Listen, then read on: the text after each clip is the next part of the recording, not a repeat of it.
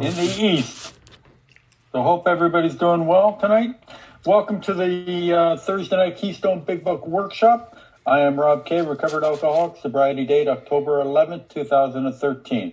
This workshop is facilitated by Tony.R. and Katie J. We will keep everyone muted during the workshop except for the facilitators. Please note that we will be taking questions after the meeting. So if you have any questions, write them down and Tony will get right on them after the meeting. Any inappropriate conduct will not be tolerated and you will be removed by one of the co-hosts. Have a great meeting, and we'll be starting this meeting with the third step prayer. So, what do we need to have a great meeting? God, I offer myself to thee, to build with me and do with me as thou wilt. Relieve me of the bondage of self, that I may better do thy will. Take away my difficulties, the victory over them may bear witness to those I would help of thy power, thy love, and thy way of life. May I do thy will always. Take it away, Tony. Right on. I'm a recovered alcoholic. My sobriety date's April. Oh, muted. I see that. The best talk he's ever given. That's Joanne again, muting me. I'm a recovered alcoholic. My name's Tony. Sobriety date's April 8th, 1989. Yay, right on, man. 32 Happy years birthday, today. Tony. They meant not impress the hell out of you, but impresses the shit out of me. I tell you, it just boggles my mind. You know that anybody that was afflicted with our illness is able to gather this much time, but it really doesn't boggle my mind that as the result of what we're doing here tonight, that anybody can find this thing. It's just a matter of going through it. So if you're coming back new or struggling or just haven't had the experience of this shit, sit back, walk with us. It's one of those things that kind of doesn't make a lot of sense going through it, but once you experience it, it's a real game changer, right? There's something about this that seems to do the impossible, right? And the age of miracles are still at hand. That's why they've never changed the recipe. So where we're at, last week we kind of finished off 6 and 7, and we kind of took away a lot of the steam that the fellowship kind of adds to that on how we need to be more involved than we need to be, or that we work on these things. You know, that idea that you hear a lot, people say, I'm working on this defect, I'm working on that defect. How many people has heard that kind of terminology? Yeah. Well, if you're working on you, you're working on the problem, right? What's our first obsession is self, right? And that was one of the ideas that had to be smashed through this process earlier on, is that we were unable to be our own solution or create the change necessary to bring about this, not only this way of life, but this experience that's necessary in order to recover, right? Because we found out what our problem is lack of power, right? And we see what that looks like in our lives as the result of when people talk about the unmanageability. A lot of people make reference to paying their bills. No, that's immaturity or lack of money, right? The unmanageability that they talk about is the inability to stay sober. If you can't stay sober, would that not make your life unmanageable? Any witnesses to that here? Yeah. Right? Yeah. If you're getting your rent mixed up with your drinking money, there seems to be a problem, not that night, but the next day, right? Never a problem that night. It's always the next day realities that kind of get our attention, right? Or unless hold it right there, right? But anyways, that's another story. So what we seen was, in order to recover from this thing, we had to acquire a second change or spiritual experience. And we also seen that we couldn't create this experience on our own power. That's what this book was about. Its main object is to enable us to what? Find a power greater than ourselves, which will help us solve our problem or which will solve our problem. Two different statements. But if you listen to a lot of people in the fellowship, they'll give you the impression that God does for us what we can't do for ourselves. So who decides that?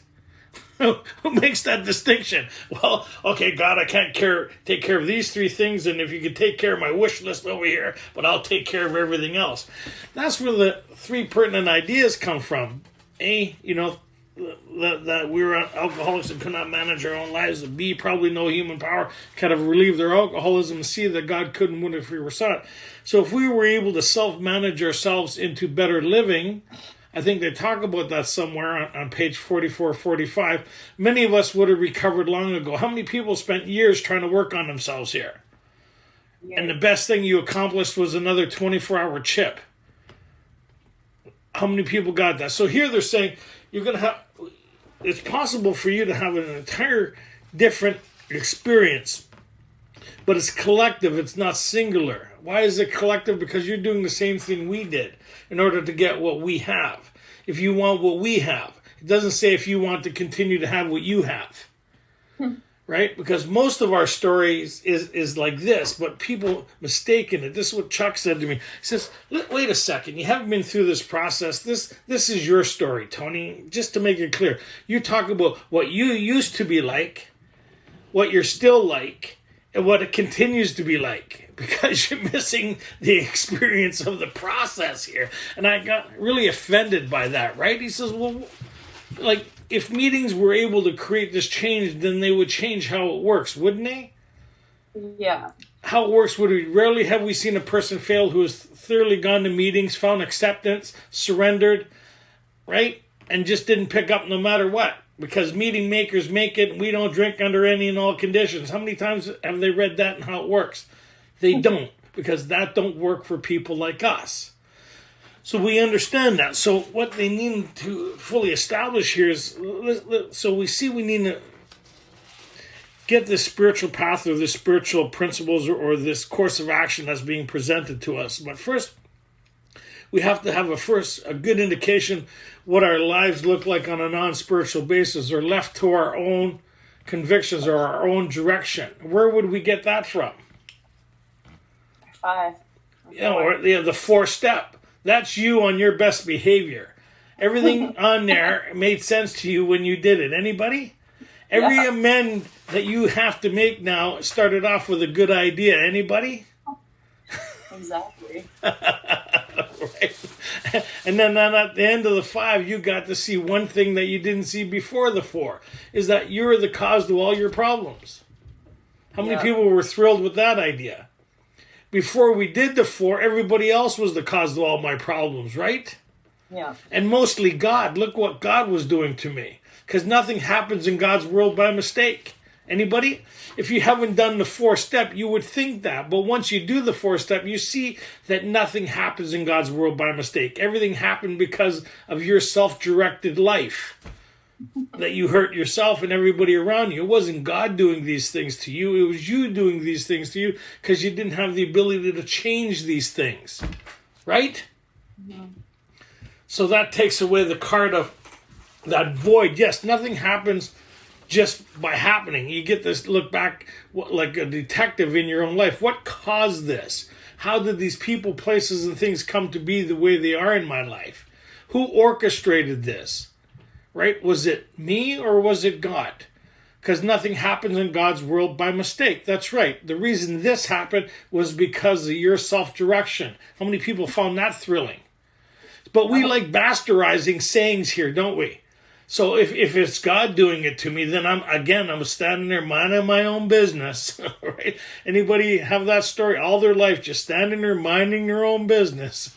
And if it wasn't a place, then it becomes God. If God has it out for you, you might as well pack it in now, right? Oh, look, we drew your number again. 7 billion people on the planet, and he's picking on you. You'll find that funny later. Okay, so we just finished 6 and 7, right? We asked that we read this thing last week through, like if we'd never heard any influence by anybody else in regards to this, and we're reading it for the first time. If you were reading it for the first time and had no other influence in it, you'll see things in this that you would have never seen through other people's teaching. So we'll break it down.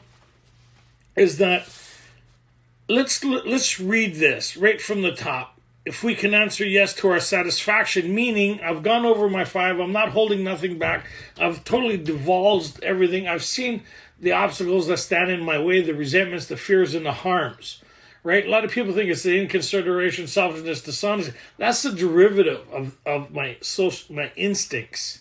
Right? Mm-hmm. That's not the problem. It's the derivative. It's a byproduct of my spiritual condition. which isn't alcoholism. It's the human condition. That if I don't find a solution for my human condition, what returns is my alcohol condition, because I look for a solution and a sense of ease and comfort by taking a few drinks. Nobody like that in this crowd, right? So I need to find a solution to my human dilemma, and what they're offering is spiritual principles. So the idea now is that we're convinced that we can't fix us, that all the amount of concentration on me isn't going to fix me or change me. So it's giving me a new direction, a new focus, or a new adventure. If we have is seeking power to create change. It gives me a new game plan. Does that kind of make sense? We have a new alternative now than ours. We have a course of action or directions that we're going to implement in our lives that they talk about in the second half of how it works. The principles we have set down are guides to, everybody knows it, progress. We claim spiritual progress rather than spiritual perfection. You know that self wasn't involved in any of that, right? Mm-hmm. You notice that? But then when people talk, everybody talks about working on themselves. Well, no, that part of the inventory, that part of the information is we're working on our relationship with the power and source. And when we tap into that source, then I don't suffer from who? Me and the world around me. I match calamity with serenity. Right? Pretty cool, right? But I need to shift that focus. So, we just finished our 5. We sat quietly for an hour. Now go ahead. Page 76. My name's Katie. I'm an alcoholic. Top of 76 says, if we can answer to our satisfaction, we then look at step 6. We have emphasized willingness as being indispensable. Are we now ready to let God remove from us all the things which we have admitted are objectionable? So what are all the things we admitted are objectionable? And who's removing it? God. So the more connected I get to source, the less I suffer from these things. Anybody notice that? Why did I accumulate these things? Because I was disconnected from source. Mm-hmm. Pretty cool, right? All these things that are objectionable, we already went over it in great detail, are the resentments, the fears, the harms, and the conducts. Right? These things that create that emotional cesspool within inside of me that kind of attaches to my being. The abscess on my soul is these resentments, harms, and fears, is it not? Mm-hmm. And when I start clearing this stuff away, it opens me up to the human experience, the spiritual experience that resides in me that they talked about on page 55, does it not? Now, The cool thing is you're experiencing it now. You're going, oh, wow, because you're starting to comprehend a bit of serenity and peace. Nobody needs to explain it to you what that looks like. You start to experience it, and then you get the, oh, this is what you were talking about. Yeah, would you like some more? Yes, please. In fact, I'd like a lot more. Good, you're my kind of people, right? Can you give me a double portion of this stuff? Yes, we can. Okay, go ahead. Can he now take them all, everyone? If we still cling to something we will not let go, we ask God to help us be willing. And see, that's our part in this. That step 6 exercise are the things that I'm carrying from the past forward. Anybody have things from their past that they carry forward? Hurt feelings, some resentments, some harms, some fears. Huh? Anybody harboring that stuff that you're still carrying forward? That you still find some kind of comfort in? Because you use that as an excuse for why you are the way you are? Anyway, it's attached to us still. Yeah, and sometimes we're totally not aware of those things until we move on through our lives. As we go along, we realize, holy shit, this is yesterday's stuff, which is a defect that's being moved forward. It's a defect that I'm carrying that's yesterday's stuff determining today's stuff. Does that kind of make sense? Yeah. So when these things come up in 11, I'm going to ask for the willingness to be free of these things. So when the first place they show up is in our thinking and our emotions. Anybody ever notice that? Mm-hmm. And we start participating in it again. We start feeding it again. Any feeders here? well, let's open a cage. Let's feed this one a little more, right? And the person across from you or you're dealing with has no idea that you're living in the past and they're trying to live in the moment, and you're like, plotting their demise, and they're saying, would you like some more coffee? Yeah. and some of you people know what I'm talking about, right? And then you lose your shit, and they're all surprised, like, whoa, where did you come from? You know where I came from. Then you apologize, and then it's all quiet for a little while, and then anybody have that kind of, come on, how many people? So that's shit that we're carrying forward that's still determining. So when we see it come up in 11, we'll feel the energy shift by the attachment on our thinking, by this abscess to our thinking. We create the shift there. And how we interrupt it by acknowledging it, inviting God into it to override it being our reality in that moment. How many people think that's cool? It's pretty cool. Huge. It's fantastic, right? So it's little explosions inside that don't turn into hand grenades, infecting everybody around us. So it's like stepping on a landmine. You hear the click, right? So instead of removing your foot and all hell breaks loose, hey, God, can you take care of this for you? He goes, I got it. He puts the finger on the landmine, and you continue on without turning it into a total shit show. Any shit shows here? Yep. How many people bring their own gas and matches to the party? I don't need help burning this shit to the ground. Watch this. Okay, so we're all on the same page. We're still carriers, right? Most of it's gone, but some of it we're still carrying. Okay. I'm glad I got the right room here, right? Okay. Go Definitely. ahead. When ready, we say something like this. My Creator, I am now willing that you should have all of me, good and bad. See, there you go. So when most people talk about the 7th step or the 6th step, they all talk about the bad stuff, don't they? Uh-huh. How many people have you heard talk about step 7 and talk about all the good stuff? Never. See how the mind works? So we're like the good. Why they say good and bad? Why do they say that? Because who are you concentrating on when you're thinking how great you are? Yourself. And when you're thinking how bad you are, who are you concentrating on? Yourself. What's absent from that dialogue or that relationship with you is your connection to source. So it's a distraction. Either way, it's a distraction from source. When you're thinking how great you are, which we hear all the time in meetings, how much I'm working on me, how far I've come, look how great I'm doing. How many people has heard that dialogue? The promises are coming true, and no talk about their relationship with a power greater than themselves, and the byproduct of that being the life they live.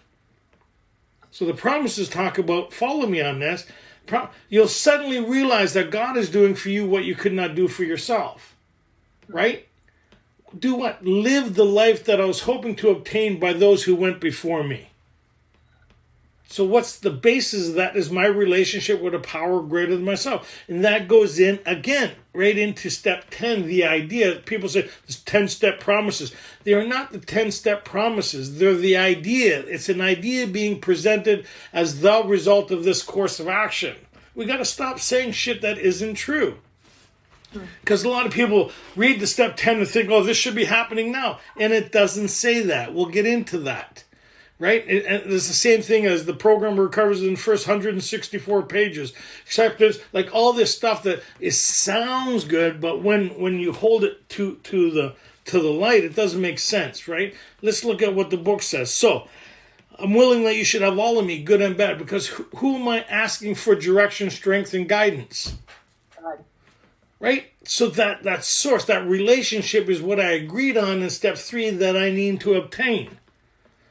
What confirms step 3 is step 11, does it not? What confirms step 2 is step 12, is it not? What confirms step 1 is another drink. Huh. I even got Joanne smiling there. I used to talk to her like that. She never smiles. She's kind of like froth will flum up at the mouth. Yeah. Keep her muted. We don't know. I have co-host control. Oh, shit. Lack of power is not her dilemma, people. Okay, so good. So the idea is that, to live in the moment. Where did we get that idea from? Was the fourth step, right? In the fear. What's God's will for me, right?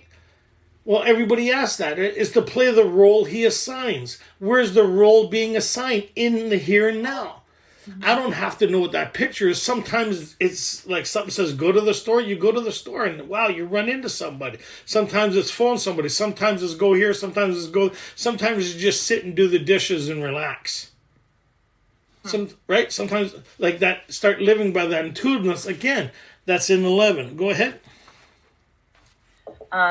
Good and bad. I pray that you now remove from me every single defective character which stands in my way of my usefulness to you and my fellows. Grant me strength as I go out from here to do your bidding. Amen. Amen. It's a completion. Amen is a completion. Mm-hmm. We have then completed. Completed step 7 is a reconfirmation of step 3, which is a movement into 11. It's about this relationship. And a lot of people, you could practice that idea, you can practice that, and there's nothing wrong with that. But the idea is it's not a focal point for stagnation and the concentration of self. It's an acknowledgement of these things are in my way. You notice how they separate the 2 steps? Step 6 has to do with my past. Does it not? Yeah. Step 7 has to do with the present and my future. Anybody ever notice that? Step 7 has to do with my present and my future. And who am I trusting? I'm asking for what? Grant me strength as I go from here to do your bidding. We are his agents to carry this message, to be of service. Right? It re-emphasizes that you are now not the focal point of your life anymore. And when you start to become the focal point of your life again, you will be in trouble. Because it's that self-centeredness that leads us into... Right? Anybody? Yeah. Because the more you think of you, the more painful it should become. Anybody? Mm-hmm. How many people spent all day thinking about themselves here, and then at night thought, that was a great exercise, I can't wait to do that again. You ever notice the more you concentrate on you, the darker it gets within inside of yourself? And there's no way it was without his aid. Right? So, but that's that life, that willingness is that, hey, God, help. And I don't know how it works, but it kind of opens enough of to outgrow whatever is crippling us in the moment. That's the beauty of the 4th step, is that recipe. We start to outgrow fear or outgrow the things that would cripple us. And we look for progress from what? From how we used to try to handle these things to how we're applying spiritual principles to handle these things. And is there a shift? Is there progress? Is there some form of relief within inside of me that gives me the ability to move forward? That's pretty cool. How many people think that's cool? Very cool. Right? Okay. Now we need... Oh, wait. We have then completed step 7. Completed. Amen. So these principles will go into step 11. All this stuff is like, anybody ever heard that story about nail soup? These two guys are on a train and they end up in a town. The hobos on a train, right? They end up in a town and the guy says, I'm starved. And the other guy says, I'm starved too. He says, let's get the nail soup going. The guy says, sounds great. And so they talk to this guy who's walking by. He says, man, and the guy overhears him. He says, man, it would be nice to have that nail soup. The guy says, nail soup? He says, yeah, haven't you ever heard of nail soup before? And the guy says, no, I've never. He says, well, here, go get this ingredient. And another guy, he says, you go get this ingredient. And he gets everybody involved and they make nail soup. And what he does is takes the nail, puts it in the soup. But everybody participated from their curiosity. Anyways, it's a funny story. I thought it was funny. It's like, start off with nothing, and you end up with everything you need. And it's kind of like this. It starts off with an idea, and then you have an experience, and everybody's participating in it. It's really cool stuff. Okay, so now. When ready, now we need more action. Without which we find that faith without works is dead. So now they go, now we need more action, faith without works. So a lot of people think, oh, now I need to start my 8s and 9s. That's not what it's saying. You got to read what it's saying here, because a lot of people really, I want to say bastardize this thing, but that wouldn't be nice to say, so I'm not going to say that. A lot of people really don't know what they're talking about in regards to explaining this, because they don't read it. My sponsor read it to me. He says, It says read it. Because I went to go, my sponsor said, okay, start looking at 10 and start doing 11 tonight. I said, but I haven't finished my 9s. He says, where does it say to do that? It says it right here. He says, that idea is we need to move right into step 11 before we do our 9s. How many people has heard that before? How many people here, I got to do my 9s before I do 10 and 11? Come on, be involved here. So a lot of people give you that, I can't do 10 or 11 because I haven't done my 9s yet. That's crazy thinking. You're going in unsupervised. You're going in alone. What caused the problem in the first place? You unsupervised. Mm-hmm. This whole thing is about a relationship with a power greater than you. That's like going to go pay money back without your bodyguard. You need to have somebody with you to keep you safe, protected, and unharmed. There's some neighborhoods you shouldn't go in alone. Your mind being one of them. Anybody agree with me on that one? Right? Okay, so let's look at the wording here. How many people got their pen and highlighter? Underline this. Give me a second here. Let's look at steps 8 and 9. Let's look at. Anybody ever go look at purchasing a car? What do? You go look at. Anybody go look at, hey, let's go look at it to see if we want to purchase. First, it's the examination and the expression. Let's look at it. Does that kind of make sense? Let's case the place out before we go in. Let's look at it. Anybody? Gotta speak some of your language sometimes, right? Hey. Like, let's check this person out to make sure they're actually not a narc. Let's make sure. Let's look at it, right? Look at it. We got anybody? Look like a narc. Yes. So look what it says. Let's look at 8 and 9, right? Follow along. We have a list of all persons we have harmed and to whom we are willing to make amends. We made it when we took inventory. Right? So where did this list come from? It came from the inventory process. That's why we added that extra one in there in regards to, even though we had the resentment, the fears, and the sex conduct, we put the other harms on there. Right? That didn't fit in those categories, but still we caused harm to.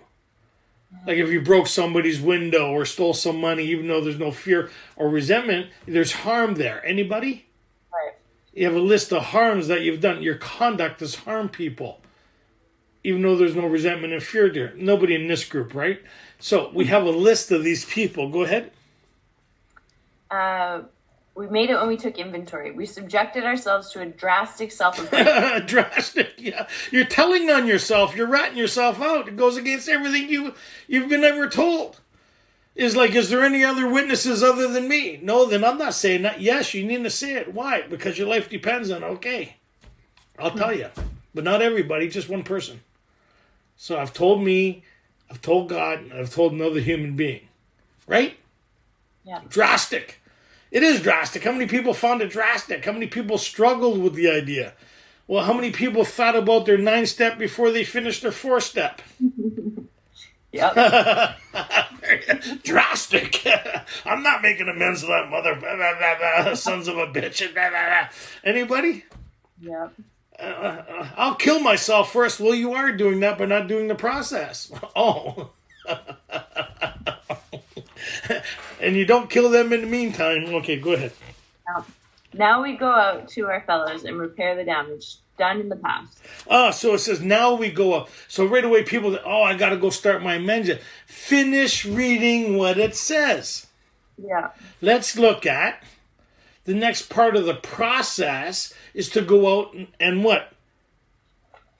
Repair the damage done in the past. Okay, now watch the wording as we go along, right? The damage done in the past. We attempt to sweep away the debris which is accumulated out of our effort to live on self-will and run the show ourselves. So who created this? Out of what God did to me? No. Acceptance is the answer. Nothing happens in God's world by mistake. That's right. Now you see why all that stuff happened. Mm-hmm. It was on our effort to live on self-will that created this damage. Oh, how many people like that part? How many people stop listening? Yeah, I didn't like that, right? Read that. That's worth reading again. Now we go out.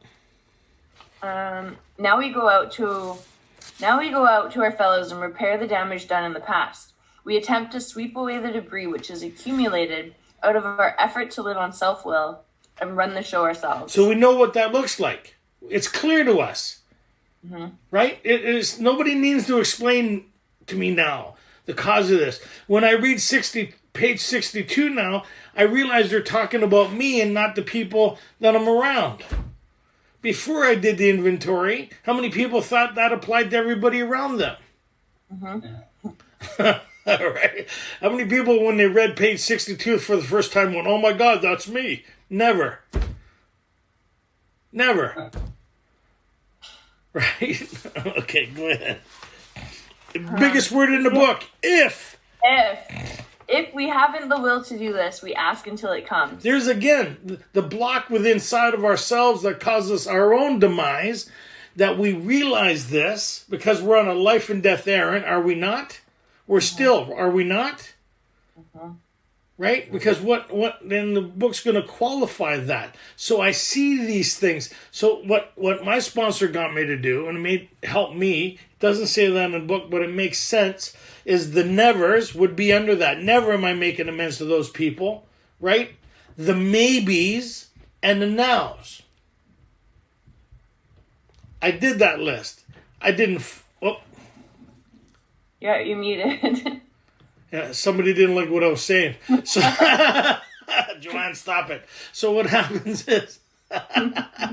So I did, and it was comforting to me. I did the nevers, three lists. The nevers, the nows, and the maybes. And then I did the emotional and financial. And the financial ones I wrote numbers beside. And the emotional ones, right, I kind of had a rough idea. And I didn't act on any of them until I had counsel with my sponsor and what the book's going to teach us how to do this. The book's going to teach us how to pursue this. Okay, go ahead. If we haven't the will to do this, we ask until it comes.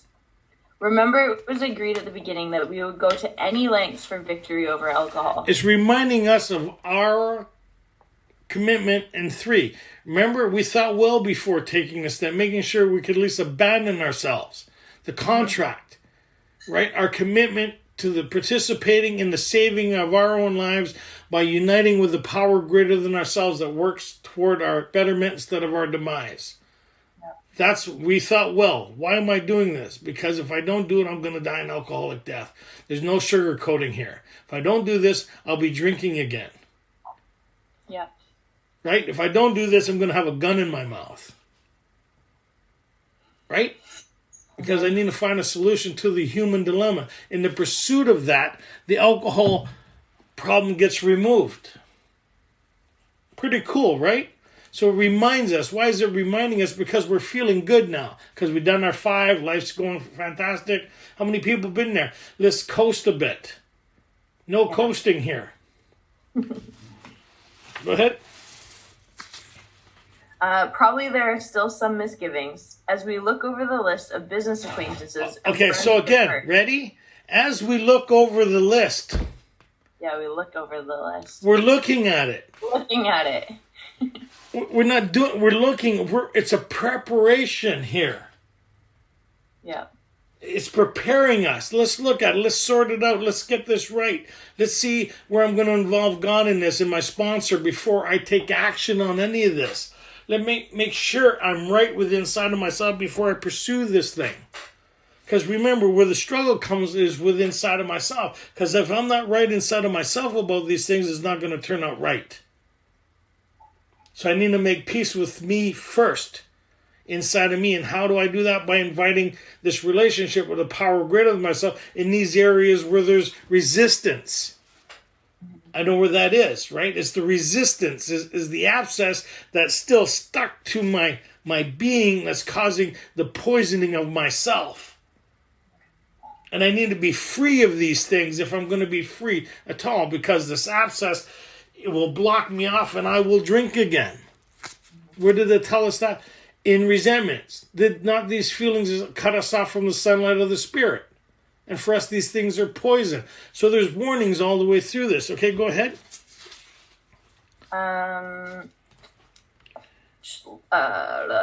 As we look over the list of business acquaintances and friends we have hurt, we may feel diffident about going to some of them on a spiritual basis.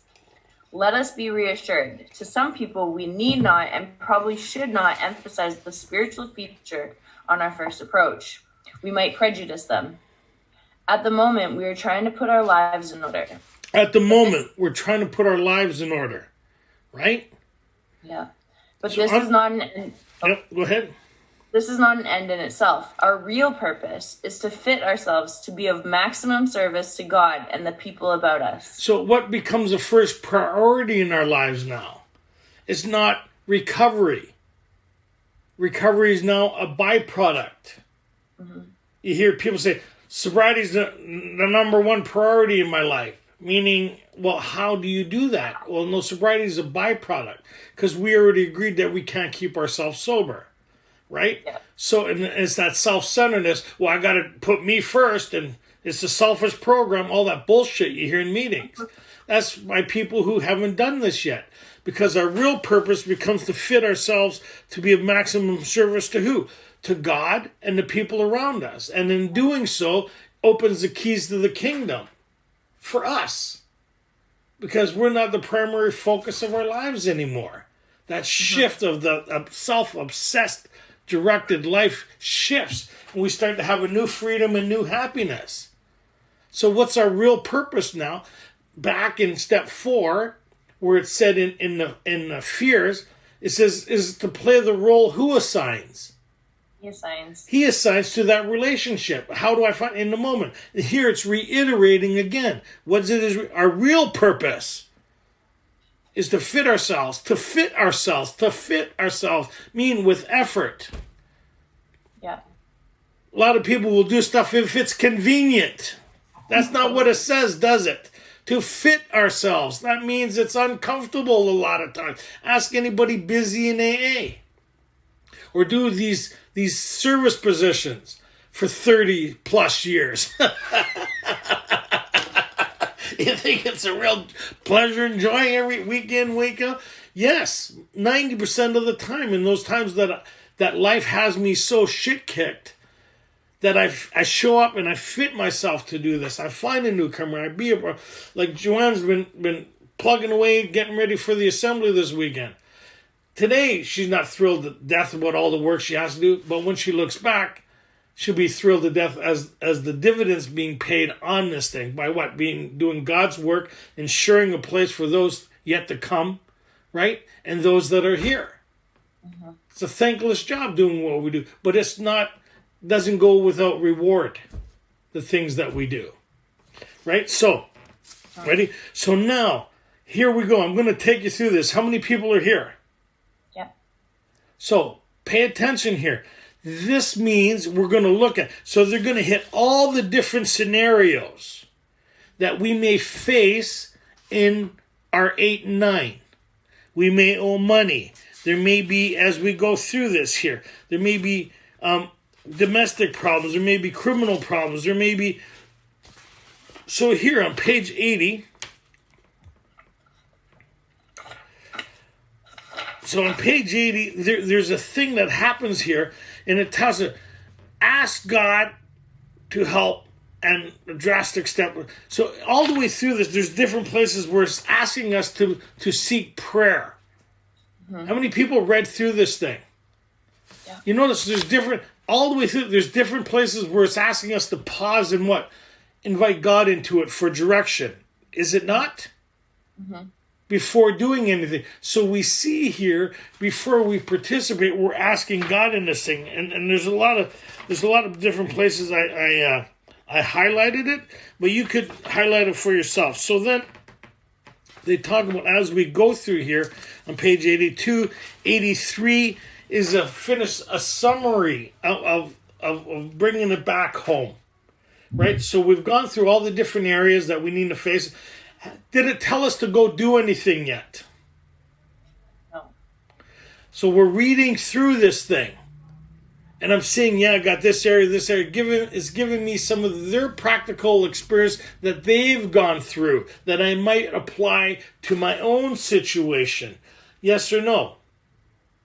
Right? Yep. So here's the preparation to get us to where we're going. You see what I'm saying? A lot of people think, oh, I got to start doing my... No, it's a preparation, because what's the purpose of our nines is to be a maximum service to God and the people around us.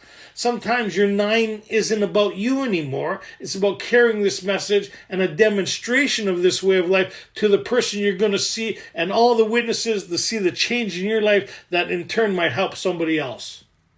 Yeah. Pretty cool. It's an opportunity for the people around you to start healing.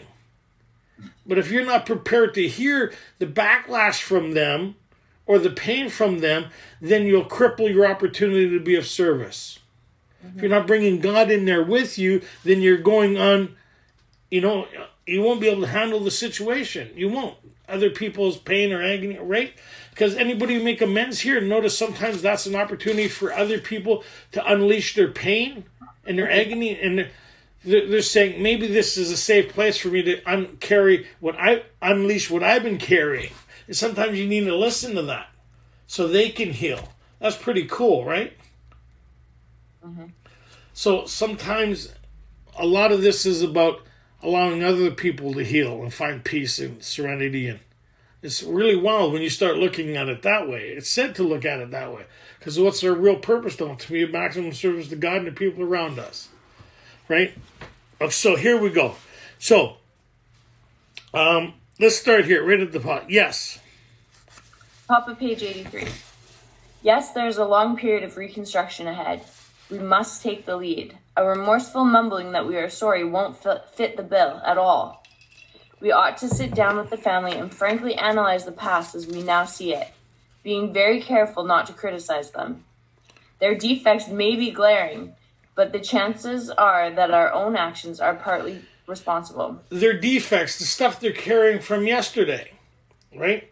A shortcoming is the stuff that affects you today. So say somebody cuts you off in traffic, you give them the bird, you fell short of the mark. It's a situation that happened today that allowed you to act selfish, inconsiderate, or dishonest. It's today's episodes. Does that kind of make sense? A defect is something you're carrying from yesterday determining today. So I need to be free of yesterday's stuff so I can deal with today's stuff. If I'm not able to deal with today's stuff because of yesterday's stuff, I don't know if that kind of makes sense to me. That a shortcoming is falling short of the mark. A defect is something where I can't make the mark because it's already determined. Right?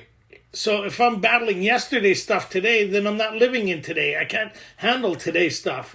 If my wife's seeming a little inconsiderate or irritable, which she never is, right? Inconsiderate, irritable, right? And my response to that is today's stuff, then we do pretty good. But if I carry every time I thought she's been irritable, right? From yesterday into today, then today's a shit show. Anybody been there? And you notice a lot of the stuff ain't today you're fighting about, is the stuff you're carrying. It's created a defect in your energy or your thinking.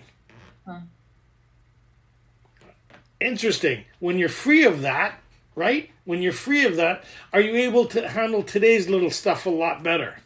Definitely. Anybody? Okay, just making sure we're all on the right page here. Okay, go ahead. Should I do that again? Their defects may be glaring, but the chances are that our own actions are partly responsible. So we clean house with the family, asking each morning in meditation that our Creator show us the way of patience, tolerance, kindliness, and love. Asking each morning. What step is that? Step 11. Why are they talking about step 11 and 9? Because you should be doing your 11s before you do your 9.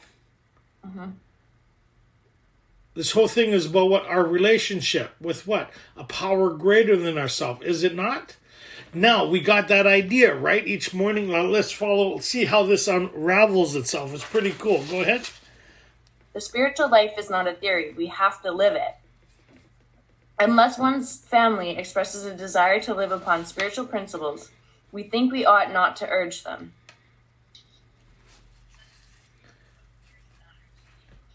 Oh, you got muted. Where are you?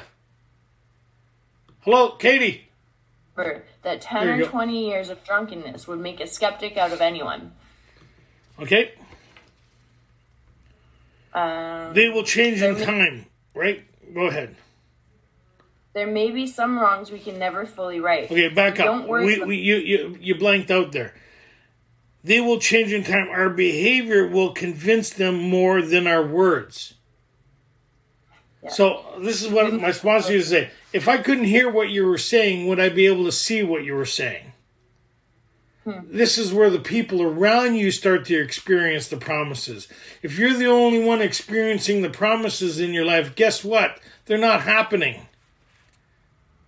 The people around you should be experiencing the promises before you do. Right?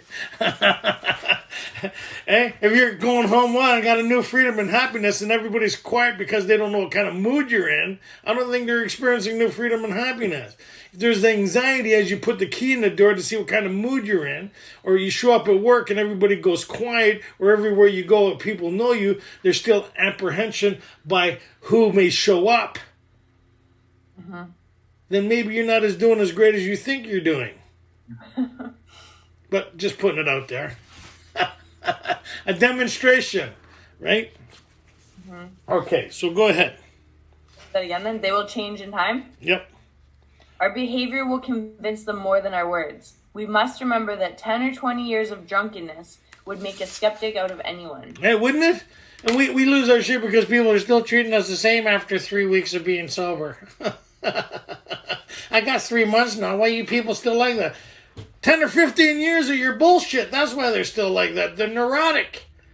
Yeah. How many times you showed up Mr. Wonderful only to be Mr. Clean? The TV, everything gone. Right? You know, the people around you didn't start with a stuttering problem, but they sure have one now, right? I think Joanne's husband just stopped stuttering about a year ago. 6 months. 6 months. 6 months ago. Okay, go ahead. There may be some wrongs we can never fully right. We don't worry about them if we can honestly say to ourselves that we would right them if we could. Okay, so here, you should be reading this. It's your job to read this and go through it with your sponsor now. Our job is to kind of highlight stuff. So we've just read through all this. Have we not? Have we done anything yet? No, we're just reading through it. So here, follow the idea that's being presented. Does that kind of make sense? We're looking at all these different areas, all these different ideas, all the different presentation and challenges that are going to present themselves. We just finished, hopefully, hypothetically, our 5 maybe yesterday. Right? Or even today. We finished our 5. Not 6 months later we're doing this. We're doing it right away. Like right away. Right? Who's responsible for your guidance and your recovery? You. Our job is just to point you down the road. This is the road. This is the area. So, if, everybody watch this. If, go ahead, at the bottom of the page, 83. If we are painstaking about this phase of our development, we will be amazed before we are halfway through. So they're saying, if we're painstaking about this, we'll be amazed before we're halfway through. Are we halfway through and have we started yet? No, they're giving you the summary of their experience. If we're painstaking about this phase of our development. And then they go through the promises, page 84. They'll always materialize if we work for them. How do we work for it? By cleaning up the past, being maximum service to God and the people around us. We'll start to experience these things as we clean up the past. Will we not? We'll make freedom. Right? We'll find a new happiness and peace because we're no longer plagued by all these impending dooms and calamities because we're making peace. Like one of the first things that I took care of was that one of the first things on the never list. My never list became the first list. Why? Because who am I I'm involving God's counsel now, not mine. My ideas are I'm not doing any of this. God's idea was, guess what we have for you today? Oh boy! Oh boy! Right? So, are these extravagant promises? Go ahead. Second paragraph, 84. Are these extravagant promises? We think not. They are being fulfilled among us, sometimes quickly, sometimes slowly. They will always materialize if we work for them. So if you're going through your men slow and you're doing this slow, guess what? Your recovery is going to be slow. But if you're on fire for this and because you want to clean up your past, be of service to God and the people around you, and you like what you're getting here, and you realize the more you do this, the more free you are, would that not be quickly? Definitely. Right? So, work for them. This thought. What thought? This thought. What thought? The idea being presented about the promises. It's an idea. Right. Is it not? Yeah. If we're painstaking, right? Now they're saying this thought that they just presented. Are we in agreement or disagreement? We agree. So they're talking about the development of the promises based on us cleaning up our past by inviting being of service to God and the people around us. Are we agreed or not agreed? Agreed. Okay, let's see what it says. This thought. This thought brings us to step 10, which suggests we continue to take personal inventory. Wait, continue means have we stopped? Continue to do what we did in 4 and 5, 6 and 7, what we've learned so far. Not last year, last week, or yesterday. It's a continuation of what? Mastering resentments, outgrowing fears, and bringing our conduct into alignment.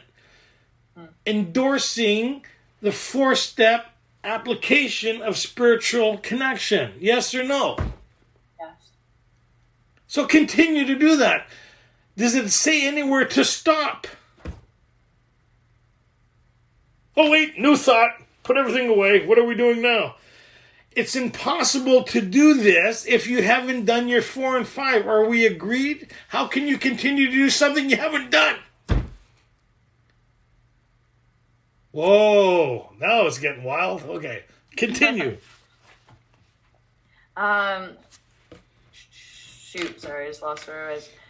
We continue to take personal inventory and continue to set right any new mistakes as we go along. As we go along. I mean, in the future stuff, right? So take care of this stuff as we're going along. It's a thought. It's a conversation, is it not? Mm-hmm. Continue to do what you're doing. Fix shit as you're going along. Make sense? Yep. It's not new information, is it? It's just bringing it to light. Go ahead. We vigorously commence this way of living as we cleaned up the past. As we clean up the past. Have we started cleaning up the past yet?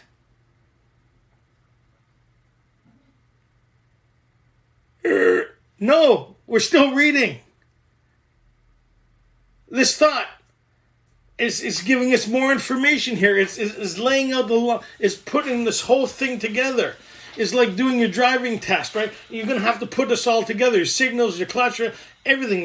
Like the turn signals, the mirrors, everything got to work together here. That's what they're saying now. Now it's not an individual thing. We got to put this whole thing together, and then we're going to put you in the car where you're going to apply it all. Mm-hmm. Does it make sense? Makes sense. Okay. We vigorously commence this way of living as we cleaned up the past. We have entered the world of the Spirit. Our next function. Okay, so we've entered the world of the Spirit. This is the first instruction now since the thoughts. Right? Is it not? Our next function. Is this the first new instruction? Yes. It's the next one.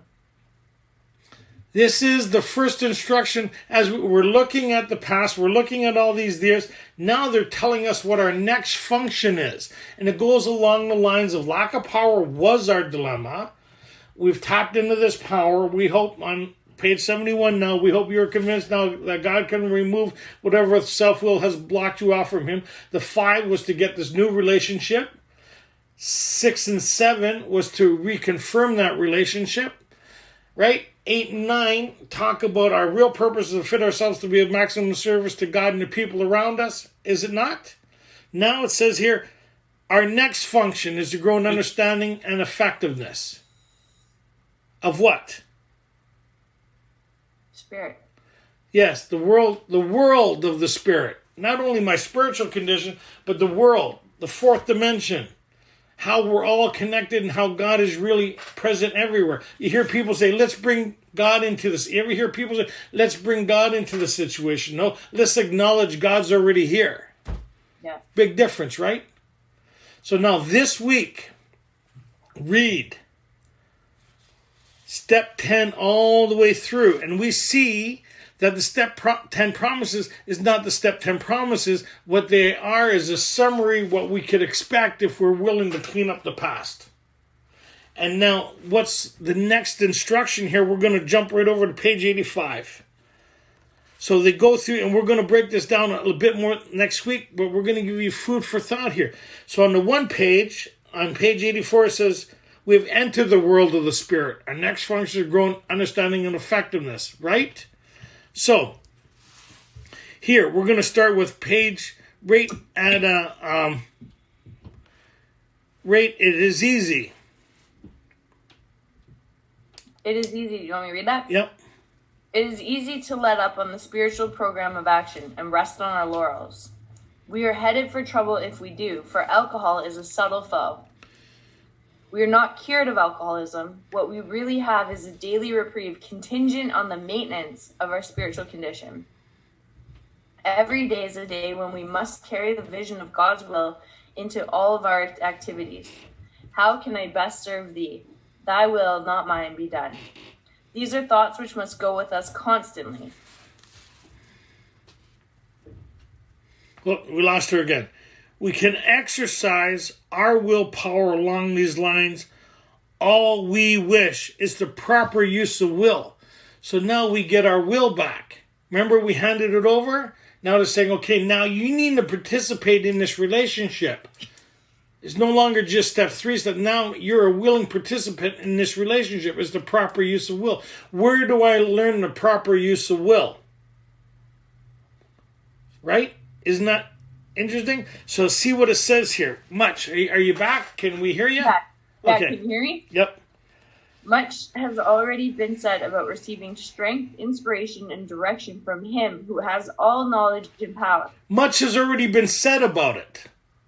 Yeah. We've been talking a lot about it. So how do I bring this, how do I tie this all together now?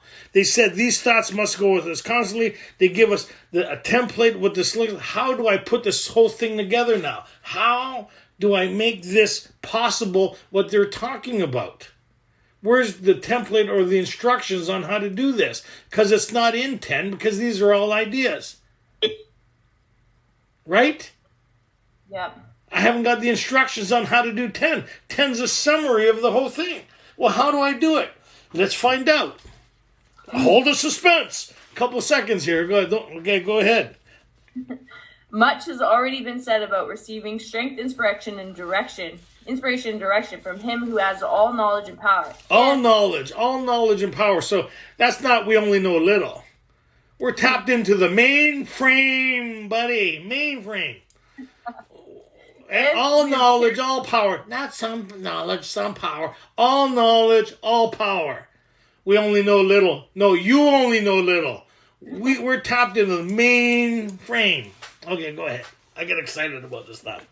If, the biggest word in the book, if. Oh, she's blocked again. Joanne. If we have carefully followed directions, we have begun to sense the flow of His Spirit into us. Now that makes a person, the inside. So now there's the external world, with people, places, and things, the world around us. Now they've gone back to the internal part. If we've carefully followed direction, to some extent we feel the Spirit into us. Go ahead. To some extent, we have become God conscious. We have begun to develop this vital sixth sense. But we must go further, and that means more action. You notice every action step has action in front of it. How many people notice that? Did step 10 have the word action in front of it? It says, no, this thought brings us to step 10. It's a preparation step. the actual development step that this whole thing is about 11. This is the pivoting point. If you've done all this stuff, then you're ready to take all this stuff into 11. So this week, read and come back next week with how many instructions there are on how to do step 10 and step 10, and how many instructions are there to do in step 11. Tell me what is the 24-hour clock step and what's the preparation step. Does that kind of make sense? Yeah. Right on. Awesome. I really enjoyed myself. That was fun. Thanks, Tony. Thanks very much, Tony. Great job again. Katie, thank you very much. And Joanne, thanks for stepping in there. Did a great job. The seventh tradition states that Alcoholics Anonymous is self-supporting through our own contributions. The contributions help to cover the group's expenses. But the seventh tradition is more than simply paying for rent and other group expenses. It is both a privilege and a responsibility of individual groups and members to ensure that our organization at every level remains forever self-supporting and free from outside influences that might divert us from our primary purpose. Just so that people are aware, the Keystone Group, the money that we take in, other than for the Prudent Reserve and for the Zoom account, gets sent to GSO in New York. So far, since the inception of the Keystone Group, which is approximately 10 months ago, $9,655 has been donated to GSO. So thank you to everybody that has donated. If you can give, please keep giving, because we got to keep the brick and mortar going, and we got to help out all the alcoholics that need a place to phone and get some help and find out where we are also at the same time. Also, the seventh tradition information will be in the chat. Also, Tony.R YouTube. So if you need to catch up on any of the talks, go to YouTube, type in Tony.R Vancouver. You can also get the Big Book worksheets there, or you can email me, which my email is in the chat also. Also, Tony takes questions after this meeting, so if you stick around afterwards, you can raise your hand and Tony will take your questions. And we are going to end this right now by doing the third step prayer. It's on page 63 if you want to follow along and read it with us. And what's the first requirement in making this thing work, Rob?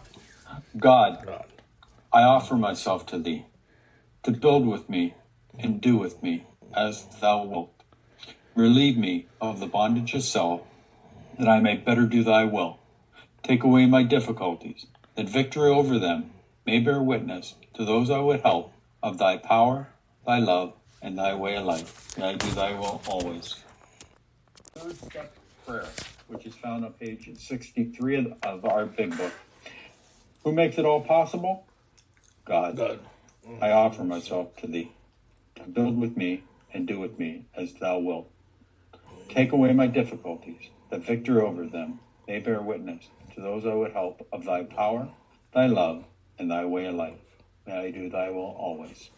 Thank you. Take it away, Tony. Hey, Don, a recovered alcoholic. My name's Tony. Sobriety date's April 8th, 1989. So I really thank you, everybody, for your kind words yesterday. I had a really good meeting. Very humbling every year, talking about your experience and where you end up as the miracle of Alcoholics Anonymous. Tonight's a game changer. If you've been around a while or you've been introduced to the book for a while, we're going to actually read what it says. It may be a little different than what you've been taught or what you hear in meetings. Well, part of this Big Book Study Workshop is to get back to the basis of Alcoholics Anonymous and the language of Alcoholics Anonymous. Get back to the common understanding, common approach, and information as contained in this thing. So, we're roughly at 86. How many people were here last week following along? So you're gonna need a highlighter and a pen and a definitely open mind, as this is an area that really I think is most misunderstood. But when you kind of read what it says, it opens you up to the design of it. So I would ask tonight, if you just pretend you've never read this before, or you read it through once, and you have no influence from anybody else other than the material that's being presented in the book. Anybody up for that? How many people are up for that? Right? Because as we go through this, there's going to be some conflicting information happening, and mostly within your own mind. Because the book, right? We hear something that's different than what we've been heard or what we're taught, and we hear people say stuff like this: I do 10, 11, and 12 every day. How many people's heard that? Can anybody show us where it says to do that? So that's one of those things. And so what happens is, it starts, without realizing it, you start shifting your focus to a behavioral monitoring application instead of a spiritual development, right? And it's so easy to get back on focusing on self. Anybody find that to be true here? How many people find it's very easy to get back to focusing on self and self-fixing self and all that other stuff and behaviors and triggers, and then you start the fixation on self again, which is our first obsession, is the fixation of self. Anybody find that surprising? Well, if you do, ask the people around you, what's your most important topic? It's usually you, right? How many people's phone their sponsor here and wait for them to stop talking so you can start talking?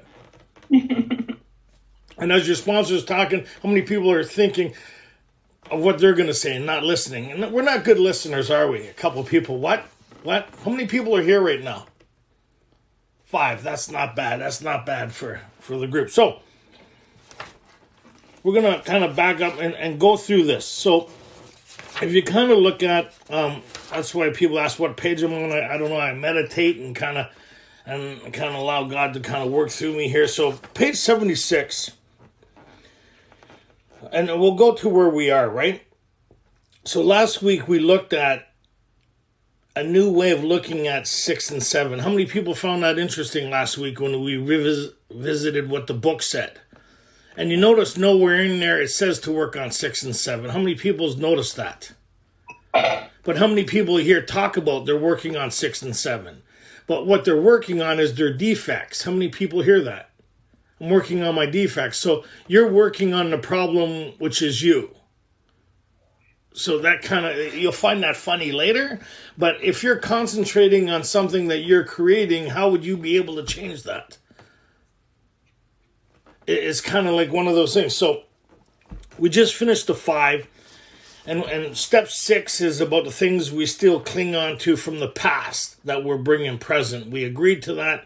Step 7 is a confirmation of our step 3, right? That we're seeking this relationship with a power greater than ourselves to do the impossible, is to create a psychic change or spiritual experience sufficient enough for us to recover and learn an application of certain principles that enable us to experience a daily reprieve. Are we kind of on the same page with that? Right? Because that's the whole point of this thing. If I'm suffering from an illness, then what they're offering me is a spiritual solution. When applied, will create a psychic change or spiritual experience, enabling me to experience a daily reprieve as those that went before me. Right? If you want what we have and are willing to go to any lengths to get it, then you're ready to take certain steps. What are those steps? Those steps are laid out by those who went before us, so we could have a collective experience, yes or no? Right? So that's what we're trying to do. We're trying to have the same experience with those who went before us and those who put their experience in this book on the application of these principles that created the change. Yes? That's why the book started. How many thousands, in the 4th edition, Alcoholics Anonymous, the story of how many thousands of men and women who have recovered from alcoholism. So we do recover. So then on page 76 it says, let's look at what? Steps 8 and 9. And it reconfirms where all these problems come from was my effort to live on what? Self-will. My effort to live on my designs, my plans, and so the 4th step reconfirms what my life looks like directed by me. And usually by this case in time, you're convinced that you should no longer be governed by those things because you see what they get you. Anybody convinced of that? And it kind of goes with the 3 pertinent ideas. So the short story is, how many people are looking forward to their past being their future? Nope. So that's what they're saying. So how many people are looking for a new story, and the only story we're offering is the story of Alcoholics Anonymous. We're not offering you your individual story. We're offering you our experience. Do you want our story? And if you want our story, this is it, the miracle of Alcoholics Anonymous. We all agreed on that? So Yep. as I go through 8 and 9 here, they give me different approaches on how they approach certain ideas, relationship, finances, criminal activity. And so they didn't say go out and start doing them, did they? They said, let's look at it, right? And here's a lot of different areas. I'm just giving how to apply spiritual principles in this area, how to seek counsel, and all that other stuff. So as we read through this, we see, oh yeah, I have these different areas that I need to approach. So we kind of looked at, when I get my 8 and 9, I kind of get the list of the nevers, the maybes, and the okays. And it kind of sets me up to the understanding what they mean in step 6, right? The things I still hang on to. My preconceived ideas, which would get in the way of me making amends. Anybody have those things? How many people have amends lists, but they struggle on certain ideas of making amends to certain people, places, and things? Anybody apprehensive about that? They think about the anxiety that it causes. And that's the step 6 stuff they're talking about, right? You're getting in the way of the experience that's trying to be presented here. Right? You're hanging on to some ideas that's robbing you from what's being presented. And that's what they talk about. Like, you may be feeling better, but remember, it was agreed upon in the beginning that we would go to any lengths to overcome alcohol, right? So why would they remind us of that? Because they know you're going to start thinking. Any thinkers here? We have 200 amends, but we get stuck on the 2 we're not going to make, and it stagnates us. Anybody? See how the mind works? And it re-emphasizes the bondage and difficulties of self. So it reconfirms step 3 is an idea. And in order to overcome these things, I need to still get access to power that creates a shift within my psyche sufficient enough for me to face these things in myself that's been crippling me. Does that kind of make sense? But I don't have that recipe yet. They're moving me toward it. They give me the basis of removing the blocks, right? And the templates, how to master resentment, outgrow fear, and how to bring my relationships or my conduct into a place where it doesn't cause me guilt, shame, and remorse or hurt other people. Right? Are we kind of agreed on that? And so we're getting a bit of access to this power. So as we read through this thing, it gives us a lot of different ideas. And then when we get to page 83...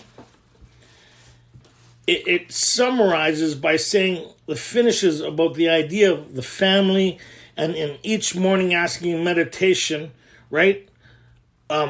Asking meditation that our Creator show us the way of patience, kindness, and tolerance toward everybody. Because what's our real job now is to fit ourselves to be maximum service to God and the people around us. It gives us a new idea, a new approach, which is second phase recovery, right? Because what was our primary focus before doing this thing? Was me, myself, and I. Self. Anybody, right? Concerned with our resentment, our pain, our story. Anybody fixated on their story? So here they're saying we're trying to create you a new story, right? So then, let's start here. If we're painstaking. So, they're doing a summary of this course of action that we haven't really started yet, have we? Because we just finished 6 and 7. We're reading through this, right? We're sitting in our living room, wherever we are with the book in hand. We're reading it, and they're giving us an idea here. If what? Does that kind of make sense? Because have we gone out and started our 9s? Nope. No, we're looking over them, how to approach it, and had a better idea how to practice these principles and the challenges we may have. We agreed on that or disagreed? Agreed. Okay, so if... My name is Katie. I'm an alcoholic. Bottom of page 83. If we are painstaking about this, we will be amazed before we are halfway through. We are going to know a new freedom and a new happiness. So right there, again, wait 1 second. I'm going to interrupt you a lot during the next little while, right? So if we're painstaking about this phase of our development, what they mean by painstaking is with purpose, not being in pain. A lot of, oh yeah, I'm at 9. I'm in a lot of pain. No, that's not what they're saying. If we're painstaking, because remember, we've made peace with 98% of all this stuff already in our 4 and 5. We have a different view of all this stuff than the view we went into. Yes or no? When we went into our 4, we had certain ideas, right, and beliefs and experiences. At the end of the 5, we have a different view on all this stuff. Yes or no? But you notice we still have 2 views. The way I used to look at it and the way I'm trying to look at it now. And there's a struggle with that sometimes. Anybody want to be a witness to that? Is there a struggle with that sometimes? Right? Because we want to hang on to this. Those sons of a bitches. Pray for them. I'm going to run them over. Right? I remember when I was new, I said I wouldn't walk across the street to piss on these people if they were on fire. That's how I used to talk. My sponsor said, well, pray for the willingness. I said, okay, I'll pray for the willingness to walk across the street to piss on them if they were on fire. That's how disturbed I was. I know none of you people are like that, but I was like, like, you know. I know it's hard to believe looking to find a specimen of recovery today, but I mean, batshit crazy left to my own devices. When, like my wife says to me every once in a while, oh my God, Tony showed up. Yeah. And that's not a good thing when Tony shows up, right? Okay, so about this phase of our development. It's a process, yes or no? Yes. Okay. We're going to know a new freedom and a new happiness. We will not regret the past, nor wish to shut the door on it. Which is cool, because all these amends have to do with my past and how I think they think of me and my anxiety in regards to them. And you know, anybody, the conversation, right? I'm still a prisoner to a lot of these things. Anybody true with that? I'm not even doing the amends yet, but I'm still a prisoner to what I think, how they're going to turn out, how I'm going to do, blah, blah. But what's missing from that element is the recipe we're going to learn later is how do I bring God into this? Right? Because to go in unsupervised would create the same problem that created this, wouldn't it? Mm-hmm. I'd be like going into a gunfight with a knife, like just totally outmanned and out, you know, right? Like, so, okay, go ahead. We will comprehend the word serenity and we will know peace. No matter how far down the scale we have gone, we will see how our experience can benefit others. As we go through it, right? And as they went through it, they wrote their experience down, did they not? On all the different areas that we may have stumbling blocks with, finances, relationships, law, credibility, society, didn't they, right? Pass on their experience before we even started, saying, here's different areas that you may have trouble in. We've been there, done that. Here's a rough idea on some of the challenges we've had. We've read those, or you've read those, right? Yes, no? And in turn, we will do that with our sponsees. That's why it's share our experience, strength, and hope, not our ideas. So that's a nice way of saying, if you haven't got experience in this, pass them to somebody who does. Don't give them advice. Don't give them what you think, right? Because your advice could actually put people in peril or in harm's way or actually get them killed or somebody else killed. Some of us have those kind of stories here. Mm-hmm. When you're dealing with other human beings, you got to be very careful on how you approach them, especially if it has to do it in the area of relationships. Anybody? Yeah. Yeah. You come up to me and tell me you're having an affair with one of my girlfriend while I was going out with her, and you're making amends to me, we're going to have a problem back in the day, right or wrong. Well, somebody told me I should come up and let you know. No, you shouldn't have. Because you're going through a healing process. What kind of healing process? Well, 911's on the way. Come on, right? Sorry, I have these moments. I'll reel it back in now. Go ahead. That feeling of uselessness and self-pity will disappear. We will lose interest in selfish things and gain interest in our fellows. Second stage recovery. Second stage recovery is the losing the over-concentration of self. That means somewhere along the line when I go to a meeting, it won't be about me. It'll be about finding somebody who's still dying of alcoholism.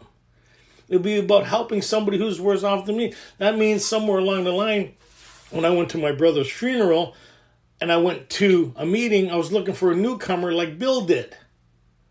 Right? What would save the day? Strenuous work with another human being, another alcoholic. It saved him from himself. That experience. I need to move into that transition where it becomes a part of my whole process. Go ahead. Self-seeking will slip away. Our whole attitude and outlook upon life will change. Which is cool, right? Because our attitude and outlook upon life right now, before our eyes, is not that great, even though we're feeling better. Mm-hmm. Right? I'm still praying for the willingness back 31 years ago when I was doing this, for the willingness to walk across the street to piss on somebody to put them out if they were on fire. And that's actual conversations. Okay, I'll pray for the willingness. God, give me the willingness with these people. Like, that's like looking back, the level of damage that I used to suffer from, and my sponsor would navigate me through that. He wouldn't argue with me. He says, well, do you got the way? Yeah, I got the way. He says, good, Tony, good job. Let's move on to the next one. When you go make amends, bring Sam with you, or bring Jerry with you. Why? So you keep your hands in your pockets and your feet on the floor, right? And I do that. Sometimes I get in a situation, I bring people with me. So because I know my inventory, I have a click. Once the click happens, it doesn't matter what. All bets are off. So my friends know before that click, they go, okay, Tony, good enough job, let's go. Even today, if I get in a situation that involve a lot of any possible, I bring somebody with me, not for backup, right? To just keep me in spiritual check. May sound kind of weird, but that's what I learned about me and my inventory. And some of you are like that. I could just tell by looking at you. You shouldn't go things unsupervised. There's some laughs of identification. Okay. Anybody have to make amends for amends here? Yeah. I'll come here just to say sorry. Look what you're making me do now, right? Whoops. All right. So we learn this stuff. Go ahead. Our whole attitude and outlook upon life will change. Fear of people and economic insecurity will leave us. Isn't that wild, eh? Because how many people really carry anxiety in regards to people, places, and things? How long did some of you take before when you seen a cop where you stop sitting up? So I see a cop, and then part of me, Tony, you got nothing to worry about. Well, I know that, but still, right? Anybody? Okay. Yeah.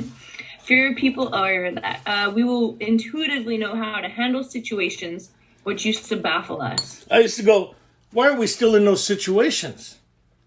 In situations that used to baffle us.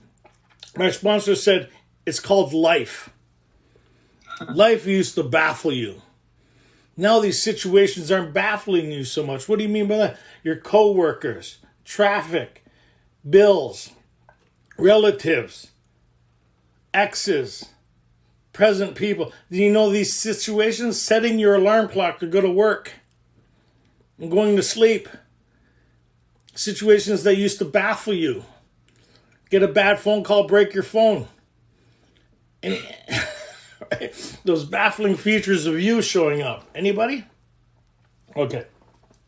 Mm-hmm. We will suddenly realize that God is doing for us what we could not do for ourselves. Who?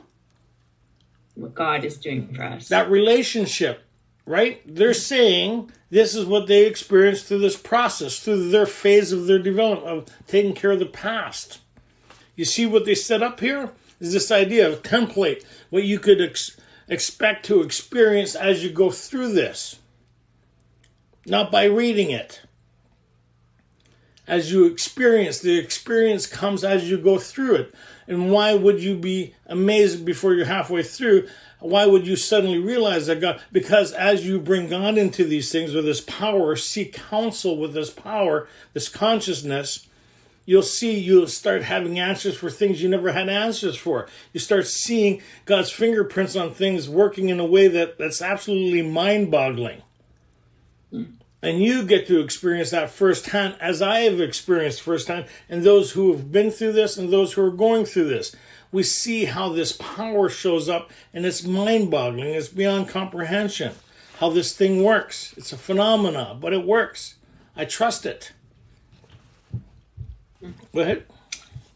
Are these extravagant promises? We think not. And this is where they stop chanting in meetings. You're freaking people out, man. Don't do that. New person sitting there and we think not. He says, oh my God, it's a cult. We're out of here. Like, why would you chant that shit? Like, we think not. You're right. You don't think. You think not is right. Anyway, that's a personal thing. Like, that shit freaks the shit out of me. 32 years old, the whole room goes, we think not. Meeting makers. Like, stop chanting. Okay, go ahead. I'm all right now. I'm back. They are being fulfilled among us, sometimes quickly and sometimes slowly. So the quickly and slowly, what's the difference between those two? Is the application of spiritual principles to take care of these things within inside of myself that are tripping blocks. What are tripping blocks? Is the things that I'm unwilling to deal with people, places, and things in my amends. Yes or no? How many people here?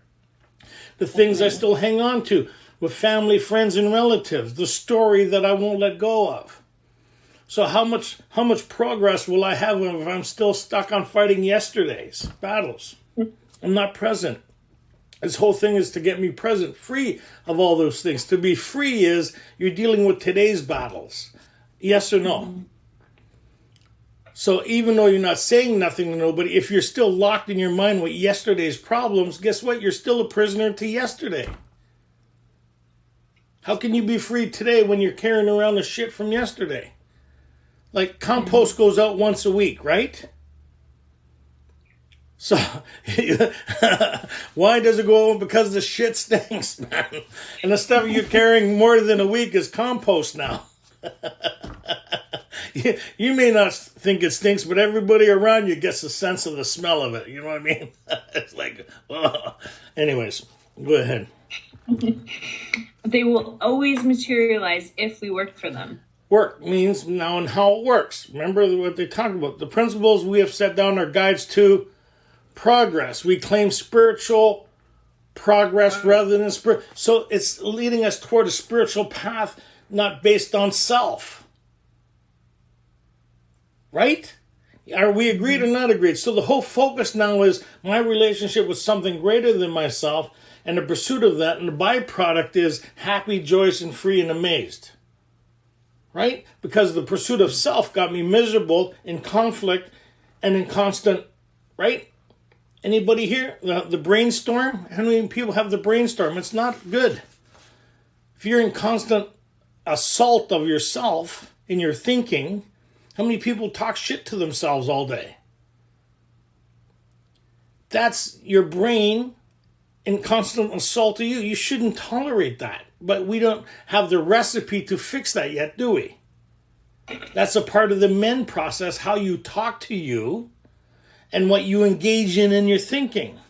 We have a rough idea on the application of things through mastering resentment, fears, the template, but how to put it together, we don't have it yet. So, go ahead. This thought brings us to step 10. Wait a minute. This thought of what? Of the promises. This thought. So they're going to continue on the idea of a presentation of certain things. Yes or no? Right? Yes. So it's a thought. It's a continuation of a thought. This thought brings us to step 10. Meaning, they just did the promises. So of our phase of our development. So this thought brings us to step 10, which suggests we continue to take personal inventory and continue to set right any new mistakes as we go along. We vigorously commence this way of living as we clean up the past. See that? We vigorously commence this way of living as we cleaned up the past. Set new mistakes as we go along. So as you're going to make amends, you're going to show up at different places or different moments with people, places, and things. Anybody have, since you've done your 4 or your 5, with interactions with your family and it didn't go well? Or with people and all that, you showed up? That's where they're talking about. Watch out for these things. To crop up means it's already present, is it not? To crop up, to represent itself. So look at the word. Isn't that interesting? They're talking about amends. This thought brings us to step 10, right? We vigorously commence this way of living as we clean up the past. So as we clean up the past, there's going to be a lot of stumbling blocks involving your old ideas, step 6, and the things you still hang on to that are interfering with today. Anybody? Yeah. Watch for those things because they'll start talking to you again. But they haven't showed you how to really change that. They said watch for it. It's like how many people drive here?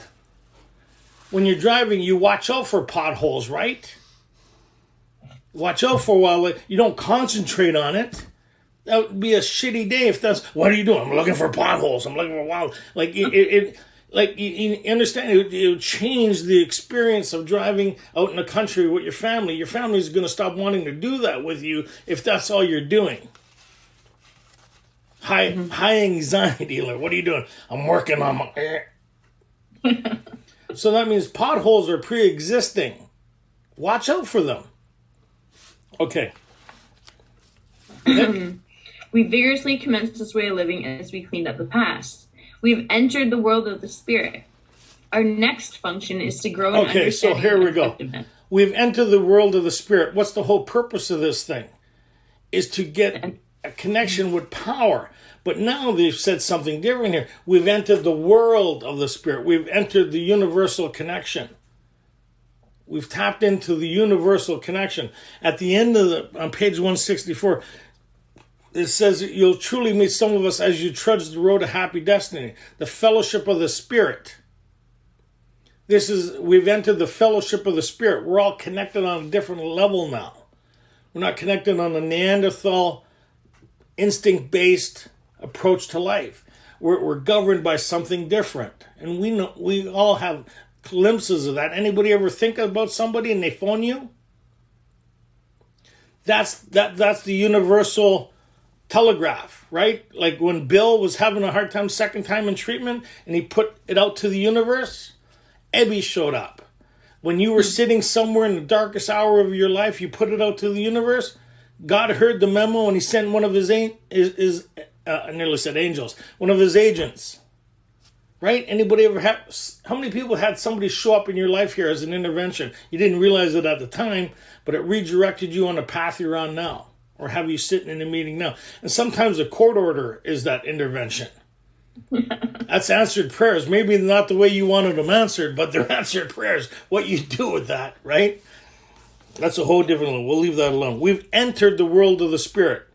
Here's the first instruction. First instruction since we did step 7. Right? What's the first instruction since... The first instruction in step 10 is what? We have entered the world of the spirit. Our next function. So they're telling us what? What's our next function now, people?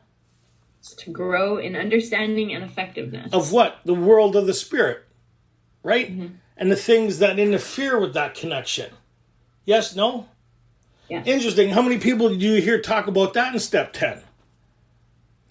So one paragraph, they got one little paragraph, I got to keep working on myself every day. And the rest of it, they just totally that's from treatment center. They missed the whole purpose of this thing.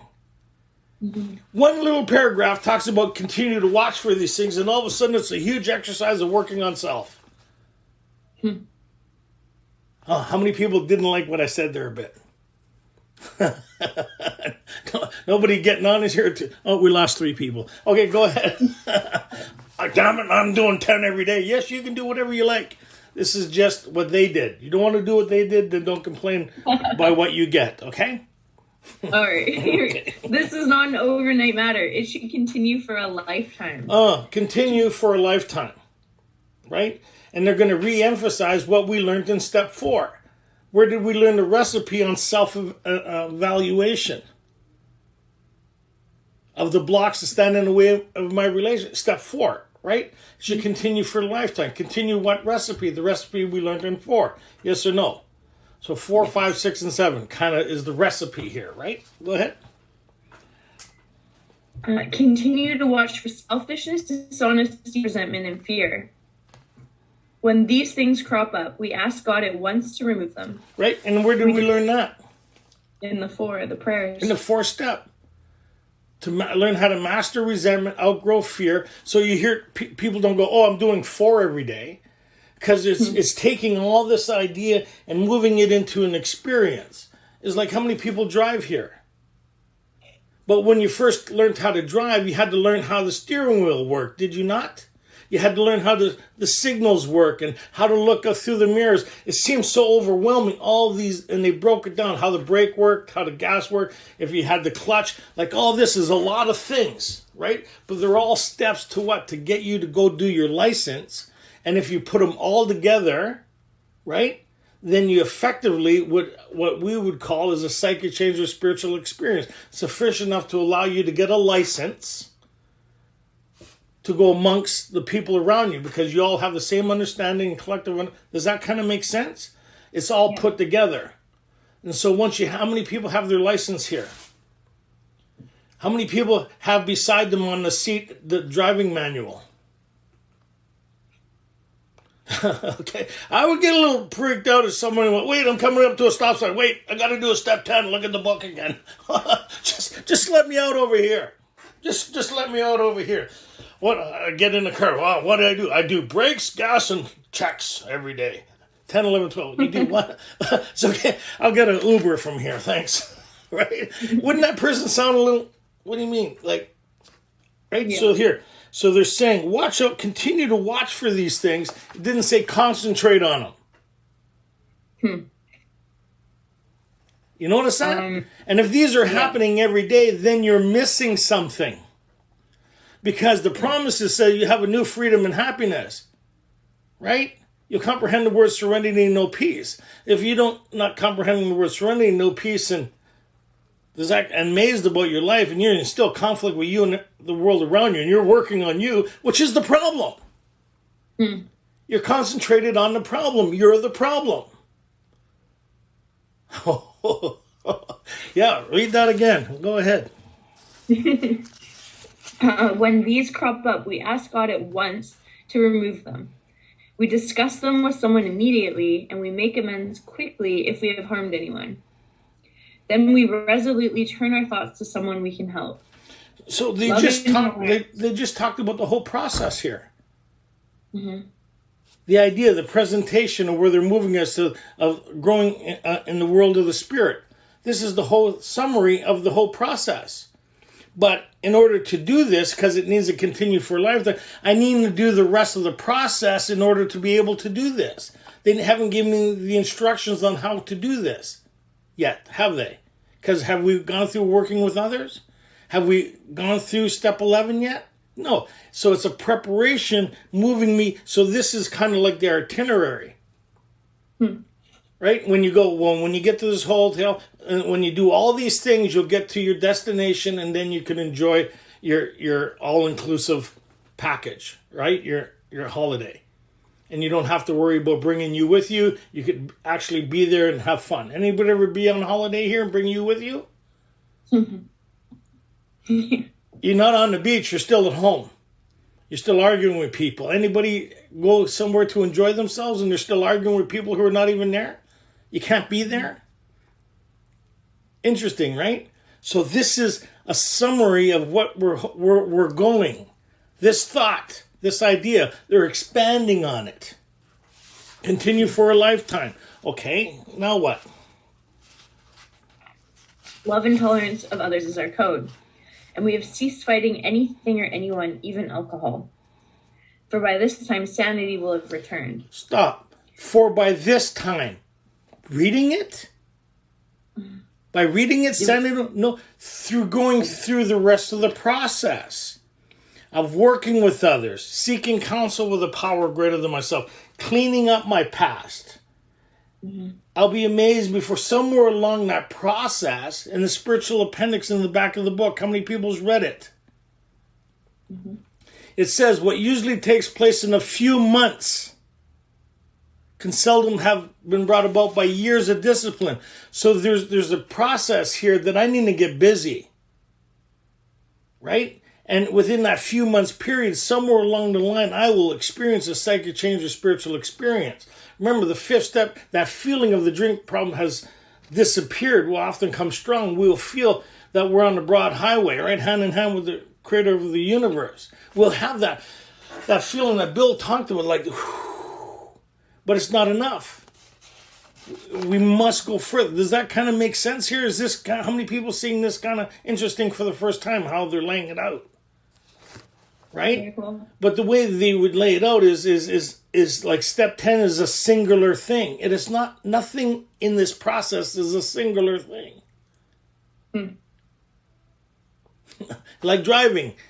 In order for me to accept, nothing singular. It all has to be working in harmony. Right? Okay, go ahead. For by this time sanity will have returned. We will seldom be interested in liquor. If tempted, we recoil from it as if from a hot flame. We react sanely and normally, and we will find that this has happened automatically.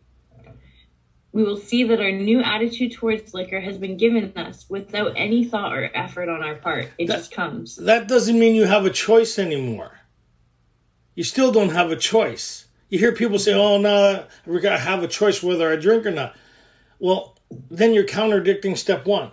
And you're contradicting this whole process. Because if we need a daily reprieve to stay sober, my sobriety is a byproduct. Right? If my sobriety is a byproduct of this process, then where does my reliance? So they're going to finish that thought. Right? The problem has been removed. We recoil from it as a hot flame. Right? You see what I'm saying here? Do they say we have a choice now? Have they mentioned we have a choice now? So they're saying our reaction's a byproduct of what? They'll finish that thought. Go ahead. It just comes. That is the miracle of it. We are not fighting it. Neither are we avoiding temptation. We feel as though we have been placed in a position of neutrality, safe and protected. We have not even sworn off. See, we're not even sworn off. Like, we're not even sworn off. The problem's been removed. It's not a choice for us because we made a decision in step 1, right? We concurred that it's an illness beyond my pay grade. Unless I get freedom from this, another alternative, I already know I'm going to die an alcoholic death. I already know that. I see that. Remember, there's 2 ways of doing step 1. One, people admit they have a problem, but that's not doing step 1.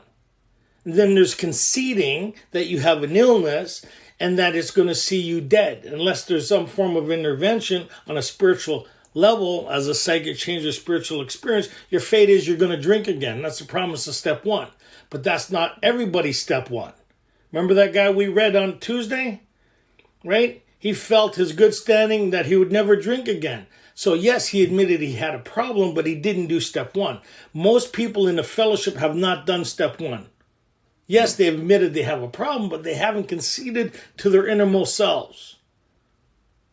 2 different things altogether, and we don't have enough time to get into it, but if you want to follow up on that one, Tuesday I'm going to follow up on that. Go ahead. Instead, the problem has been removed. It does not exist for us. We are neither cocky nor are we afraid. That is our experience. That is how we react, so long as we keep in fit spiritual condition. So as long as I keep in fit spiritual condition, I will not what? The insanity of the first drink will not return again. It's really, this is how I feel in responses in the book. If you start thinking you have a choice again, where's your reliance going to start falling back on? Back on self. On self. Will it not? Come on. Anybody have enough money in the bank where they didn't have to go to work that day? I don't have to go to work today. I got money in the bank. Anybody been there? And you do that too many times, guess what? You're not going to have money in the bank. Right? That's kind of like saying here, so my reliance, so all my bills go into one account. I don't even know, they got automatic done. So my job is just to go to work. And they put that in the bank, and the bank takes care of everything. That's kind of like this. I stop doing what's necessary, and pretty soon everything starts getting repossessed. Does that kind of make sense? It's kind of like that spiritual bank account you hear people talk about, right? Okay, go ahead. It was easy to let up on the spiritual program of action and rest on our laurels. Laurels mean... We're headed... Hold on. Laurels mean I've accomplished everything I hope to accomplish. No further, no use in and really continuing this. Anybody been there? How many people have been there? I've achieved what I hope. Now I can start sloughing off. The meetings start going. The prayers start going. Right? Everything starts, you know what I mean? I'm more engaged in my life and me again. And pretty soon I'm getting another 24-hour chip. How many people have been there? That's what they're saying. Because the idea is that you're depending on you again. And you said self, you checked in with self. Self, what do you think? I'm never drinking again. Right? And here they're saying, here's the warning. Be careful. Right? This is the preparation to get us into the longevity step. It's still preparing us, right? With an idea that we need to grow an understanding of effectiveness, where our sobriety lies, and how come we're sober. Yes or no? Mm-hmm. And what our sobriety is contingent on. And you notice it doesn't say self there. And our keen ability to make the right decisions. You notice that? How many people notice that? So that means when I go to bed tonight, I don't thank me for doing a great job keeping me sober tonight. So if I had a choice, who would I be thanking for keeping me sober? God. Well, no, if I had a choice, listen to God. If I had a choice, whether I drink or not, who would I be thanking for the great job keeping me sober today? Me. And then when you end up taking a drink again, what are you going to say? Bad choice. So step 1 doesn't say haven't made bad decisions. Step 2, make better decisions. You ever notice that? Step 3, refer back to step 1 again. It doesn't, like, there's a reason they say that, right? Okay, go ahead. We are headed for trouble if we do, for alcohol is a subtle foe. We are not cured of alcoholism. We're not cured of it. That means it still has the possibility of coming back, even though it's removed. Mm-hmm. It's removed. So that means, once I have this psychic change or spiritual experience, am I still dealing with alcoholism? No. It's removed. Mm-hmm. Now I'm dealing with the human problem, which is 2 different things. I'm applying these spiritual principles to my human dilemma. And as long as I have an answer for my human dilemma, I don't have to worry about alcoholism returning. If I don't find an answer, a spiritual answer for the dilemma called me, then what comes back again? The insanity of the first drink. So if I have a psychic change or spiritual experience, do I still have an alcoholic mind? No, that's the whole purpose of doing this. Because as long as I have an alcoholic mind, what will I continue to do? Is drink. So they're saying here the problem is twofold, not threefold, twofold. I have an allergy and I have a malady that centers in the mind. Step 2 says we have a spiritual solution for this problem. Right?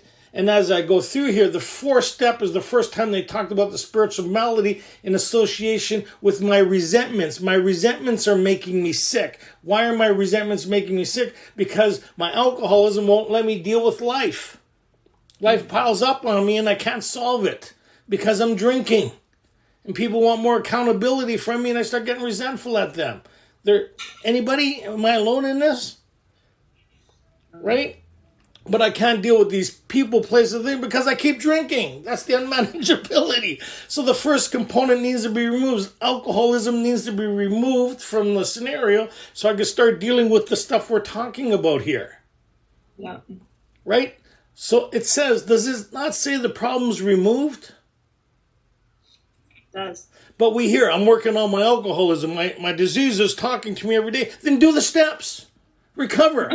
How does your disease talk to you? If it's talking to you, you're drinking. Mm-hmm. Right? No, yes? Mm-hmm. How many people digging what we're saying now? Is it really contrary to a lot of stuff you hear in meetings? Because a lot of those people are self-reliant. Their job is to work on themselves.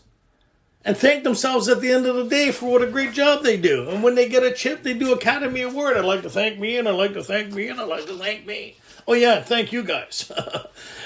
Right? Leave it alone, Tony, move on. Okay, so, go ahead.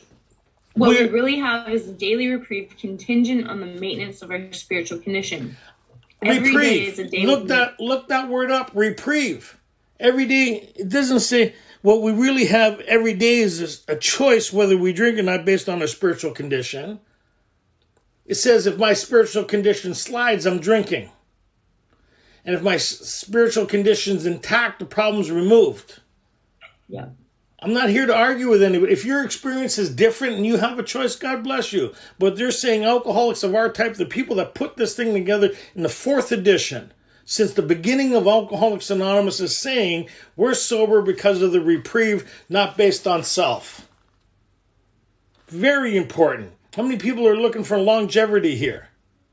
Yeah. There would be no way. I've been in AA 43 years. Been sober 32 based on these ideas incorporated in my life. When I start thinking I have a choice, that's the elimination of humility. What's the key? What's the first thing we need to obtain is humility. What do we need to keep is humility. That's the main ingredient that they talked about in the 5th step. They have not learned enough fearlessness and humility in the sense we found necessary to what? To recover. It's the key ingredient here is humility. The need of this thing, the need of my relationship. Today, it's not so much the need of it, is the benefit I have by being involved in it. It's not a shotgun marriage. I've been in a shotgun marriage. Anybody been in shotgun relationships here? Because you have to be. They're not very good, are they? No, you can pretend all you want. You're doing time. Freedom! I don't care. That much. Anyways, moving on really fast, right? And then there's relationships that you want to be in. Wow, big difference, right? Okay, go ahead. Every day is a day we must carry the vision of God's will into all of our activities. Every day, so they're really, again, world of the spirit, every day, they're giving us a template, a summary of ideas. Have they showed us how to do that yet?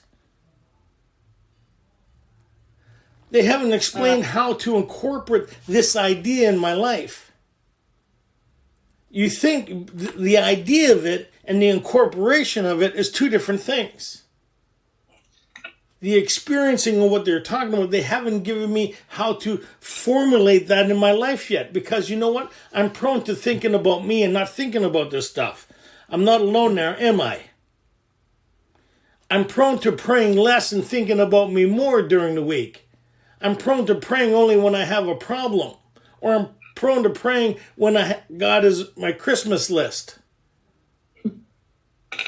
How many people here? We could all kind of, yeah, maybe? Huh? Right? And some of us, the only prayer we do is during the serenity prayer. We'll leave that one alone.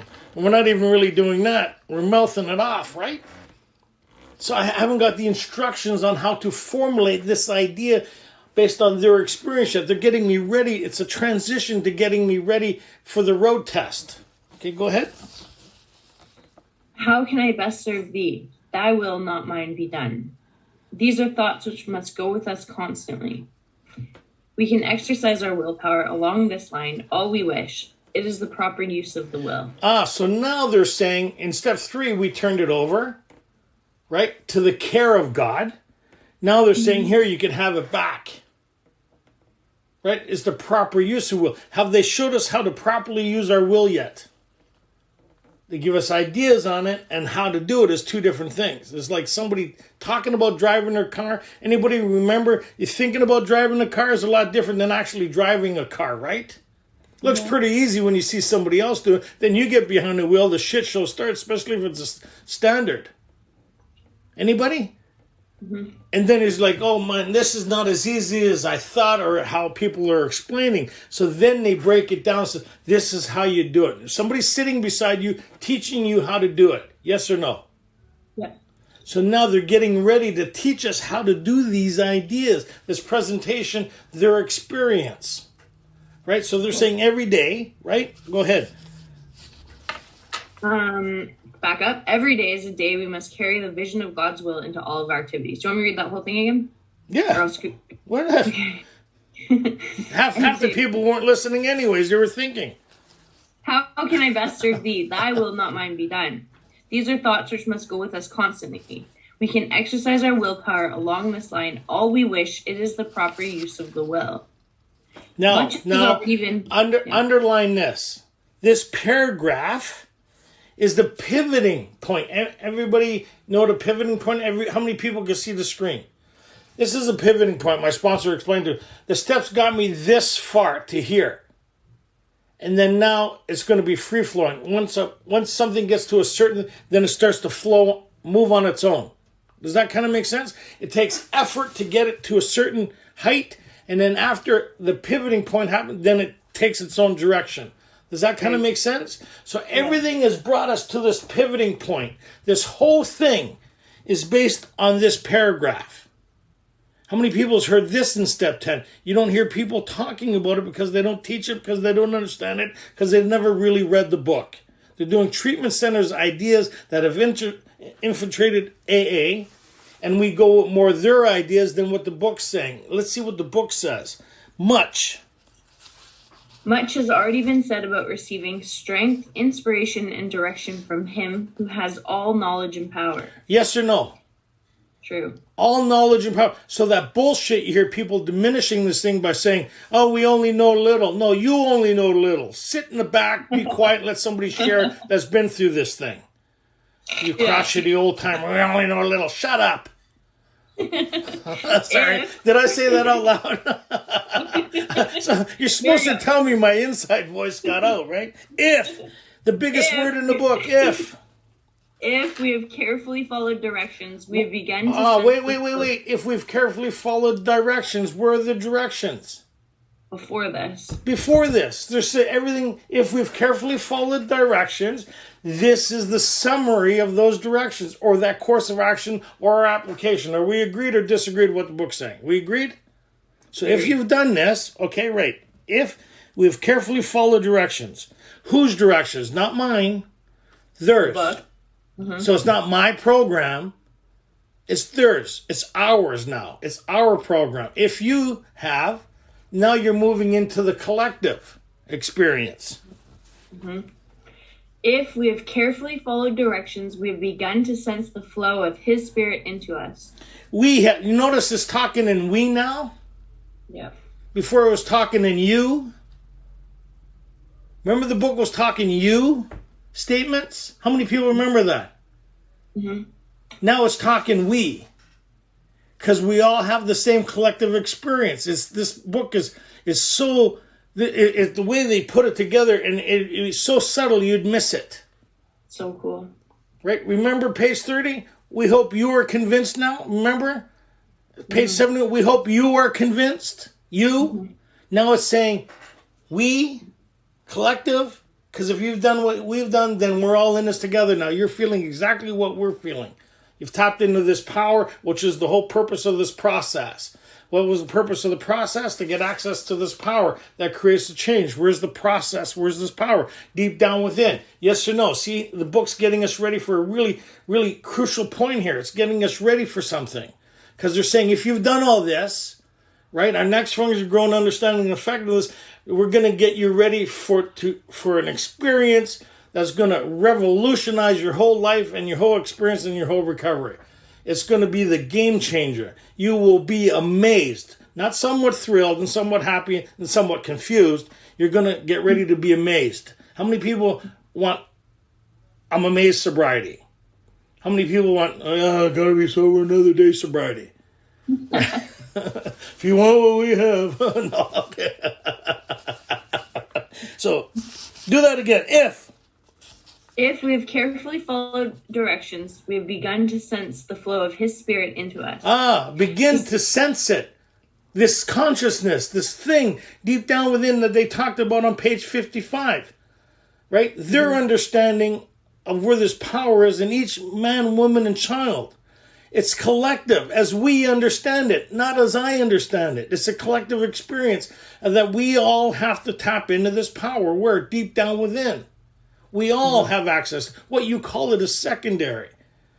Right? That's what they talked about in the spiritual appendix. That's what they're talking about. We've begun to sense the flow of His Spirit into us, right? Go ahead. Mm-hmm.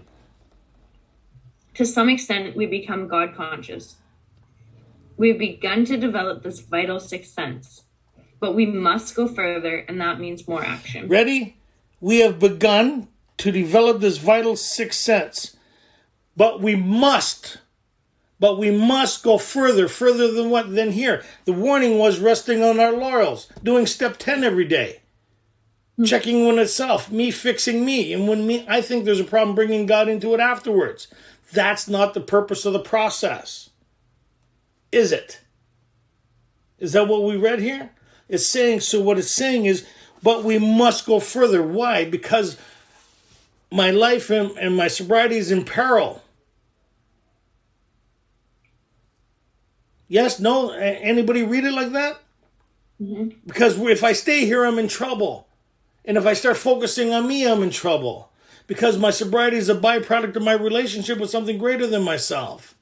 Whatever that is this consciousness of the access to this power, that intuitiveness. We'll intuitively know how. This thing deep down within that they talked about in the 5th step, that they talked about the idea of it in the 3rd step, that everybody that went before us. I get excited about this stuff, right? 32 years later, I still get excited because this is it. This rocketed my whole life beyond anything I could ever imagine. This is the bread and butter, man. I know what side of my bread's on, and I know where my cheese and cracker are, and they're on the same plate today. I'm on the right side of crazy, man. Yeah, and it took God to get me there, and I'm okay with it. Could you imagine how whack? 32 years, eh? That's still, you. Okay, so, but we must go further. That means more action. Here's your homework for this week. Grab a piece of foolscap paper. How many people are here? Fold it in half. You know where the lines are on it? Fold it in half. So you fold it in half like this. Right? Fold it in half. This is your homework. And write down how they do step 11 in point form.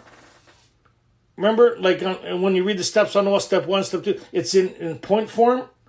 So now when you go here, it says, when we retire at night. You notice how... Why did they say start at night? Why didn't they say start in the morning? Because we've read through this. We're starting the exercise tonight. When tonight? After I finish my 6 and 7, I read through my 8 and 9. Even after I finish my 6 and 7, even though I haven't read through my 9s, I've read through 10, and I start step 11 tonight. Cool. Right?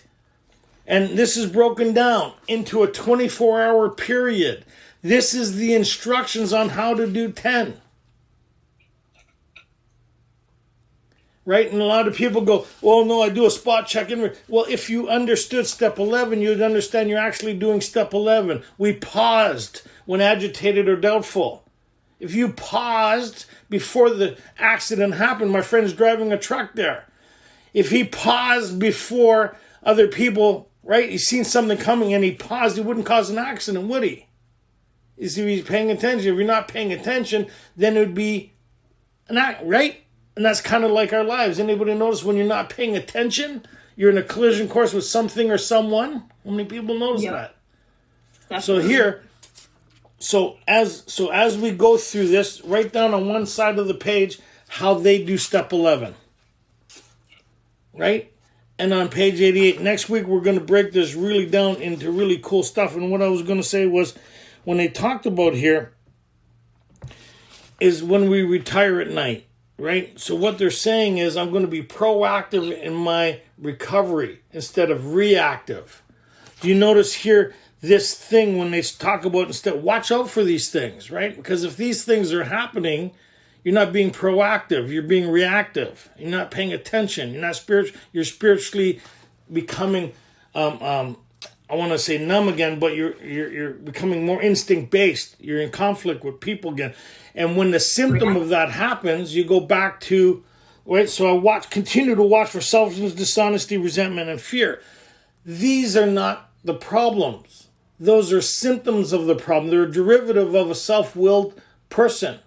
So that means I'm now disconnected. And I'm living on instincts again. Right? So, in order to avoid those things, I need to be on a more spiritual plane. Do I not? And if I'm living a more spiritual plane, I don't have to worry about suffering from those things. I don't work on those things. They get removed. How they directly, proportionally affect me is based on my spiritual condition. Mm-hmm. Does that kind of make sense? So go through this week, and we'll see that step 10 is actually a transition into the working step. If you want to be technical, there's only one real step we work, and that's 11. That's it. Step 12 is a part of 11. In your morning meditation, they say, how can we help the man who still suffers? Right? Step 12 is dedicated. They talk about having had a spiritual awakening as the result of these steps. You've already had it. The rest of the book's dedicated on how I could better be of service to the people around me, employers, family, friends, how I better can apply these principles in all areas of my life. Remember, they didn't have that part of the book before the recipe, did they? That came after the experience of having the psychic change of spiritual experience. They're saying we could save you a lot of trouble in those areas on how to apply these principles by sharing our experience. So if you never had the rest of the book after step 11, right? So there's something really interesting. I'm going to close with this. Here's a question. So after step 11, as I move into 12, has this process happened or not happened? I'll leave it to that. Awesome. Thanks, Rob. Thanks, guys. Remember the exercise this week, and next week we'll continue on with that. I had a lot of fun today, man. Hope you guys enjoyed it as much as I did. Thanks, Tony. Rob? Sorry, Tony, I was having trouble unmuting. The seventh tradition states that Alcoholics Anonymous is self-supporting through our own contributions. Contributions help to cover the group's expenses.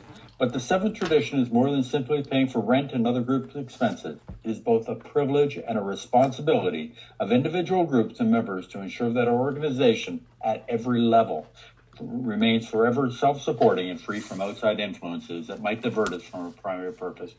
The Keystone Group has been in operation for approximately 10 months. Within that time, all the funds that we take in, other than for the Zoom account and prudent reserve, money gets sent to GSO. In that time, $9,655 has been sent to GSO in New York to keep the brick and mortar buildings going during this very difficult time. Thank you to everybody that has been able to give. The information for the seventh tradition is in the chat. We also have, Tony has a YouTube channel. It's Tony.R. Vancouver. There are just over 80 talks on there. They're incredible for review. So please, again, YouTube channel is Tony.R. Vancouver. Stick around after the meeting. Tony takes questions. Also, the Keystone Group has a big book worksheets that if you need the worksheets, please email me, ROKNOX86@gmail.com. That information is also in the chat. We also have a Facebook group, and it's called Big Book Step Study Discussion Group. That information is also in the chat. The chat moves pretty quick, so if you need any information, don't hesitate to put the information in the chat. I will make sure that I get it to you. And let's acknowledge God's presence in the room with the third step prayer, and we'll close the meeting out. It's on page 63 if you want to follow along. And what's the first thing in making this thing work there, Rob? God, I offer myself to thee, to build with me and do with me as thou wilt. Relieve me of the bondage of self, that I may better do thy will. Take away my difficulties, that victory over them may bear witness to those I would help of thy power, thy love, and thy way of life. May I do thy will always. Thanks again to all the Zoom bombers that are working in behind the scenes. Keystone, the Thursday night Keystone Big Book Workshop. I am Rob K. I'm a recovered alcoholic. Sobriety date is October 11, 2013. This workshop is facilitated by Tony.R. and Katie J. We will keep everybody muted during the workshop except for the facilitators. Please note that we will be taking questions after the meeting, so if you have any questions, please write them down so you don't forget them. Any inappropriate conduct will not be tolerated, and you will be removed by one of the co-hosts. Have a great meeting, and we will be starting the meeting off with the third step prayer, which is found on page 63 of the Big Book if you want to follow along. God, I offer myself to thee, to build with me and do with me as thou wilt. Relieve me of the bondage of self, that I may better do thy will. Take away my difficulties, that victory over them may bear witness to those I would help of thy power, thy love, and thy way of life. May I do thy will always. Thanks very much. And Tony, take it away, sir. Thanks, Rob. Appreciate what you do. Thanks for everybody for being here. I'm a recovered alcoholic. My name's Tony. Sobriety date's April 8, 1989. Pretty exciting night. I find this part of the book really exciting. We're just getting into step 11, the design of this whole thing. So if you have a highlighter and a pen and a piece of paper, you might want to jot things down. We're going to go through it pretty fast here, right, to get to the gist of this thing, because through this process, this whole thing was brought together back in when Bill talked with Ebby. They talked about this miraculous thing that happened in Ebby's life, and all the way since then they've been talking about this thing, and we're kind of like on page 85, but there's a whole bunch. The theme of the whole book a lot of people miss, because what happens is we have our biggest challenge that we'll continue to have for the rest of our lives is that we want to be in charge of our own lives. Nobody like that in this group, right? We spend a lot of time thinking how we're going to fix our own problems absent of prayer and meditation. How many people would kind of contest to that being true? We use prayer and meditation as a last resort, not a first resort. Or we think, I don't know how God's going to fix this. I've thought about it all week and I haven't come up with a solution. Anybody have that kind of mentality? I'll pray for direction, but I'll do my own will anyways. Right? Remember, they were talking about here, if you're kind of new to this thing, kind of sit back, relax, and kind of hit some highlights, and then when you get there, you'll know what this whole thing is about. It's kind of like the book is kind of like, there's two experiences. There are those who just read through it and get a fundamental knowledge of this. You hear a lot of people say, oh, I know the book really well. But they don't, because they miss the theme of it. There's one thing of being knowledgeable what's in here and then experiencing what this is about. Anybody ever know the difference in that? Anybody know people who are very knowledgeable about content within the book, but they don't have the experience of the book? How many people here has relapsed and been able to quote the book or talk about some? But so the difference is the experience that it presents. And a lot of people really miss that, because what's our first obsession? Self. Is self. How many people find that surprising? Right? So, like, we learned that not only that, but being our own solution has been our biggest dilemma. Right? So being convinced that any life run on self-will could hardly be a success. And that's a continuation for the rest of our lives. Right? That's where the three pertinent ideas come from. Anybody ever run amok here sober? Yeah. How many people's run, like, you don't need alcohol to burn your life to the ground? Anybody kind of notice that? Anybody notice that where they see that's just a symptom, because alcohol was really our solution until it caused us problems. Because if we were able to still drink with impunity, without consequence, how many people would be sitting in this study right now? It'd be a different study. Right? How to brew your own home brew. No, it'd be a different thing altogether here, right? So last week we kind of looked at step 10 and the process of the book, and for a lot of people it would be new ideas being presented. True or false? How many people kind of get stuck on some of the new stuff being presented here is in conflict with what they've been taught all along? Mm-hmm. Right? Is like people who say, I do steps 10, 11, and 12 every day. You ever hear people say that? How many people have said that? That's that thing I was talking about, right? Where we say things and we kind of try to conduct ourselves, but it's impossible. How do you do step 10, 11, and 12 every day? A lot of people talk about it as an application of self to fix self. That's what they really mean by that. I watch out for this, I fix this. When this thing's a problem, I take care of it, and blah, blah, blah. Anybody? And then when I can't seem to find any answers, then I'll pray about it. So God is way after the fact and sometimes not even involved in the fact. That's why a lot of people like step 10. I do an inventory every day of me, and when I think there's a problem, then maybe I'll pray and call my sponsor. Anybody ever hear that? I do step 10 every day. Well, what do you mean? You monitor yourself. So you're in a relationship with you. That's what you're saying, right? Isn't it? If I'm taking inventory of me every day, then who am I concentrated on every day? Me. And who's the problem? Me. So then I become conflict orientated, and then I wonder what the problem is. And then I start thinking everybody around me is the problem. How many people have that kind of thinking here? Well, obviously, it's got to be everybody around me, because look how great I'm doing. I'm doing my steps, my program. I'm doing this. And these people are really interfering with my spiritual development of self. So now I got to concentrate on fixing them to make me happy.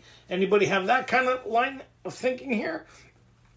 So if I'm really doing this stuff, then my solution's got to be outside of me. That means more money, more jobs, more women, more factor. Anybody have the more factor here? So you see how the concentration goes. If you kind of been honest over the last couple days, when you think of things that are happening with you, how many people think of external circumstances that once they're fixed, you'll be okay? Or spent a lot of time in fantasy land? How many people spend a lot of time in fantasy land here? How many people spend a lot of time avoiding the presence without even realizing it? That means you're in constant thought of the future. You're muted, Tony. Yeah, somebody didn't like what I was saying. Rob, stay away from that button, buddy. Or Joe. Rob or Joe. Watch these two people. Every time I get serious, I get muted. Oh, that'll be enough of that shit right there. So that's what... because it's like a deer in a headlight. So I'm talking out of experience here too, right? So that's where the 3 pertinent ideas happen. So a lot of people have a really hard time with the idea that this whole thing is about step 11. That's the only 24-hour application of principles. It turns into spiritual principles through application to seek power. That's what this is all about. It's not about any other step or working in any other step, because if you're doing 11, then you're in contact or relationship, a conscious contact with power or God or spirit or creative intelligence, whatever you want to call it, whatever. And a part of that is to be of maximum service to God and the people around you. That means you are carrying this message to ensure your own longevity. Remember the recipe Bill talked about? Right? When he was plagued with self, what did he do? He didn't go home and write about it and talk about it, focus on it, go work 6 and 7, go work step 10. He didn't go home and focus on himself. What did he do? He did the application of these principles to seek counsel with something greater than himself by working with another person to overcome himself, which would save the day. Right? Yes or no? How many people would agree on that? So now when you look at that recipe, how many people has had a problem here? And it takes a long time before you get to that stage of, okay, you know what? I can't stand myself anymore. What's the solution here? Okay, I'll pray. Oh no, that's not totally the solution, is to go work with another human being and be of service. I don't like that. Can I go home and think about me a little longer? How many people, right? Come on. We're all in, right? I don't see how working with somebody else is going to help me. No, but your job isn't you anymore. Mm-hmm. That's what a lot of people get taught, isn't it? I got to work my program. I got to work on this. I got to work on it. Come on, work with me, right? How many people have been to a topic meeting? Everybody's talking about how self is trying to fix self with self. Anybody been on these Zoom meetings? Yeah. Most people are problematic. Yes or no? They're plagued with self. Yes or no? Yes. So what's missing from that element is the conscious relationship with a power greater than himself that we obtain through this process. So if you have a pen, anybody have a pen with them and a piece of paper? Okay, ready? Write these pages down. And this is just some of them. I'm just going to run them off really fast. Page 25. page 27, page 29, page 46, page 47, page 50, page 51, page 52, page 55, page 63, page 68, page 71, 72, 76, 77, and 85. And page 567 all talk about one theme. That these people have tapped into an inner resource of strength, that they have formulated a relationship with a power greater than themselves that did the impossible. It relieved them of the bondage of self sufficient enough where they're able to help other people. When you go read those pages, it's pretty wild. And the summary of this whole thing, if you kind of look at it, we miss it a lot, is after how it works.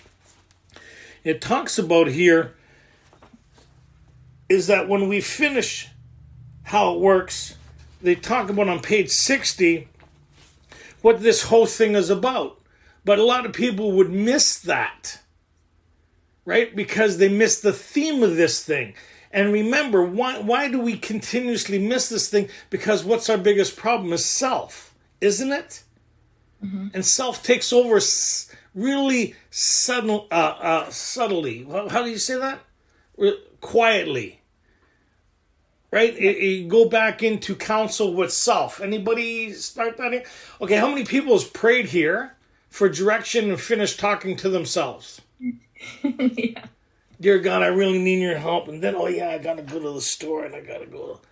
And then I gotta do this. Oh, and this person, geez, can you help them because they're really sons of a bitches. Right? And then God's grocery list. Anybody have God's grocery list here? So what happens is, without realizing, we start praying for things instead of about things. You notice the difference in thinking?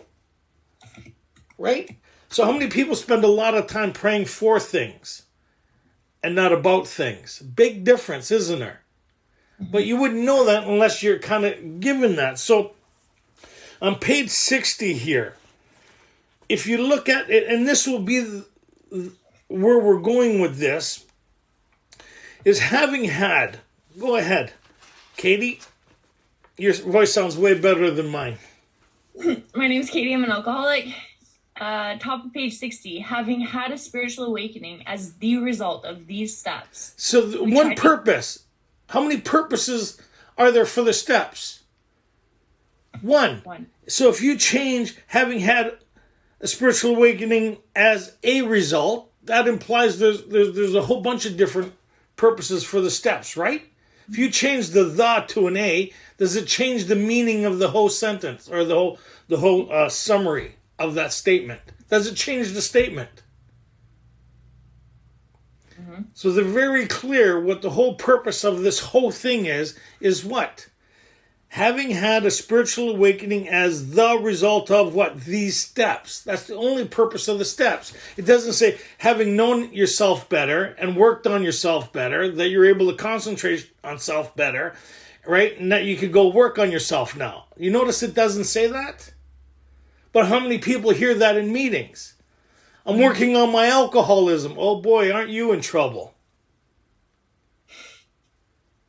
Because we agreed in step one, alcoholism is beyond our pay grade. If you're powerless over something, how are you going to work on it? That's like getting in the ring with Mike Tyson again. Oh, I think I'll give him a couple more goes. I think I might be able to do better today. What? That's the same like, oh, you need a referee and a bell to save you from the fate that's about to happen. Especially if you go poke him in the chest, right? I'm here to work on you today. Oh, yeah? As you come to in the hospital, what happened? Well, you got in the ring again.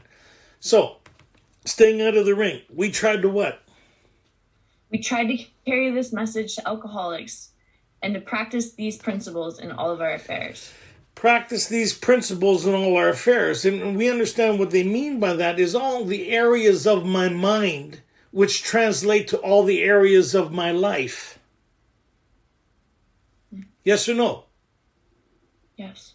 Because if it's not right within inside of me, it'll be reflected outside of me. Anybody ever notice that? Mm-hmm. So the first place we get right is within ourselves. Because if it doesn't get right within me, I can't hide or pretend. Well, we tried. How many people tried hiding and pretending behind a mask of disturbance. They're smiling on the outside, but inside you're disturbed as shit. Pretty soon that disturbance is going to come to the surface. Anybody? Yeah. So, like Sermon on the Mount talks about, as a man thinketh. So sooner or later, your thinking will be present in your life. Your belief system will be present in your life, even though you're acting one way. Right? Today you're kind. It's like the best thing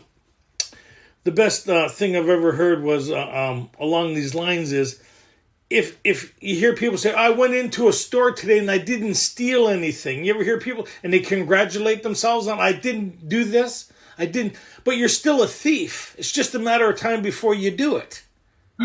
What makes you say? Because you're thinking about it. So the behavior was, I didn't do it, but the thinking is you're still a thief. Right? So my old behaviors isn't old if you're still thinking about it. You're just waiting for the right opportunity for it to happen again. Anybody? So as long as that kind of thinking is present, it's only a matter of time before it becomes... Yes, we agreed on that? Right? Yeah. So the psychic change or spiritual experience that they talk about is a total revolution, a total transformation of our thinking. That means a lot of the stuff that I used to be plagued with, I'm no longer plagued with. I don't even think about it anymore. A new set of ideas and have been taken care of. So go ahead. Many of us exclaim, what in order? I can't go through with it. Do not be discouraged. No one among us has been able to maintain anything like perfect adherence to these principles. We are not saints. Close though, eh? Some days very close. Huh? We just, we're so full of ourselves. We're so close. Look at the world around us, right? Our shit don't stink anymore, but man, it's pretty stinky outside of me, right? Anybody? Come on, right? Okay. Then they move the line again. You get up in the morning and let's start again. Okay. The point is that we are willing to grow along spiritual lines. So what's the whole purpose of this thing? To grow along spiritual lines, right? Not to work on our behaviors or to work on ourselves, to work on 6 and 7, not to do step 10 every day, like all this stuff based on self. That's not the purpose of this thing. The purpose is the shifting of our focus, our consciousness, and our energy to grow along spiritual lines where the steps turn into principles. When do the steps turn into principles is when we have this connection with source or power. What's the purpose of the book? Lack of power is our dilemma, yes?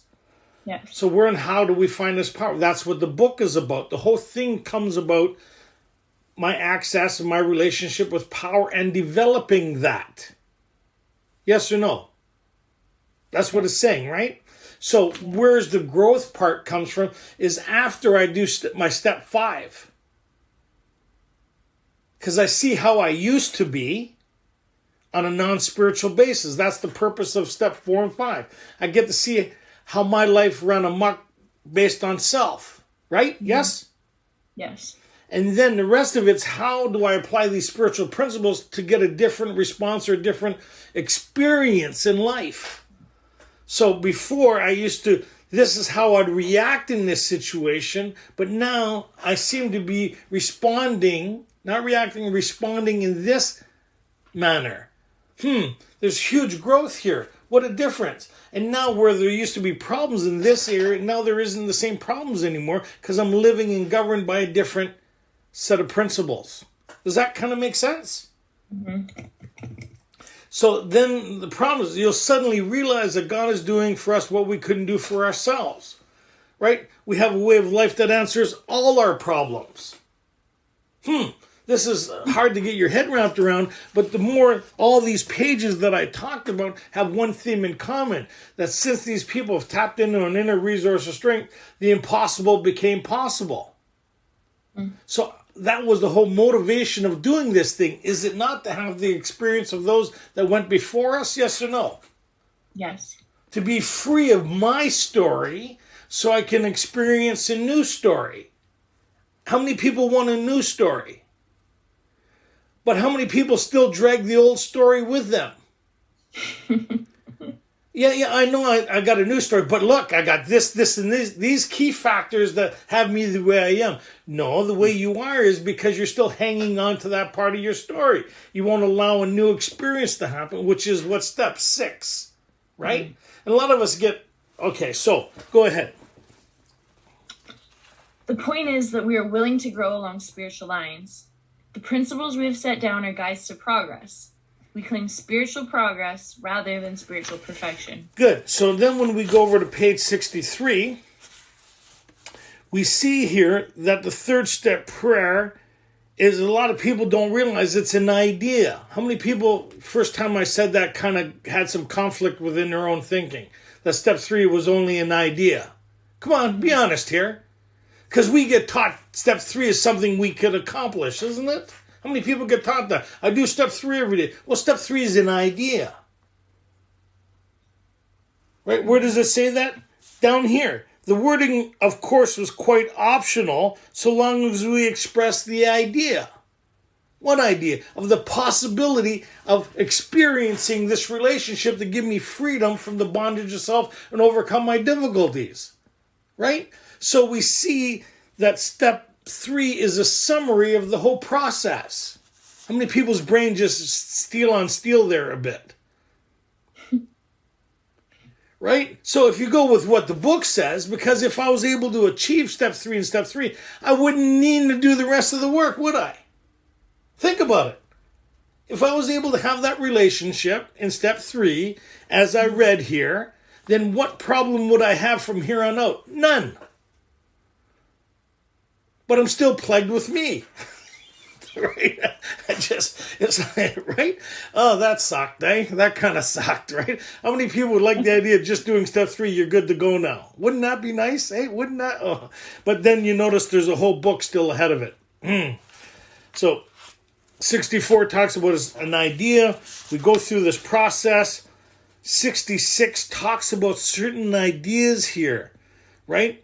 That we poison ourselves and we cut ourselves off from the sunlight of the spirit or connection to consciousness by harboring such feelings. So the things that cause us conflict, the energy that's attached to it. So how many people has had problems or ideas this week with energy attached to it?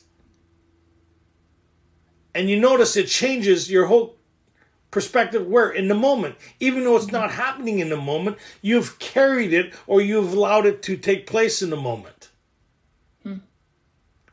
Well, why do I say that? Because we have a solution now that we could put in the application to give me freedom from that. But a lot of us are stuck to our own story. This is where people have a hard time.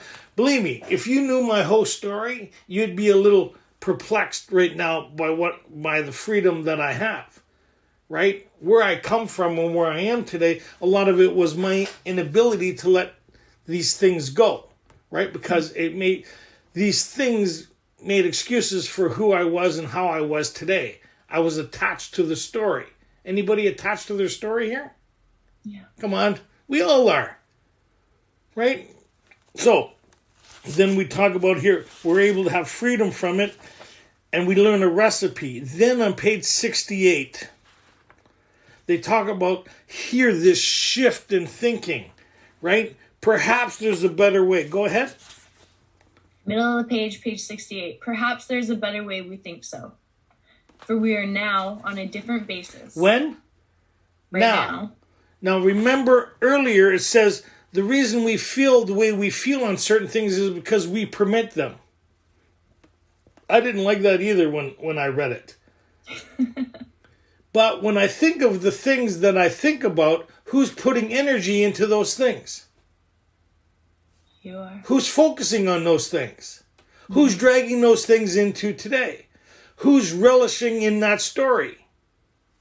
Because of our attachment to it. And it's a part of our makeup. It's just a part of the human dilemma.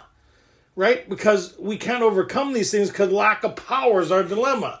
We spend more time focusing on problems than we do solutions. We're just geared that way. We're fear-based creatures. We just are. We have that fight or flight instinct, but we don't have the pause. It's just like this. If you lost $50 and somebody gave you $50, you'd concentrate more on talking about the loss of the $50. Wouldn't you? Because then you'd have $100 if you didn't lose that $50. Yeah, but the whole idea is just the point, right? That we're just kind of like, so here, perhaps there's a better way. We are now, why now? Because we made that decision in 3 that we're going to seek the spiritual solution to the human dilemma. Instead of what we used to use alcohol and drugs for, now we're going to apply spiritual principles, what Bill talked about, for the relief of self. Yes or no? We're going to seek this thing to have the same experience of all those who went before me. Right? Remember, Bill was sitting at the kitchen table and his ideas of miracles were revised right then and there. Why? Because of the example or what he was witnessing in his friend. It blew his mind. Right? And he says, did I want the same experience? He says, yes, of course I would. It was just a matter of going through this to have the same experience. And he talks about his new experience through pursuing this, right? They talk about the 4th dimension. A lot of people say it's time. I believe it's the spiritual realm. Puts me in connection with the spiritual world around me, right? Right? Okay, go ahead. We're now on a different basis, the basis of trusting and relying upon God. We trust infinite God rather than our finite selves. We're in the world to play the role he assigns. Just to the extent that we do as we think he would have us and humbly rely on him, does he enable us to match calamity with serenity. That's the summary of the whole process. Is it not? If you were able to achieve this, what would your life look like? Pretty damn good. How many people are here right now? How many people are not here? How many people just rejoining us? Because our minds go, whoa, this is too much, right? I don't want to hear this stuff. La, la, la, la, la. Right? So, if we were able to achieve this, to play the role he assigns, and to be present enough to be in counsel with something greater than me, and to live in the moment and be free of yesterday, and free of tomorrow, and I was able to actually live here in the now and be free, what would my life look like if I was able to play the role he assigns by trusting and relying that the next right thing will always be presented to me, and my life will always increase and not decrease? Wow. Right? How many people think that's pretty awesome? But we want to say, well, it doesn't make any sense. No, it doesn't make any sense. That's why you got to trust and rely. So if I'm able to stay present and God just will, my sponsor says, I'm trying to find the right thing. My sponsor always says, my job now is to look for God's fingerprints in my life. Right?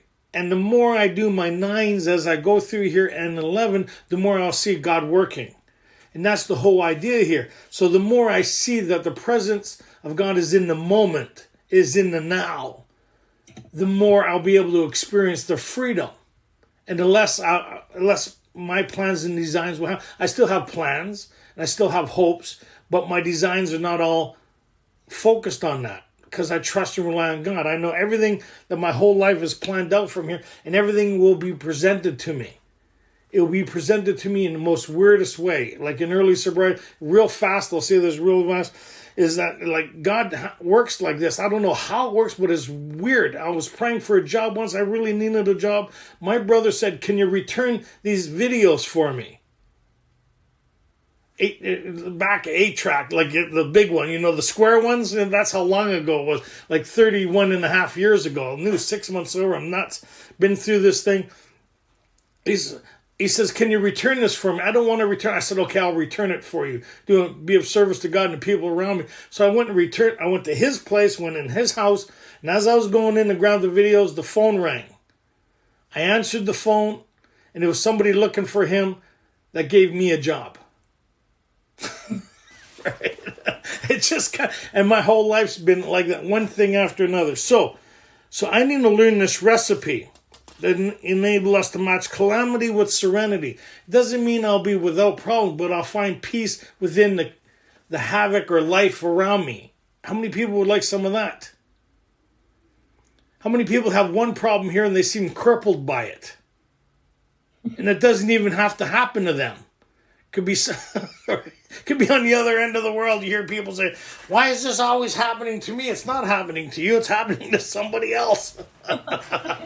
We take, anybody like that here? Anybody take on other people's shit like it's personal? Or why is God, anybody ever do this? Why is God doing this to me? Come on, nobody said that here? Why is God always doing this? And then I remember my sponsor going, because he doesn't like you. It says there's 7 billion people on this earth. What do you think? God drew your name out of a fishbowl or something and it was your luck again today? So is that thinking, right? So I need to learn this recipe. So let's go back to where we were, what this whole thing is about, page 85. So we see those kind of themes that we read and how it works. We looked through the 4-step, and let's go right to it is easy to let up on a spiritual program of action. Step 10 is an idea that's leading us into the application step, the working step. Step 10 is a transition step. It was never meant to be an action step. That comes from treatment. How many people's brains just went there a bit? Every step in our book says action in front of it. Does it not?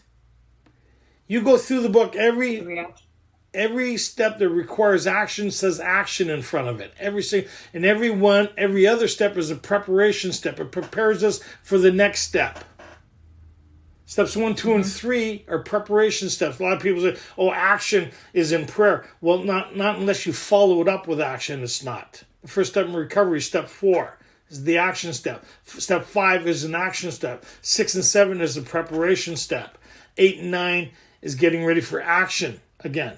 Step 10 is preparation. Step 11 is action. Step 12 is action and more action. Service. Step 13. Step 13 action is and more action. And payments and more payments. You stay close, Katie. Okay. Middle of the page 85. It is easy to let up on the spiritual program of action and rest on our laurels. We are headed for trouble if we do. Warning. That's a warning, right? You're feeling better, blah, blah, blah. Okay, go ahead. For alcohol is a subtle foe. We're not cured of alcoholism. What we really have is a daily reprieve, contingent on the maintenance of our spiritual condition. So once we have the sacred change of spiritual experience, somewhere along the lines here, this transition between doing 11 and doing my 9s, this miracle will take place. It usually happens within a few months, right? That's what they're saying here on page 85. Somewhere along the line, the problem will be removed, right? That means it no longer exists. That means I'm no longer dealing with alcoholism. Problems removed, which is the whole purpose of doing this process. So I'm stuck with the human dilemma, right? Because if the problem's removed, that means I'm no longer dealing with it. If I'm still dealing with it, what am I going to do? I'm going to drink again. That means I still have an alcoholic mind because I haven't had a psychic change or spiritual experience, right? It's just a matter of time before I drink again. That's what the book says. That's not what I say, and I believe it to be true through my experience. So here they're saying somewhere along the line, remember when they went into step 10, this thought brings us to step 10. What thought? Of the promises, of doing this process, right? So we're still reading this thing. It's leading us into the application process of this whole thing. Go ahead. Every day is a day when we must carry the vision of God's will into all of our activities. How can I best serve thee? Thy will, not mine, be done. So that kind of branches off of what we read in step 3, what we read in step 4, right? Play the role he assigns is preparing us for this idea. Well, how do I do that? Because they haven't showed me how to structurally do that. They gave me the thought of it. The thought of it and the application of it is two different things. Is like this is the brochure kind of thing. Is kind of like when you get to this resort, you're going to have this, and this. Wow, that sounds fantastic. The idea of it and the experiencing of it is two different things. Okay, go ahead. These are thoughts which must go with us constantly. So these are thoughts which must go with us constantly, right? But there's a problem with us. We don't know how to do that constantly. We don't. Well, what makes you say that? Well, here, on page, if you go to page 163, This is the people that put this together, and since thousands, and we're all like this. We need a recipe on how do I incorporate this process continuously, because there's a part of my brain that's like this. We know what you were thinking. Everybody there? Page 163? Yep. We know what you're thinking. You're saying to yourself, I'm jittery and alone. I couldn't do that. But you can. You forget you have just now tapped a source of power much greater than yourself. The guy, you just been through the process, and now you're forgetting again. You started thinking, and the sponsor saying, hey, you forgot something. You've tapped into an inner resource of strength. Now, it'd be nice to have somebody with you all day to remind you of that, wouldn't it? Hey, you forgot. Oh, yeah. Oh, we'd have, oh, yeah, recovery. Oh, yeah. Oh, yeah. Oh, yeah. Oh, yeah. Excuse me. Oh, yeah. Right? It would be nice, right? Well, we don't have that. We have, every once in a while, we get, oh, yeah, and we think it's our idea. Right? Sometimes the only prayer most of us do is the serenity prayer, and we're not even paying attention then. That's right, Cosmo. He seconds that. Okay, go ahead. Go ahead. To duplicate with such backing what we have accomplished is only a matter of willingness, patience, and labor. That's it. So they're saying to duplicate something. What they're experiencing is to go through this process. Okay? Go ahead, back on page 85. Okay. Come on, go see Yvonne. Daily reprieve. Yep. What we really have is the daily reprieve, contingent on the maintenance of our spiritual condition. Every day is a day when we must carry the vision of God's will into all our activities. How can I best serve thee? Thy will, not mine, be done. These are thoughts which must go with us constantly. Oh yeah. We can exercise our willpower along this line. All we wish is the proper use of the will. So they're going to show us how to exercise our will along God's will. Are they not? They're saying, here, we're going to show you the template on how to do that. So it's up to you now to know what his will is for us and to ask for the power to carry that out and actually put energy into the shifting of our thoughts, ideas, and actions along these lines. A lot of us pray and sit back and wait for it to happen. We think it's like lottery sobriety here. How many people, come on, pray, oh God, I need help with this, and then don't take any actions following that and go right into doing what you're doing and say, I guess God don't work. But where was your energy and your thinking was on that problem? You gave lip service to this over here, but you pursued what you wanted to pursue anyways. You directed your will to bring about exactly what you wanted. Anybody like that here? No. Okay, go ahead. Much has already been said about receiving strength, inspiration, and direction from him who has all knowledge and power. If we have carefully followed directions... Which is the whole purpose, right? So the whole book is bringing us... if you have carefully followed directions, you are here. Remember, the only new instructions we've been given so far in step 10 is we have entered the world of the spirit. Our next function is growing understanding and effectiveness. That's the only new instruction we've been given. The rest is building on these ideas and hopes and for the future, what we need to do next. Is it not? Our next function is growing understanding and effectiveness of what? The world of the spirit. How do we do that? This is how we do it. Right? Go ahead. If we have carefully followed directions, we have begun to sense the flow of his spirit into us. So in other words, we've tapped into that power. Lack of power was our dilemma. It isn't anymore. We've tapped into it. Yes or no? Which is the whole purpose of this thing. That's the only purpose of this thing, is to tap into that power and learn the recipe on how to develop that and stay connected to it. Yes or no? Yeah. And we know about the truth about the stock and trade of the things that get in the way of that, which is resentment, fears, harms, and conduct. Right? But a lot of us think, oh, selfish, inconsiderate, dishonest. No, those are symptoms of the underlying problem. It's like, how do you know you have a toothache? Is pain. The pain isn't the problem, it's the decaying tooth. So the selfish, inconsiderate, and dishonesty isn't the problem. It's a symptom of the problem, which goes back to our instincts, which go back to our spiritual condition. Yes or no? Yeah. And the more we try to have our way, the worse matters got.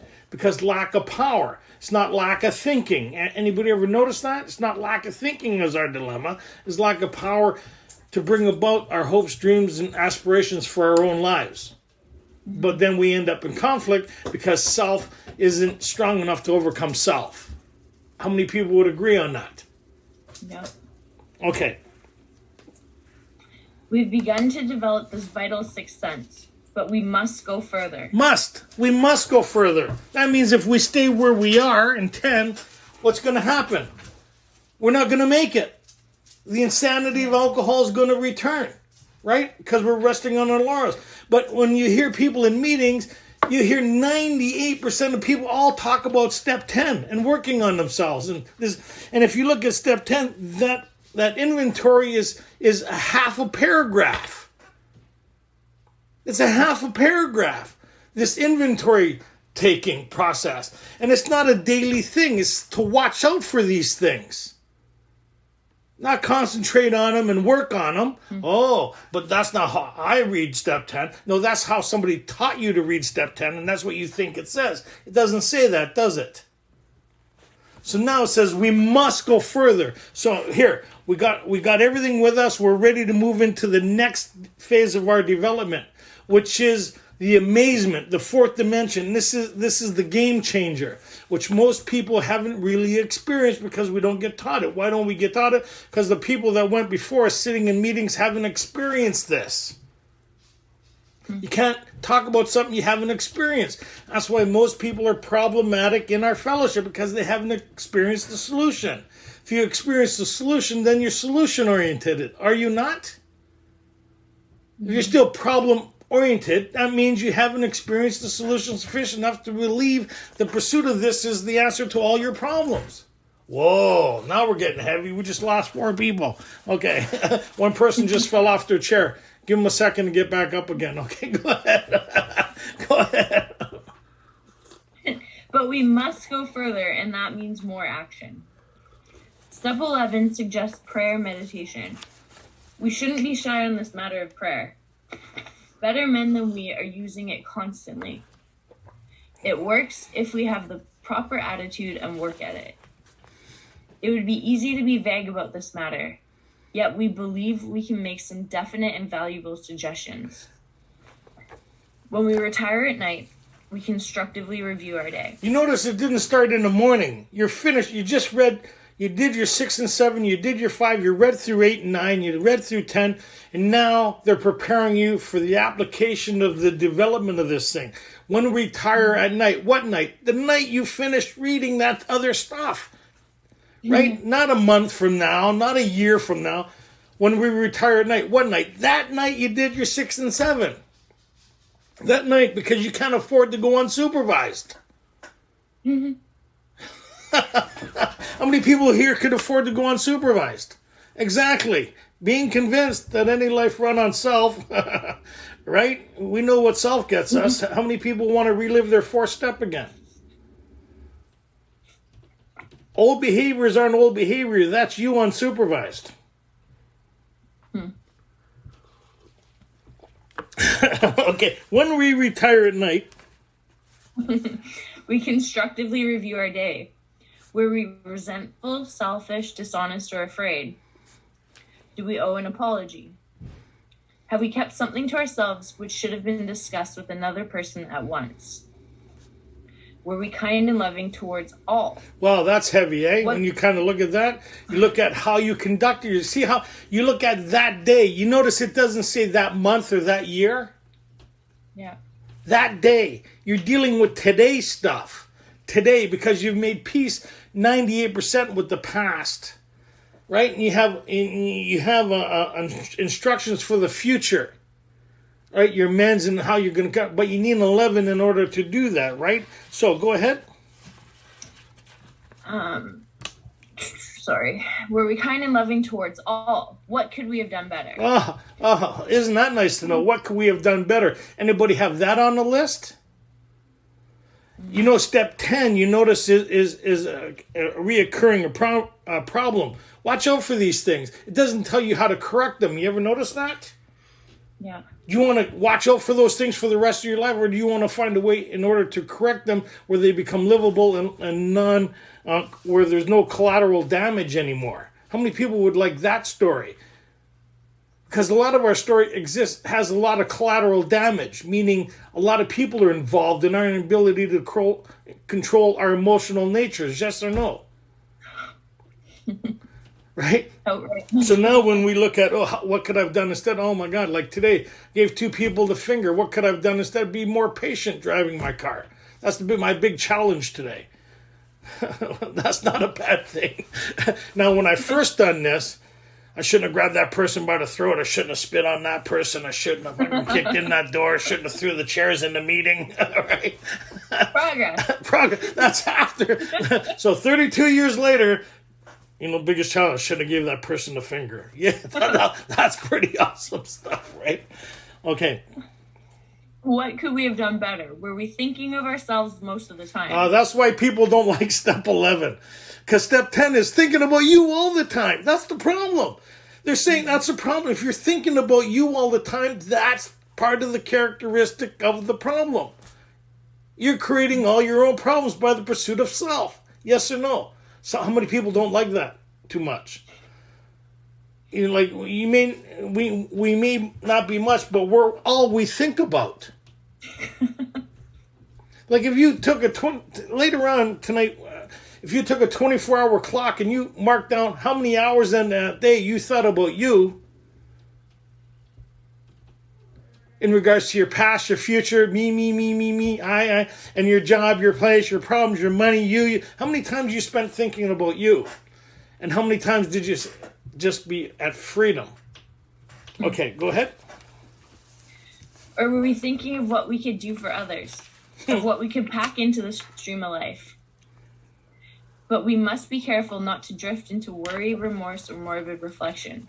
That means you're conducting your thinking. You are now becoming in control of your thinking instead of your thinking being in control of you. Most of us, it takes a long time to get harnessing our thinking because our thinking determines how we think, feel, and what we think about. We're crippled by our own thinking all day long. Here they're saying we get to determine through access of power and prayer how we're re-narrating our narrator. How we talk to ourselves internally. Changing all that dialogue, changing our attitude, using a different perspective. We have a new template and we have an old template. Most of us stick with the old template. We don't stop it and correct it as it's happening. How many people would find that to be true? How many people think and talk shit to themselves all day? This is saying, if you're doing step 11, that means tonight I review it, and it says this has got to stop because I don't like the way it makes me feel, and in turn the way I treat the world around me. Right? Because I'm not feeling good about me. Sure as hell I'm not going to be feeling good about you. Right? If I can't stand me, you don't got much of a chance being around me. Good luck, though. You may like what you see, but you're not going to like what you feel. Go ahead. For that would diminish our usefulness to others. After making our review, we ask God's forgiveness. Okay, now follow this. This is on a 24-hour period. This is just my review of the day, right? Mm-hmm. Today's challenges. What day am I looking at? Today. Right? After making our review, we ask God's forgiveness. That means cleaning the slate of what? Today's stuff. I'm not carrying anymore. I'm not carrying forward. But I don't know how not to do that. I'm a carrier.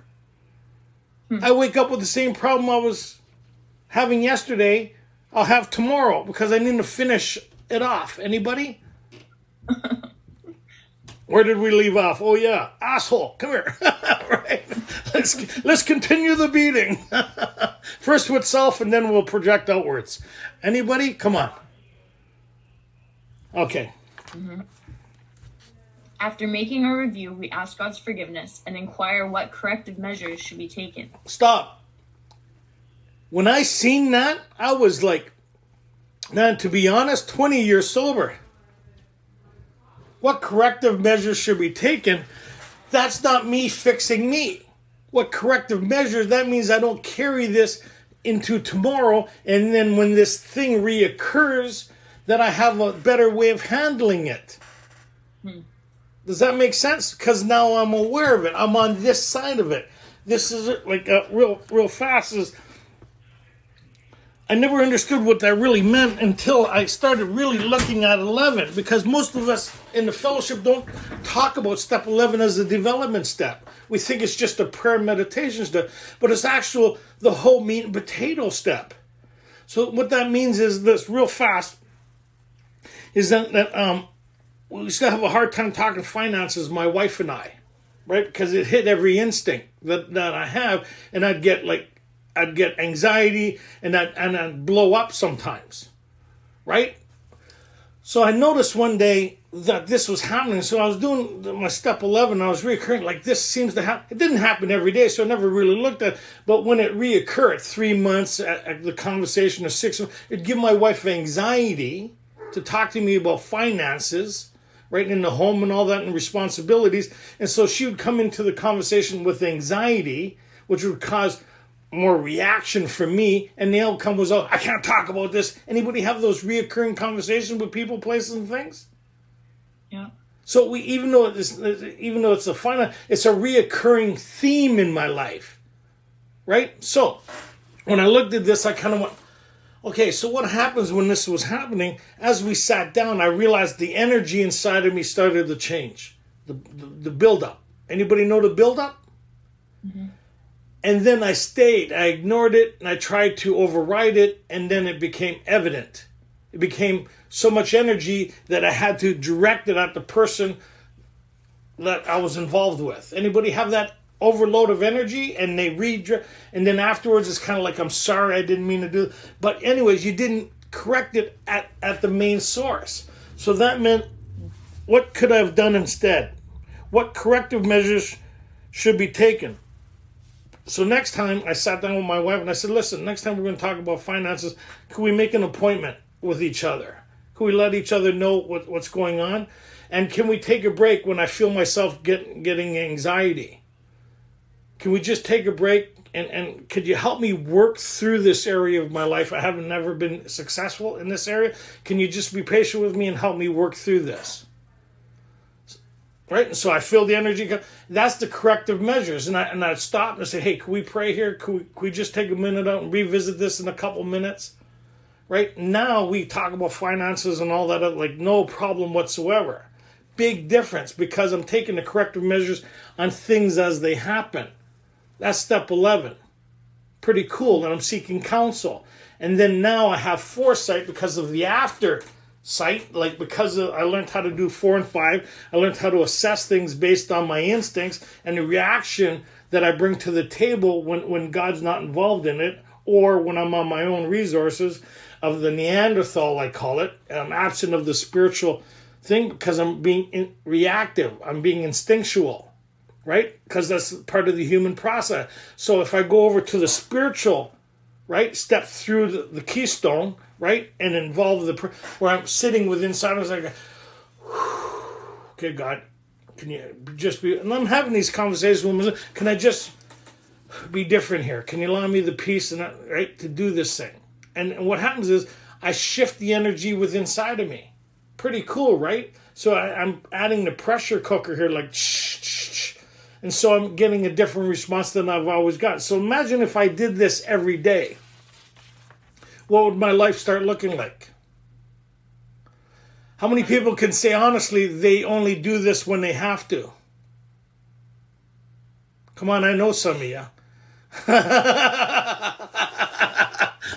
Right? Right? Okay, go ahead. On awakening, let us think about the 24 hours ahead. We consider our plans for the day. Before we begin, we ask God to direct our thinking. So that means if I'm waking up, I'm new, I have my 9s. I'm praying for direction. Something will say, hey, take care of this step 9. Or take care of this problem or this thing. Something in the morning will give me an intuitiveness. How many people has experienced that when they sit and pray in the morning? God, what should I do? Hey, go this way, go that way, do this, do that. How many people have that? That's what we're learning to trust and rely on. Right? But in order to do that, I need to be able to sit quietly in the morning. Most of us don't do that discipline, do we? Oh, when people are looking, we're the most spiritual people you ever wanted to see. I'm talking unsupervised. Got my keys, got my coffee. Okay, God, let's do this. Let's rock this thing. Anybody? Okay, go ahead. We ask God to direct our thinking, especially asking that it be divorced from self-pity, dishonest, or self-seeking motives. Well, they know us, eh?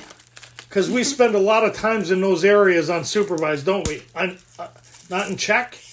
Right? The narrator, that's the script the narrator's used to. Remember, we're trying to do a new script. We have a new script that we're trying to incorporate. So that means I got to consciously spend more time looking at the new script than allowing the old script to... I need to interrupt the narrator. Everybody know the narrator within inside of them? Mm-hmm. How many people listen to it more than they interrupt it?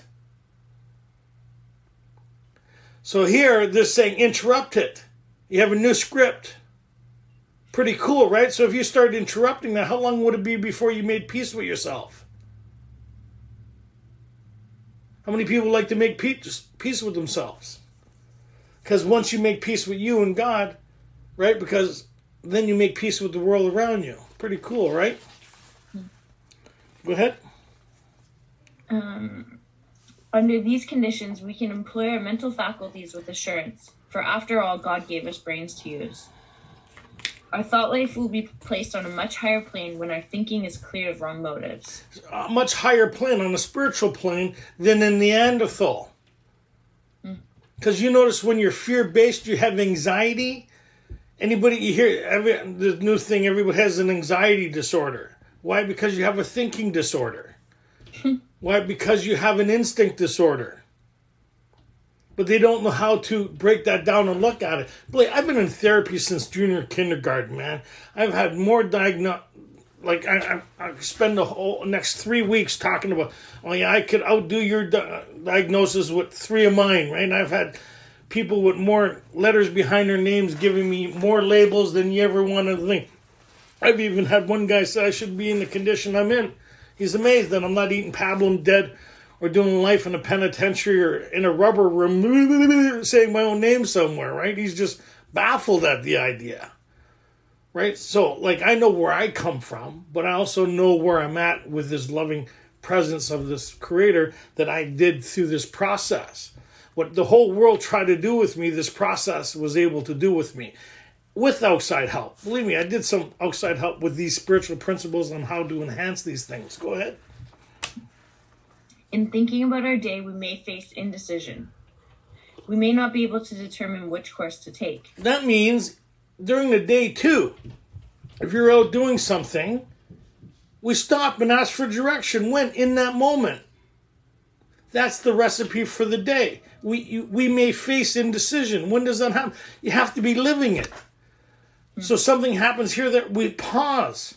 Right on the other, you feel this thing all kinds of goes together as one big mesh, right? It's like a spiritual martial arts now. This is like you got your black belt. We're going to put the whole thing together now. You got your driver's license. Now we're going to put the whole thing together now. You got your trade. We're going to put the whole thing together now. There's no individual thing anymore. It's one big thing that we put in the application and movement all together. Right? Go ahead. We may not be able to determine which course to take. Here we ask God for inspiration, an intuitive thought or decision. We relax and take it easy. We don't do that. We're people that don't relax. We get excited. When we don't know what to do or what action to take, everybody around us knows that, right? Because we start getting excited. We lose our shit in the checkout.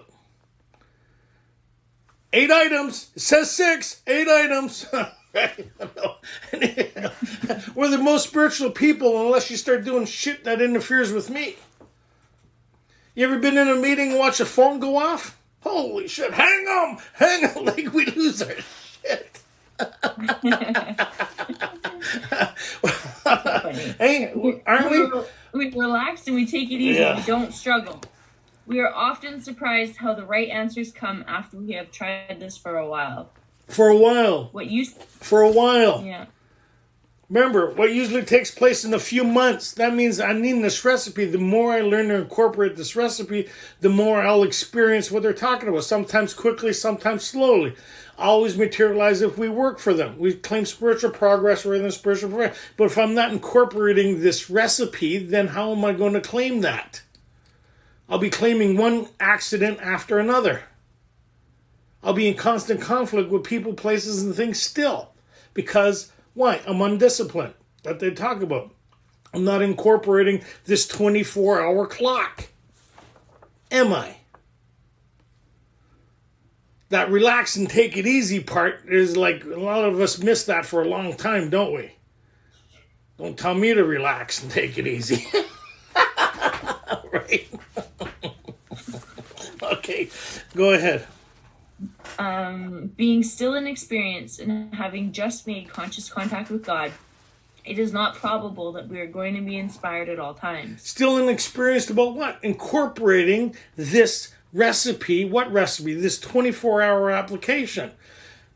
This is the only breakdown of our day. Anybody ever notice that? You notice they said upon awakening here, go do step 10, go do step 4, go do step 3. During the day when you're going through this, go do step 4, go do step 5, go do... You notice they didn't break down the compartments that we do in the fellowship? Because it's all about our relationship. You're having a hard time, stop. Get reconnected. Seek counsel. Step 11, sought through prayer and meditation to improve our conscious contact with God, praying only for knowledge of His will for us and the power to carry that out. What are we doing? We're seeking that. If I'm at a higher plane where I'm not instinctual based, is my life start to look better? And how my life starts to look better is I'm starting to match calamity with serenity. Internally, I'm creating the quiet from the storm. Anybody?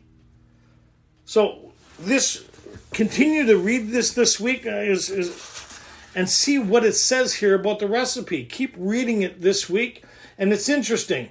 What we hope to get to is this, is that when you share or when you're alone, if you had one of those boards that kind of light up with all your thoughts and ideas beside it,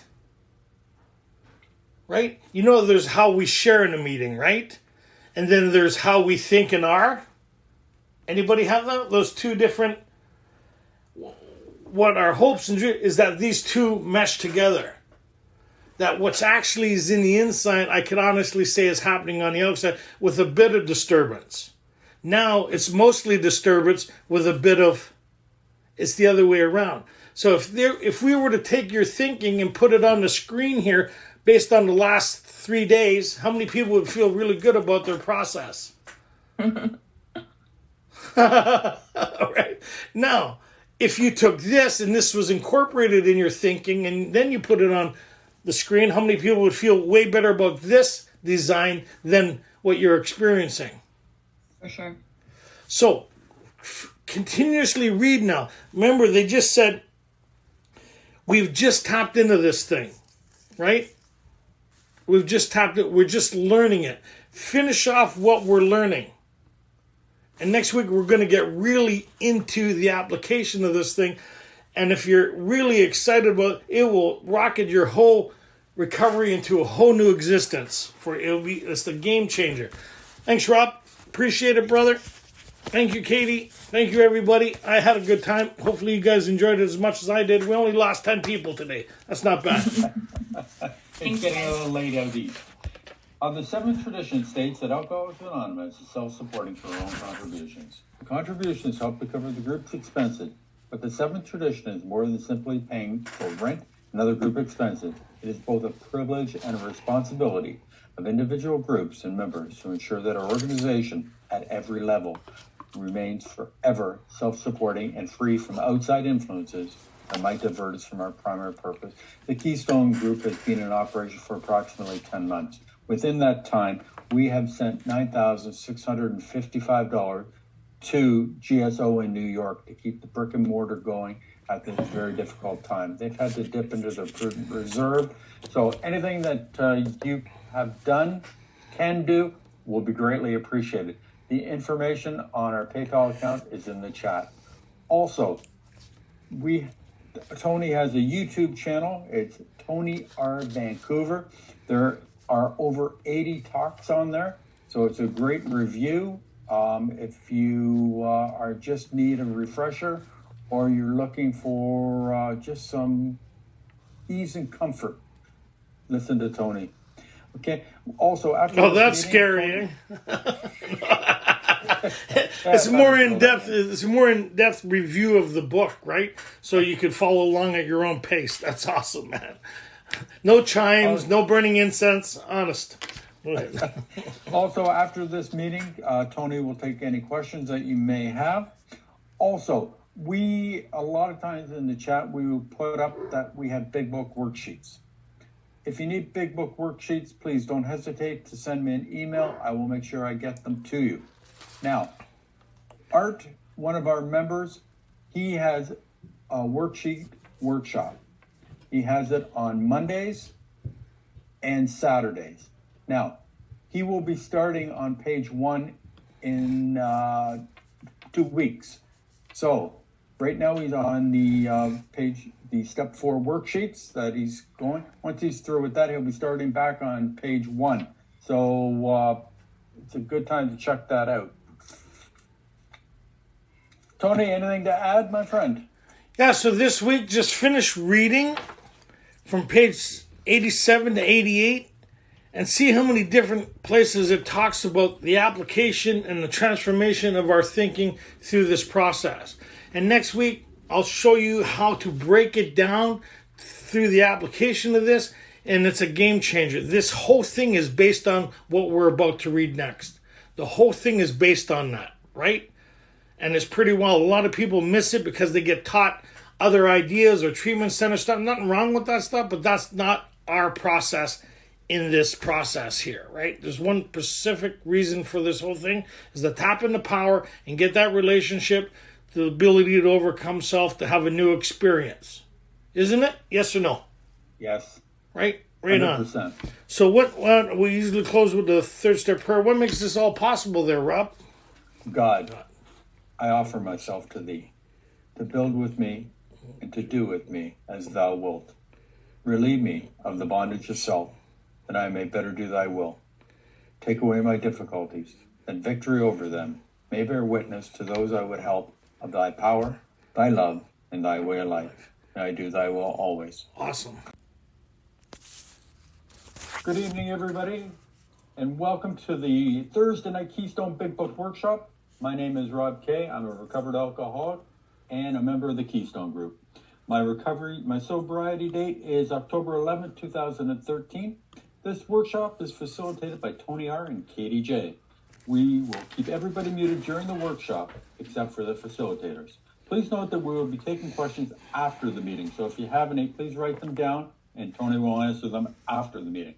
Any inappropriate conduct will not be tolerated, and you will be removed by one of the co-hosts.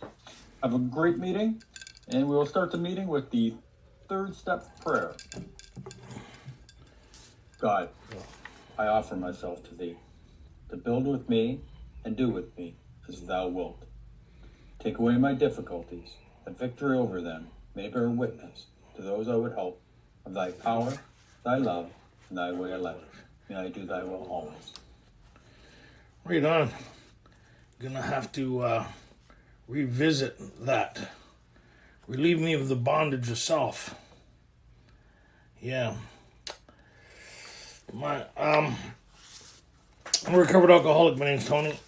Sobriety date is April 8, 1989. We're finishing up 11. I think this part of the book is probably some of the most confusing areas talked about, at least studied.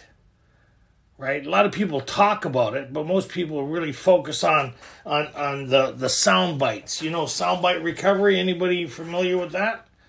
You know, the stuff we give lip service to, and we sound like we're really got this thing going on until we leave the meeting, and then we forgot everything that we were telling people that we were doing. You know, like I do 10, 11, and 12 every day. Oh yeah, how? I mean, I talk about 10, 11, and 12 every day. I don't actually do it, right?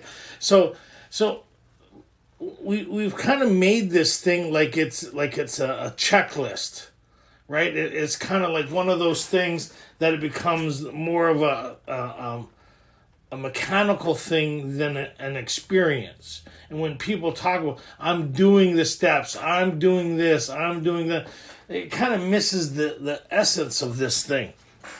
And so with the huge influence and influx we've had from people coming in from treatment, and a lot of different people who are not quite really of the stage of really needing this, you know, the real alcoholics whose lives depend on this, depends on the obtaining this psychic change or spiritual experience in order to recover, the solution to alcoholism. And so that we realize that the whole book was designed on the format of the idea that all these people that went before us formulated a relationship with a power greater than themselves and got access to this power where it became personal to them.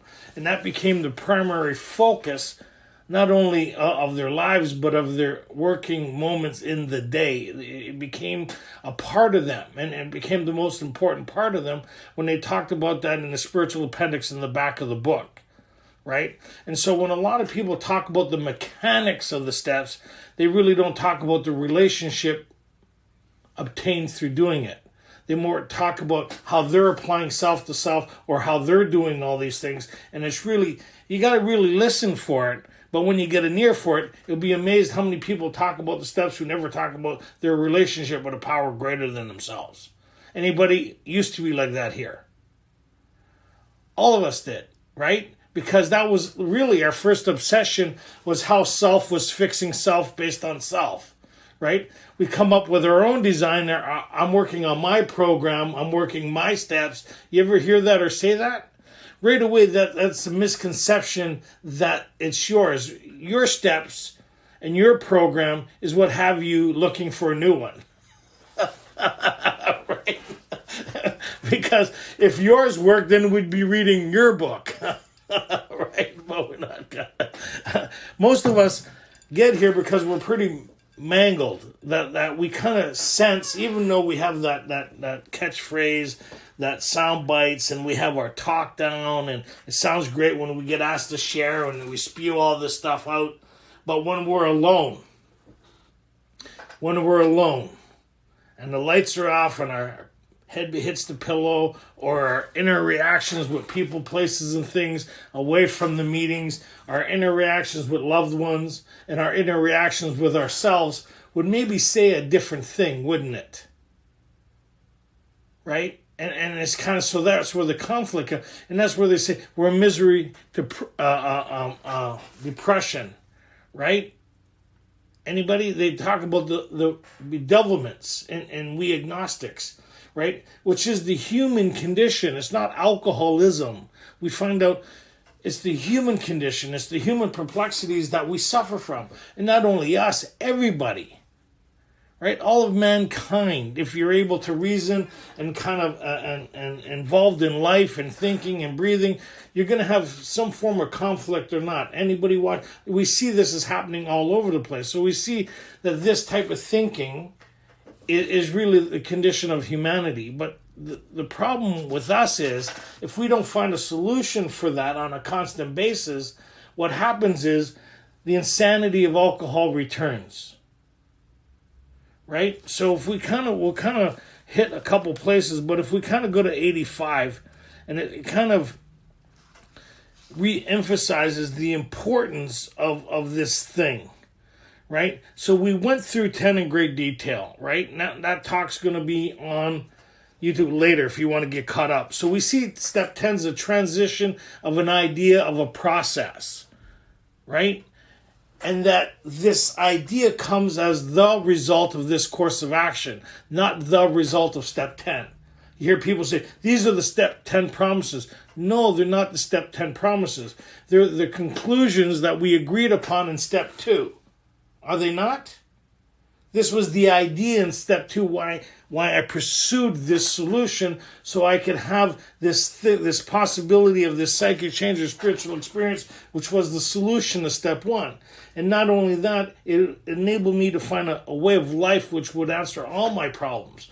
And what's my biggest stumbling blocks is the things within inside of myself. Anybody? So our biggest obstacles are the things within inside of ourselves. Life is a close second, right? But it's really the things within ourselves that cause us all our perplexities and stuff like that. And lack of power is our dilemma. What they mean by that is I can't escape self with self. Anybody come to that painful conclusion here? That there's no escaping you. Everywhere you go, you bring you with you. And the more you try not to think about something, the more you're thinking about it. The more you try to fix the problem, the worse it gets. You ever know, how many people has noticed that here?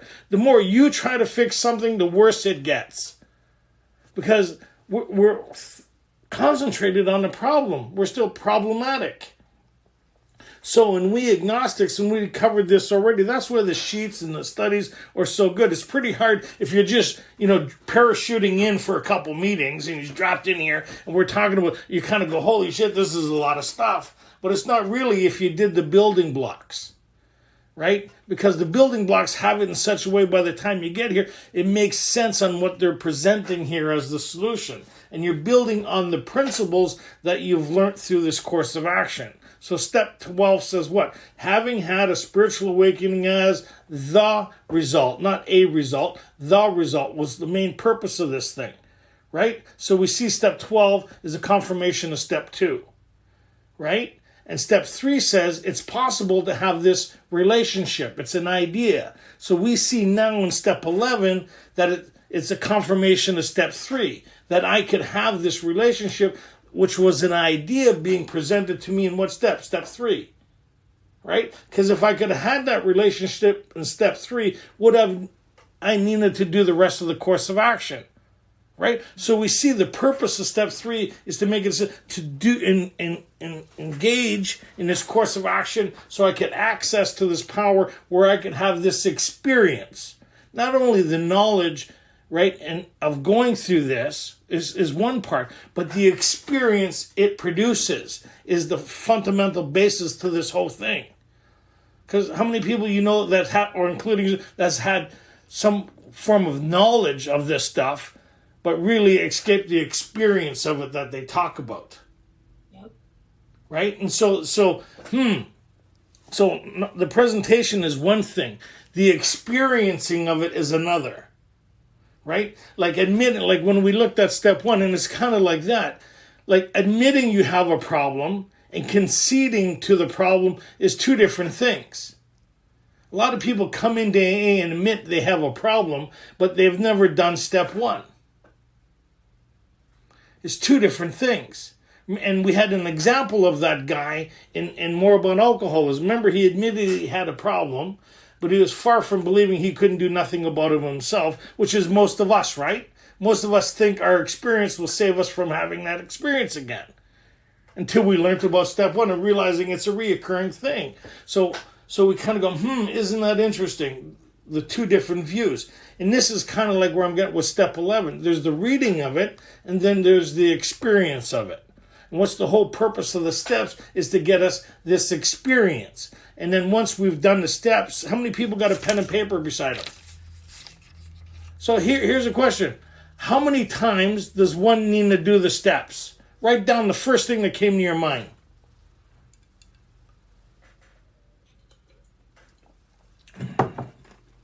So, how many people said multiple times, or every year, or once a month, or continuously? How many people said that? So, what does the book say? The book says we need to do them once. And if done correctly, they turn into principles. So then you'd have to, in order to answer that question, right? This is where we're getting at with step 11. So in order to answer a question, sometimes you have to go backwards through the meaning of it, right? So how many times would one need to do the steps? Then the question would be, what's the purpose of the steps? Wouldn't it? In order to answer that. And the purpose of the steps is to get connection with a power greater than ourselves, which will answer our problem. Isn't it? Yep. And the byproduct of that is a psychic change or spiritual experience. So we see the connection comes first, and then the psychic change or spiritual experience is a symptom of that connection. Yes or no? Cool. Yeah. So what they're saying here, that's the most important part of this whole thing. Because yes, one is the mechanics of it, but the most important part is the connection. What makes you say that? So on page 85, it is easy. Page 85. My name's Katie. I'm an alcoholic. Middle of the page. It is easy to let up on the spiritual program of action and rest on our laurels. And we've all done that. I feel good about my sobriety. Anybody? I could coast now and go to meetings and talk about how great I am and how the promises are coming true. And if you want what I got, boy, come and hang out with me, because I'm a star. I'm a rock star in AA now, right? Like being a rock star in AA is like being the best pool player in the nut house, right? It's just like it's kind of like there's no arriving here, because every day they move the finish line. We get close, but the next morning we wake up and they moved it again. And it's a whole, does that kind of make sense? It's a continual moving of the goalpost. We get close to seeing it. We have visions and moments of it, and then it's short-lived. And that's what's, so resting on our laurels. The sum of that is, and they're saying, be careful with this. It's one of the warnings of many that the book has introduced that you don't hear people talking. The warning of this is that you're feeling good about you. That no further achievement's necessary. But they said earlier, the first instruction in step 10 is we must grow and understand. So in the next, it says our next function is to grow and understanding effectively what? The spiritual realm. So there's a transition in this thing. So they're saying, be careful here when you're feeling better. So I need to find a way where there's, for lack of better words, a checklist that I'm in queue with doing the correct things or not. In order to do that, I need to kind of look back and I've had the Maduro shot, like the flu. So if I'm looking really red or feeling really weird, which I'm kind of am, I'm feeling really flash. I just had the shot about an hour ago, right? So if I hit the floor, those that know me, just dial 911 and have somebody take over. I'll take over. Okay. I love you, alcoholics. I'll take over. Finally. No. So the warning is resting on our laurels. So how would I know I'm doing that or not? It would have to be based on a regiment of discipline, would it not, to know I'm falling short of it? How many people here try to diet or gym or tried those regiments of change? Mm-hmm. So you have and you know when you're on cue, when you're doing this, this, and this, and this, it tells you you're on cue. Isn't it? But the chocolate bar, the bag of chips, and a tub of ice cream lets you know you're starting to be off cue. Isn't it? On your review, your coach goes, so how you doing? I'm doing fantastic. Well, really, are you? Well, I mean, other than this, this, and this, I'm doing great.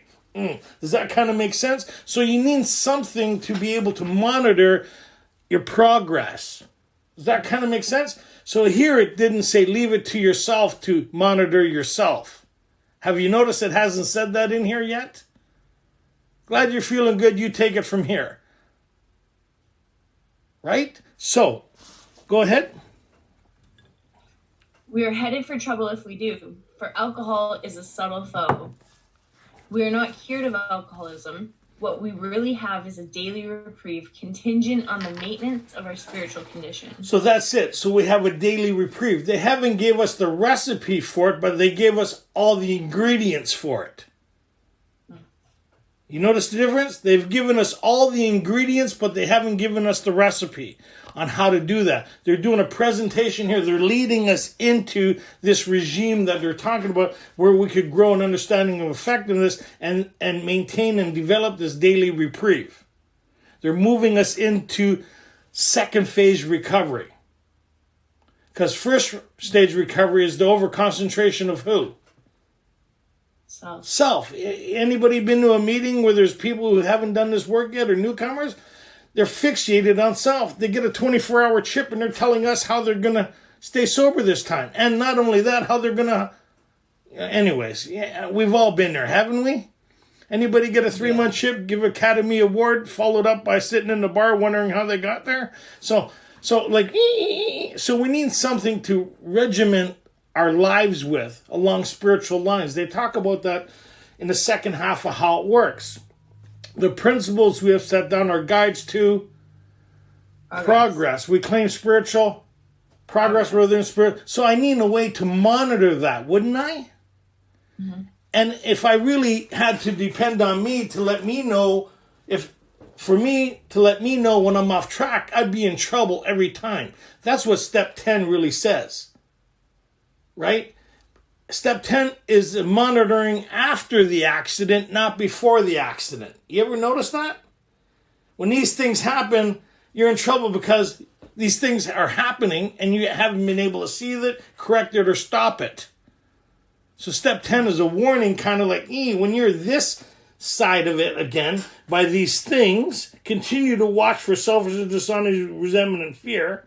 When these crop up, that means you're on the wrong side of it. Are you not? Mm-hmm. So they're saying, and that has to do with my ment. So here they're saying, let's keep reading. Every day is a day when we must carry the vision of God's will into all of our activities. How do I do that? Because left on self don't pray.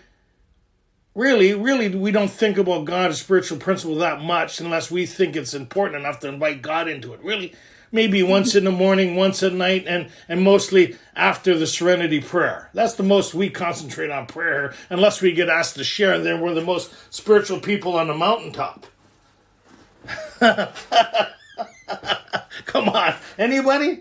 But if you really assessed how much during the day you paused, stopped, and checked in with your relationship with this power greater than yours, and where you were with this access to this power, it'd be very minimal, wouldn't it? Anybody want to be honest here? So if you took a piece of paper and you drew a circle around it with a 24-hour clock and you asked, how many times in that 24-hour clock did I pause, ask for direction, seek counsel, and remove the things that are blocking me to be in the moment, to be of service to God and the people around me? Or did I wait till I can't stand it anymore and then I prayed and asked for help and direction? Or did I go find 15 people to talk about it? I spent the last day talking about the same problem. That lets you know right then and there where you are with this connection. This is where I make friends. Because you're still in the bondage and difficulty of self, aren't you? You're still perplexed on how you're going to solve this problem, aren't you? And people say, prayer or let it go. You said, no, I can't figure out how God's going to do this because I've been thinking about it all week. I'm in bondage of self. Anybody? How many people has had an ongoing problem here?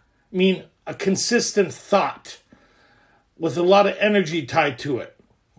You're driving, you're watching TV, and then you're reconsumed with this idea or this thought. Your subconscious. Anybody ever sit in a meeting and it takes you about 15 minutes to get caught up? Everything that you're trying to get away, right? Your everything catches up with you in that meeting. Does that kind of make sense? You got this thought, that thought, this idea, blah, blah, blah, blah, all this bombardment of ideas. They call it the brainstorm. And it takes you a little while before you're even present in the meeting. Some meetings you could sit in and can't even remember who read How It Works. Anybody here?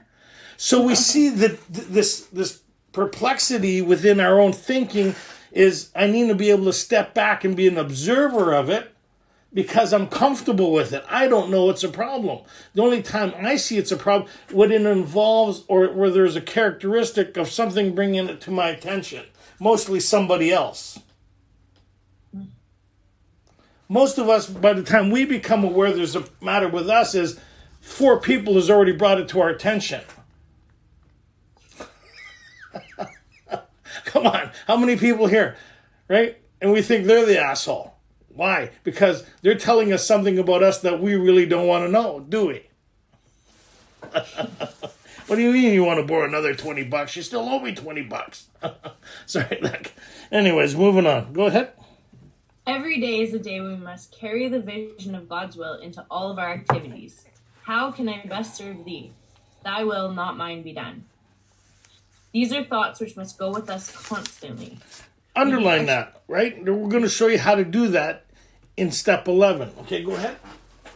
We can exercise our willpower along this line all we wish. It is the proper use of the will. So we see in step 3, we hand it over to the care. Now we get it back. Right? So that means you need to be involved in the direction of your life. Everything happens for a reason. It's usually because you're not paying attention or you're still making stupid decisions. Everything happens for a reason, and it's not God doing it. When they say everything happens for a reason, you're usually at the basis of that reason. Anybody? Yeah. So it's a nice way of saying time to take responsibility for where you're at, what you're thinking, how you're feeling, and what your relationships look like. Oh, shit. Let's go back to step 3 where it's all God. Right? Now, guys say, no, it's the proper use of will. This is the best gift we've ever been given, is the proper use of will. So I better find out how to navigate through these things, these stumbling blocks within inside of me that causes problems with other people, that set the ball rolling.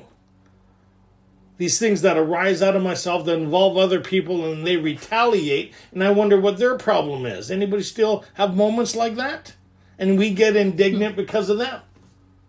Anybody?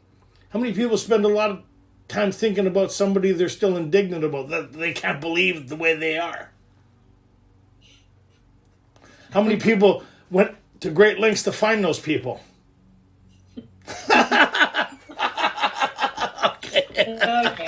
Okay, moving on. Much has already been said about receiving strength, inspiration, and direction from Him who has all knowledge and power.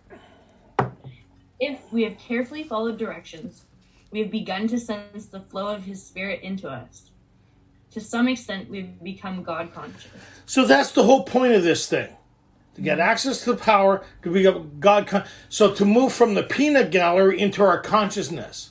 Remember, and the problem was we couldn't do that before because all those things were in the way. The resentments, the harms, the fears, the conduct, all these things in 4 were blocking me off from this access. So in 5, they said we may have had certain spiritual beliefs, but now we begin to have a spiritual experience. Right? So here they're saying if you've done everything up to this point, you should be experiencing this to some level or not. And remember, we just finished step 6 and 7. You should be right into this, like right after that. Finish 6 and 7. You've read through 8. You've read through 9. The promises were a direct result of the course of action that I'm going to be taking. And as the result of that course of action through my relationship with the power greater than myself, I got to start experiencing these things because I'm not going in there alone anymore, right? I'm seeking counsel with something greater than me to be a demonstration of these things. So it's more than, it's not about really amends anymore. It's how to be of service to God and the people around me, a demonstration of this new life. That people get to witness that there may be hope in their life. If they know somebody who's afflicted with this illness, you may be the only beacon or the only example of something, of the possibility of something different in their life or somebody they know. Pretty cool stuff, right? And it's also the ability to allow them to start to experiencing healing. But if you're not spiritually right, you won't allow them that opportunity of healing because you'll still take what they're going through personal. Anybody been there? Anybody ever go try to make amends to somebody, somebody close to them, and you notice they start getting angry? How many people have noticed that? What they're saying is this a safe place for me to let you know the hurt I've been carrying? And can I start to find healing now? But if I go on a non-spiritual basis and I go on an instinct base, I'll be responsive and reactive to what they're presenting here. Yeah. Right? But if I'm okay, so how do I get okay in those moments? How do I get okay in these conflicts? How do I get okay in the situations that I invited or I participated in? How do I reconstruct my life to move in a different direction from the car wreck or car accident or from the jam that I've created within my own life? I need to find an alternate route out of that stuff, yes or no? Mm-hmm. And that stuff is all within inside of me. How I navigate through my own thinking. But in order to have a different way of thinking, I need to be able to see two views of things. Most of us don't have two views. We only have one view, our view. Yes, anybody? So here they're saying, I need to be able to see things from a different perspective. And I can't do that on my own power.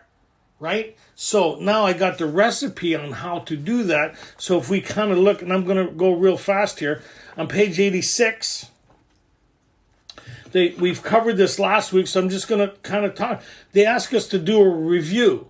When? You notice it said when we retire at night. Why did they start with when we retire at night? Because we just finished reading, we just finished doing 6 and 7, and that night we should be doing step 11, which is the inventory process.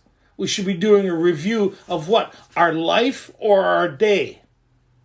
Our day. Our day. Because this whole thing's designed to bring you to living into today.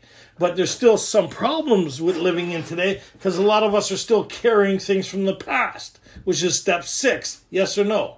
So we see the things that we're bringing forward from our past are the things that are creating a character defect within us. That means a niche or hanging on to or the inability to shake or be rid of.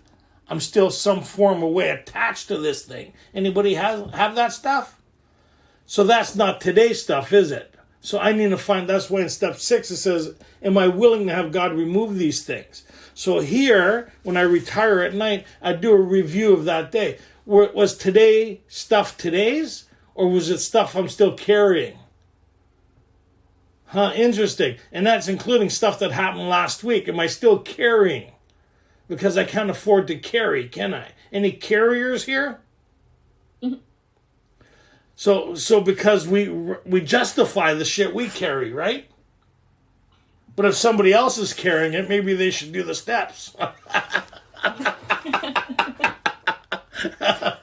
Anyways, so this is a part of that thing. When I retire at night, as I review my day, am I fighting today's battles? And what part of today? So there's the defect and then there's the shortcoming. What's the shortcoming?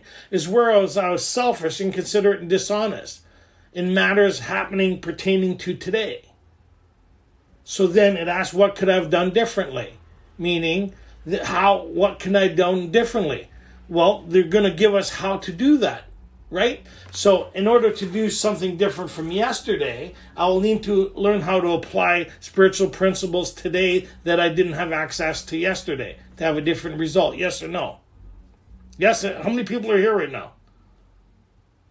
Okay, because sometimes I see people, they start looking, they start going. So hopefully this is not too, because it makes sense, but you need to be present to hear it. So because yesterday's thinking is what created yesterday's problems, is it not? Yeah. So if I carried yesterday's thinking into today, I won't be able to shake that problem. That's why you hear these people who talk about acceptance and letting go and surrender. It's the same problem every meeting they're talking about. Right? Oh, I forgive these people. And they mentioned all these people they forgiven. You haven't forgiven them. You haven't let go of it. And you haven't got acceptance around it. Why? Because you're still talking about it. You put a bit of perfume on a shit pile. It's still shit. Right? Like you can't shine a turd, right? Like, no matter how you talk about, you need to get rid of the stuff. There's the outhouse and then there's indoor plumbing. When you're carrying stuff from yesterday, you're back in the outhouse. You're outdoors and outdoor plumbing. How many people here's been in an outhouse? Yeah. It doesn't smell good out there. I don't care how many times. It doesn't smell good out there. And that's yesterday's shit being carried into today. Right? Indoor plumbing, at least you got a fan, you got everything. You're able to deal with today's shit in a way that you're not carrying it. It may sound kind of weird, but we understand that stuff when I talk about that, don't we? Everybody go, oh yeah. And that's kind of like our thinking in our lives. So, what should we have done instead? So, they also say, be careful not to drift into worry or remorse, morbid reflection. How many people beat themselves up here still? How many people talk shit to themselves here? Come on, be honest, you're not alone here. How many people say, hey, you're such an asshole, I can't believe it, yeah. How many people talk shit to themselves here? That's a part of that reflection. Why am I doing this? This needs to stop. Because if I treat me like this, that means it's okay for other people to treat me like this. Isn't it? So this thing may sound kind of weird, but if he's the father and I'm his children, I wouldn't let anybody talk to my kids like that, would you? If you had kids or new kids or somebody you loved, would you allow them to talk to them that way? Wouldn't you want the best for them? And that's the same mentality that we're carrying into this thing, right? Because we are anew, we're renewed. It's a new day to move forward, not to be carriers anymore. We're reborn. Reborn means we have a new way of going through life. Because if I don't find a new way, yesterday's stuff will be like carrying rocks, you know what I mean? Or carrying, like, one piece of paper is not that heavy, is it? But 20 books with paper in it gets and that's kind of like our thoughts and our ideas. It's like 1,000 pounds of feathers is still 1,000 pounds of feathers, right? It's heavy. And what we do is we get heavy on our spirit. So here they're saying, let's clear the load as we go along, right? So go ahead. After making our review, the middle of the page, second paragraph. After making our review, we ask God's forgiveness and inquire what corrective measures should be taken. In regards to that conflict, where I was selfish and considerate dishonest, or I was talking shit, in regards to any type of conflict, any type, whether I'm giving somebody the finger, anything that caused me to go back into an instinctual based response to life. Anything that causes me anxiety. You hear everybody's got an anxiety disorder now, which translates into we have a thinking disorder. My sponsor, I said, I'm crazy. He says, I imagine so. Before I did this, look at the life you have. I said, you look crazy. I see pictures of me when I was new, like white psychotic eyes right everywhere I went. Was like I was on high alert. What was I looking for? Somebody else that had a problem that I could take my energy out on. Anyway, it's like anybody ever been in a bar, a guy walks in, hey asshole, everybody turns around and go, you talking to me? Like that's conflict oriented people. Anybody ever see these people trying to be helpful online and then all these people show up, why don't you get help? They're conflict oriented. They're baiting. They're trying to bait you into a conflict. Anybody? So we see, as we become observers of our own thinking, we start to see these things happen around us, and whether we participate, that's what they mean. What corrective measures should I take? And the corrective measures, where it starts, is within inside of ourselves. Where did we learn that? It was in the fourth step. How we permit these things. What things? This thinking, based on our instincts, based on our spiritual condition. Right? So in order to escape these things, if I can't shake the bondage of self, that means there's something the matter with my spiritual condition. Right? It didn't say go work on myself. It says go find a new guy or a new person to work with. Didn't it? Isn't that the recipe? To get out of self, to go be of service, to go be of help. Right? To remind yourself where you come from. How do you do that? By helping somebody that's trying to get to where you are. Like when I got that shot today, I thanked everybody in that facility. And I said, what a gift to be where we are in the life we live in the country that we are and all that other stuff. And I'm not getting into any of the debate or anything. I said, just the gift of the opportunity to live the way we do. Cup of coffee, got clean shoes, clean house, clean. Like, what a gift when you look at how almost 3/4 of the world is living. Pretty wild, right? And the opportunity that no matter where you are, it could change. You have the ability and opportunity to change wherever you're at. Pretty wild. It's really wild. And this is how that change happens. So this change happens. What they're saying is, yeah, one day, one moment, one thought.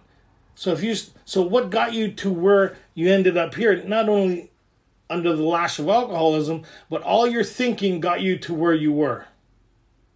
That means every thought you've taken action on, and repercussions have happened. So you're some result of all your thinking and everything that made sense to you, which is your 4, your 8, and your 8s. So here they're saying if you reconstruct that thinking from one thought at a time and one action at a time, it won't be long before you reconstruct your whole life based on spiritual principles. Yes or no? Mm-hmm. So how do we do that? So they're saying here, we made our review, what corrective measures should be taken? That's through prayer. On awakening, go ahead. On awakening, let us think about the 24 hours ahead. We consider our plans for the day. Before we begin, we ask God to direct our thinking. So that's the stopping. We've read that. You kind of, in order to do that, you need to be present. You ever notice that? Right? That means in order to do that, you need to be present. That means you have to be detached. So all these things, like the Velcro to us, that means you have to step back from those things. Those things are still there, but you step back from them, and they're not present. That means they're not getting in the way here. So it's like my relationship, all these things are so yeah, I'm going to put this aside, they're still there, but I'm going to focus on this relationship, which is me and the power of God. And how do I do that? By just coming back to the moment. God, how do I know when I'm in the moment? The moment you do that, you're in the moment. It's not complicated. How do I know when I'm here? As soon as you realize you're here. Here, ready? Think about your next thought. Just wait a second and wait for it. Think about your next thought. Everybody thinking about their next thought? Nothing coming because you're concentrated on what your next thought is. That's where you're spending your energy. You ever notice that? You're waiting. There's nothing coming. Because you're focused your energy. It may sound kind of weird. It's the non-focus and the non-participation where you get bombarded with all these thoughts and ideas. But as soon as you focus, you shake that stuff. Does that kind of make sense? And then, so that's what they're saying here. So we ask God to direct our thinking. So after all, God gave us rest. So here, in thinking of, now here we go. All that stuff I talked about, here's the recipe that they introduced us to, the idea in step 10 and all the way through the book. Here's how you do step 10. They're going to give us the instructions on what they were talking about in the introduction through the transition of step 10 into 11. Step 11 is the only 24-hour working process in this whole book. Anybody ever notice that? You notice they didn't say go back and work step 4, go back and do 10, go back and do 3, go back and do 7, because the compartments are removed. You're now in harmony or relationship with power.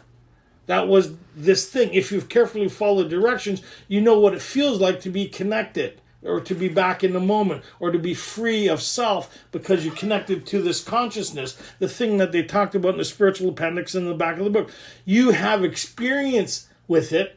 However, the depth and weight of it, you have experience with it now that you're building on. Does that kind of make sense? So nobody needs to explain it to you anymore because you are now experiencing it for yourself. And that's what you're developing. So go ahead. In thinking about our day, we may face indecision. We may not be able to determine which course to take. Here, we ask God for inspiration. So imagine that.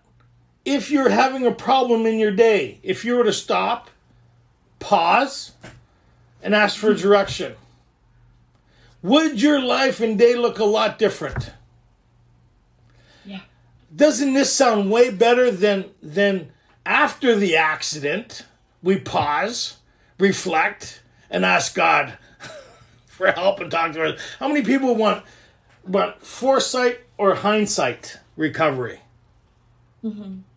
This is like, if I go this way, I already know what's going to happen. God save me from moving this way or reacting or responding or doing what I'm about to do. Even though I really want to do it, can you save me from myself? Isn't that it? Mm-hmm. And if we were able to do that more, would our lives look a lot different? So that's part of the recipe, the pause. Go ahead. Sorry. Here we ask God for inspiration, an intuitive thought or decision. We relax and take it easy. Which is not our strong suit, is it? Relax, take it easy. Don't tell me to relax. I am relaxed. Then why is everybody around you so nervous? Yeah.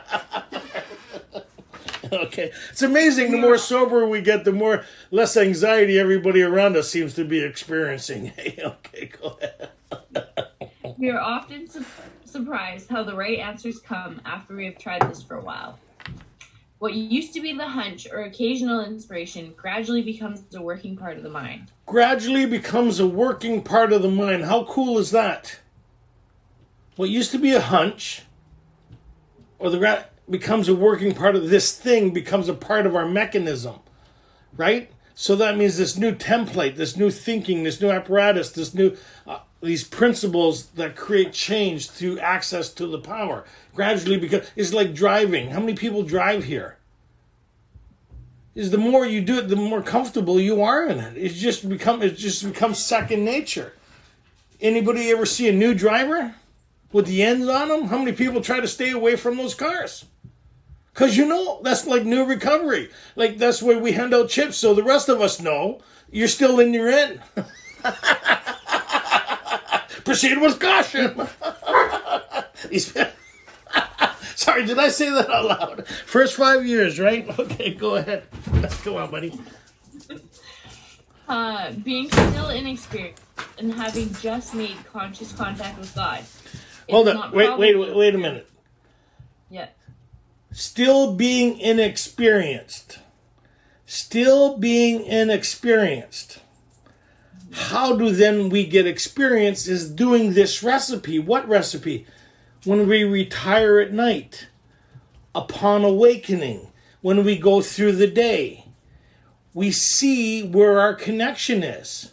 Because if I'm not spiritually connected, then I'm connected to self. If I'm connected to self, then the Neanderthal shows up. I'm instinct-based living again. And when I'm instinct-based living again, it's not pretty, is it? Because I could rationalize and justify every asshole I run into all day long, right?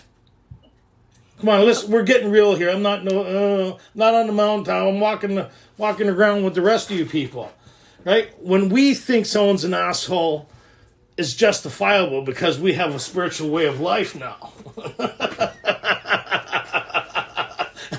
and so it's confirmed, right? I don't need to pray about that, asshole.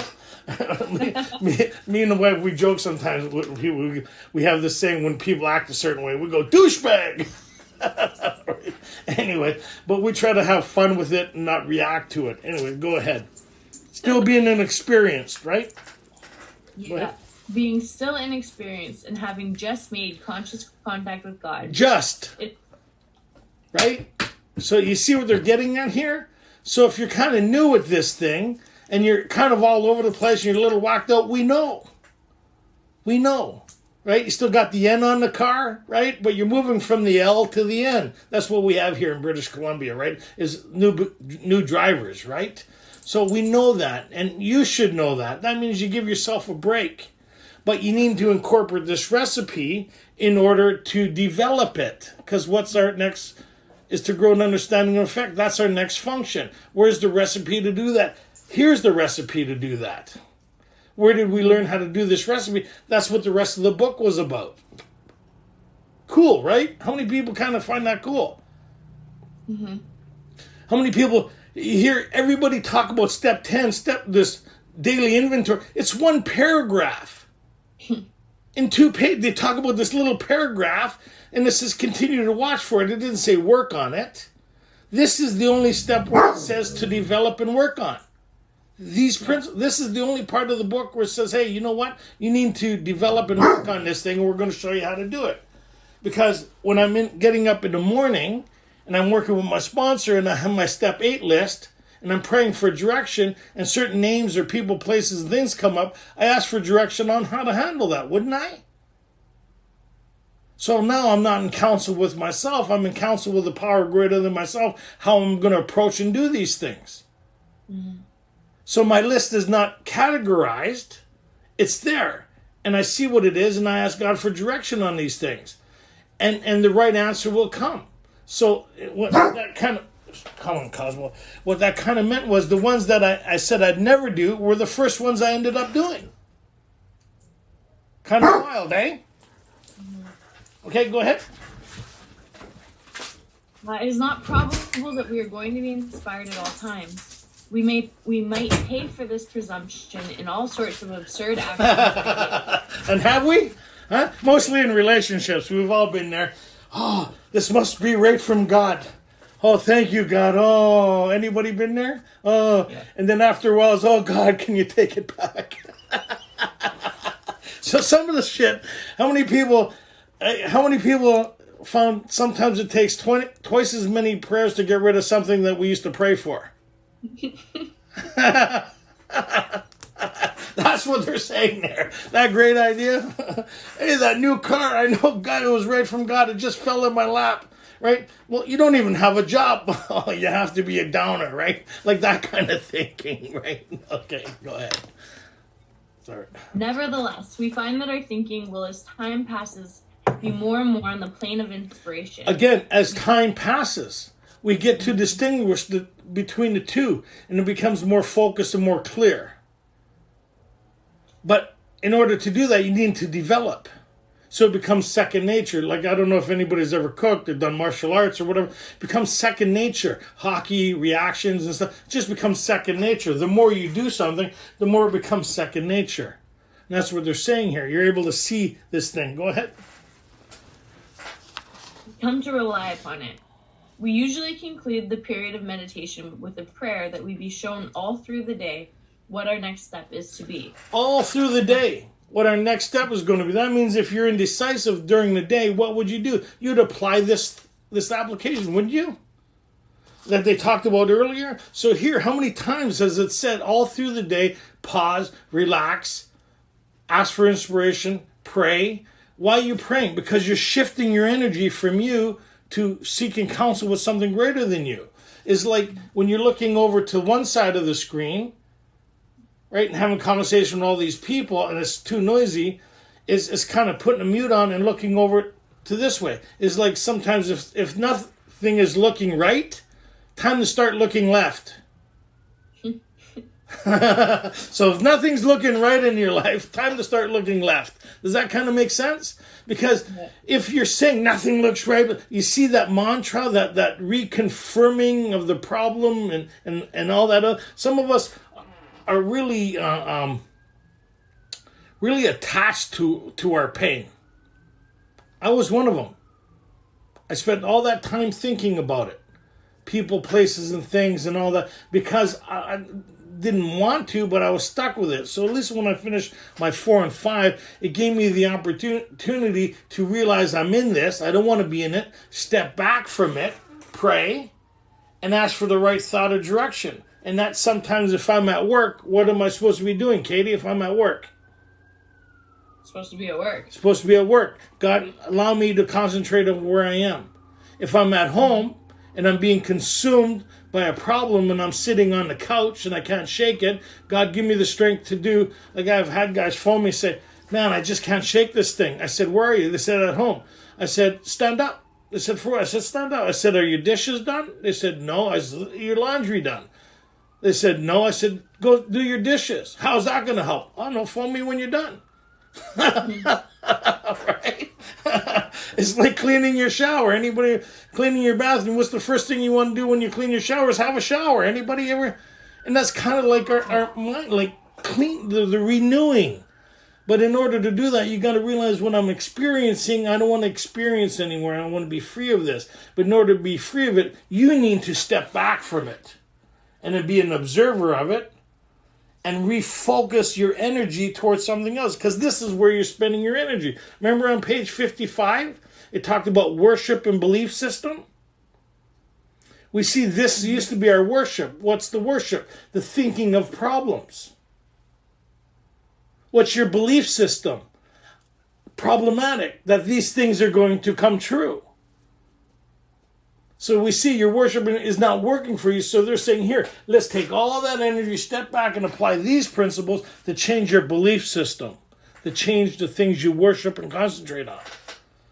Isn't that wild? So it's the same energy, but you're refocusing it, reallocating it to get access to something greater than yourself, to overcome the things in yourself, to have a different experience within your own day in life. How many people want some of that? Yeah. How many people hear that talked about in step 11? So this is big stuff here. This is the game changer. This is what the whole thing's built on. The whole thing is about this. It's not about 10, 11, and 12. That's nice sound bites. It's all about 11. It's all about the relationship. Because the more I'm tuned into the relationship, the more freedom I have within my day and my life. Mm-hmm. Right? Anybody? Definitely. Okay, go ahead. That we be shown all through the day what our next step is to be, and that we be given whatever we need to take care of such problems. Wow, pretty wild, eh? Mm-hmm. When you think about that, right? We could have a whole meeting on this. Next week we could talk about that, but it's pretty well. That means I know what the solution is. That means I don't got to keep thinking about it anymore. That's where the serenity prayer comes in. God grant me the serenity to accept the things I cannot change, the courage to change the things I can, and the wisdom to know the difference. I haven't I've assessed what this thing is. Can I do anything about it today? No. Then God, give me freedom from it. Give me what I need to look after it later. What do I need to do today to be free? And give me the strength to deal with this thing when it happens. It's like I got guys that got court.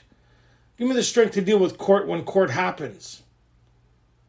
Right? Let me not be a prisoner every day from now till then. Does that kind of make sense? Let me not be a prisoner of my own thinking till this thing, I spend so much energy in it that I make it come true. Right? Okay, go ahead.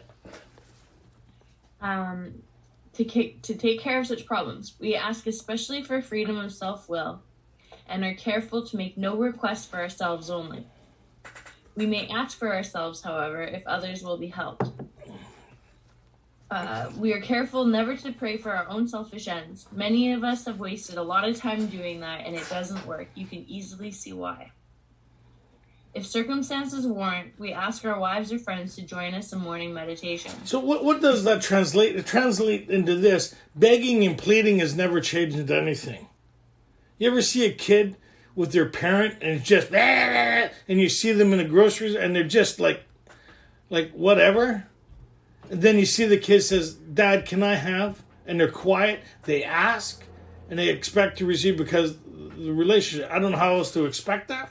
And it's like, yeah, here, you can have this. And then the other kid, can I have? Can I have? Can I have? No, you can't have it. Just out of principle, you can't have it. The difference is the peace of mind, right? The thankful heart of gratitude seems to have a lot better ease going through life than the kid, which we are. A lot of us will find that the longest stretch of puberty most of us have ever gone through would be our sobriety, right? Been going through it for the last 32 years. Like, it could be very childish. I know it's hard to believe. Nobody here in this group, right? Anybody throw tantrums? That's what they're saying. Anybody plead with God? The pleading. I promise. Oh, here we go. When you think about it, it's kind of funny. The negotiation. Well, let's negotiate this for a second. If you do this, then I'll do this. It's like, what? The avoidance of that, that's what it's kind of saying here, right? Thank you for this, and I'll continue to do this. Be of service, because what I'm experiencing is something I've never been able to experience on my own. And the more I pursue that grateful for, try it. When you wake up and we're just thankful for where you wake up. When you grab a couple, try the prayer of thank you for the next little while. Everything, just thank you. You watch the mindset happening. It's really one of the most powerful prayers there are. Okay, go ahead. If we belong to a religious denomination which requires a definite morning devotion, we attend that also. If not members of religious bodies, we sometimes select and memorize a few set prayers which emphasize the principles we have been discussing. Why? Because it gives us something to focus on other than our own thinking. How many people have problems here sleeping at night? The reason is because you're thinking. Any thinkers here? Anybody have a problem that they're trying to solve? They think and think it won't leave you alone and you're tossing and turning? Because that's where you're spending your concentration on. So here, if you have a set prayer and you step back from it and you started concentrating on the prayer, you detach energy to that problem and you start quieting your spirit because you're not in the fight or flight. You're not creating the anxiety of fight or flight. You step back from it.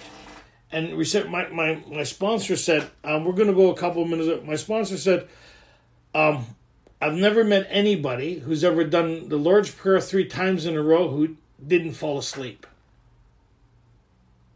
Because it emphasized all the principles that we're talking about. So I already knew it, so I tried it. In early sobriety, I had a lot of problems, man. I had I had a lot going on, and I didn't have a quiet mind. So at night, I'd practice that prayer.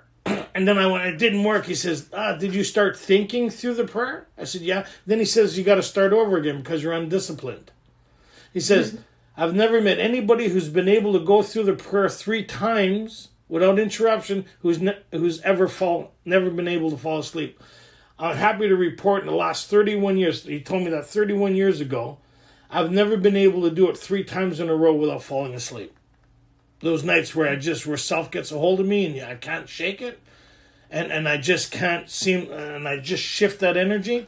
And it's same like meditation. There's certain meditation, walking along the beach, concentration on, like there are those things to help the shifting of thinking. That's what they're saying here. Or the book Sermon on the Mount, Emmett Fox. There's a whole bunch of The Power of Now. All these are the basis of what we're talking about that I can now develop because I have access to the power that creates the change. Before I try to do the mechanics without the access to the power that creates the change. I don't know. Does that kind of make sense? So now I have the basis of the access to have the outlet of the connection that when these people talk about enhancing this, I can utilize this now. Right? So it's kind of cool. That's what they mean by the shifting of my energy and thinking to get relief from the bondage of my own self. Right? Go ahead. There are many helpful books also. Suggestions about these may be obtained from one's priest, minister, or rabbi. Be quick to see where religious people are right. Make use of what they offer. Underline this. So now they're giving us the instructions on how to do the ideas presented in step 10. They're giving us the instructions on how to do the ideas being presented in step 10.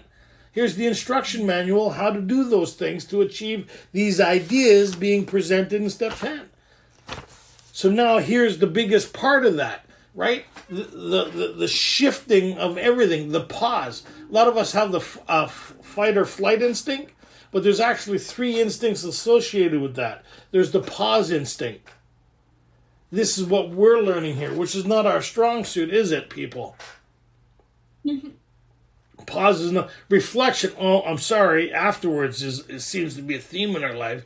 But here they're saying, watch what they're saying here. Go ahead.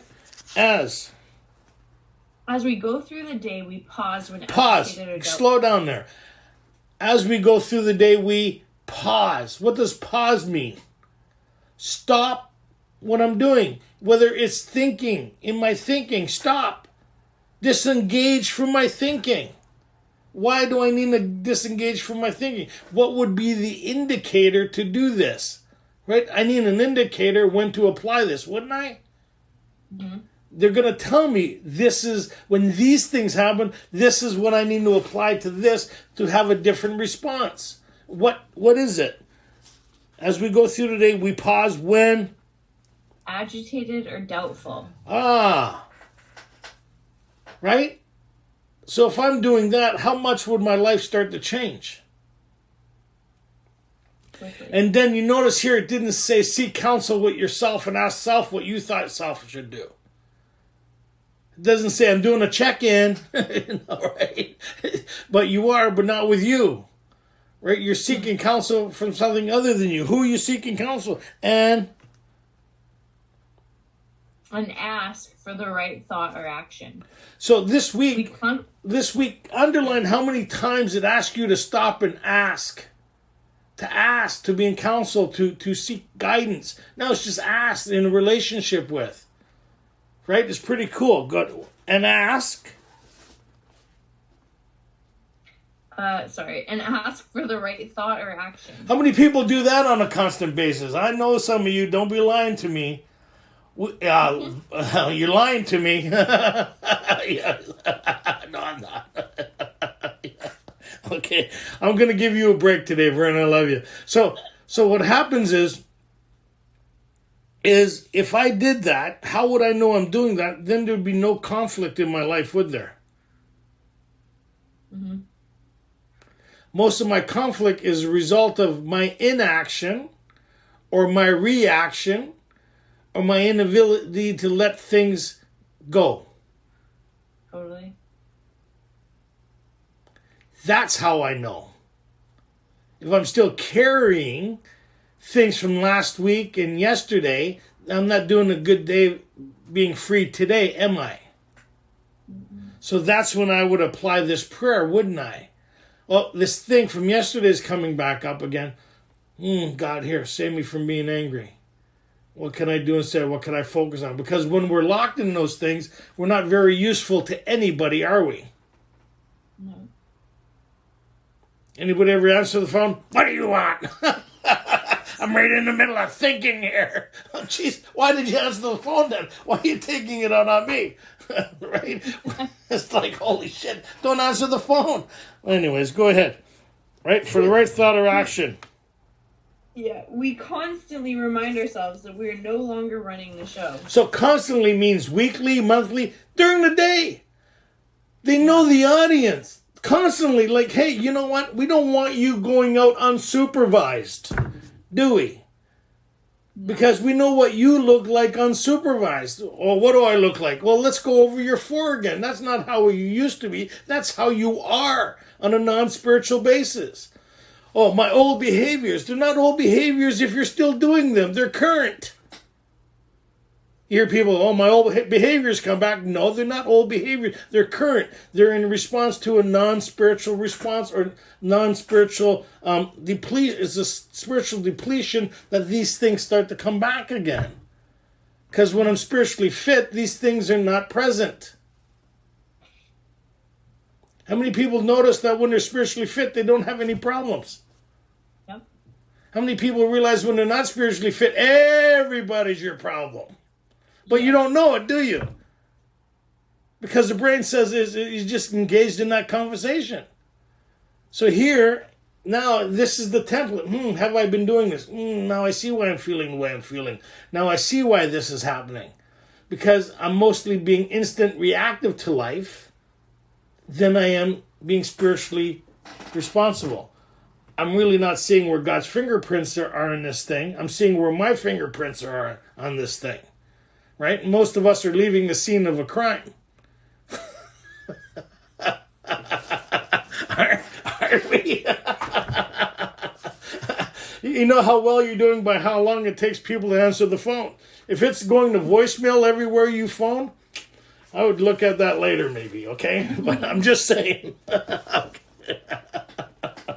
We're no longer running the show, humbly saying to ourselves many times each day, thy will be done. Again, many times, not like that's a lot of talking to somebody other than you. You notice that? Yeah. Because as long as you're talking to somebody other than you, you're not going to talk yourself into shit that makes sense. And how many people talk themselves into shit here that they're still apologizing for? That's what they're kind of saying here. Listen. You're in witness protection now, right? You need to check in with your handler. Remember, there's been somebody out there trying to kill you, and it's been you. So the less time you spend with you, the better off you'll be, right? So we're all in witness protection. From who? From ourselves. What makes you think I need witness protection? Oh, just ask the people around you. Go ahead. We are then in much less danger of excitement, fear, anger, worry, self-pity, or foolish decisions. And today's stuff. Yeah. Today's stuff, that I'm not accumulating these things. I'm in much less danger of these things, and I'm able to handle the things that I'm still dealing with from the past. I'm able to navigate through them a little better, and the amends and the corrections within my thinking and my emotional state is going to take a bit of work, but I could work at these things now. I should start getting relief from these things where there wasn't any relief before.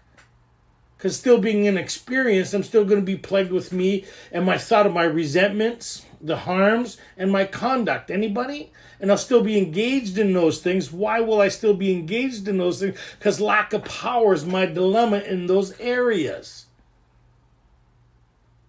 Right? So I'm still kind of doing things that I don't want to do and not doing things that I want to do. But the more I keep doing this, the more I'll find that shift. The more I'll be doing things that I want to do and less of the things that I don't want to do. So when I'm engaged in things that I don't want to be doing, there won't be that conversation. Why are you doing this? Can't believe you're doing this. How many people have that? Yeah. But you can't stop yourself from doing it. I know this is not good. I know I shouldn't be doing right? But, so what's that? An indication of lack of power is my dilemma.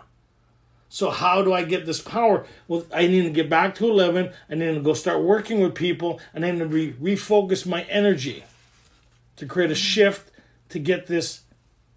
Does that kind of make sense? Totally. Okay, go ahead. We are then in much less danger of excitement, fear, anger, worry, self-pity, or foolish decisions. We become much more efficient.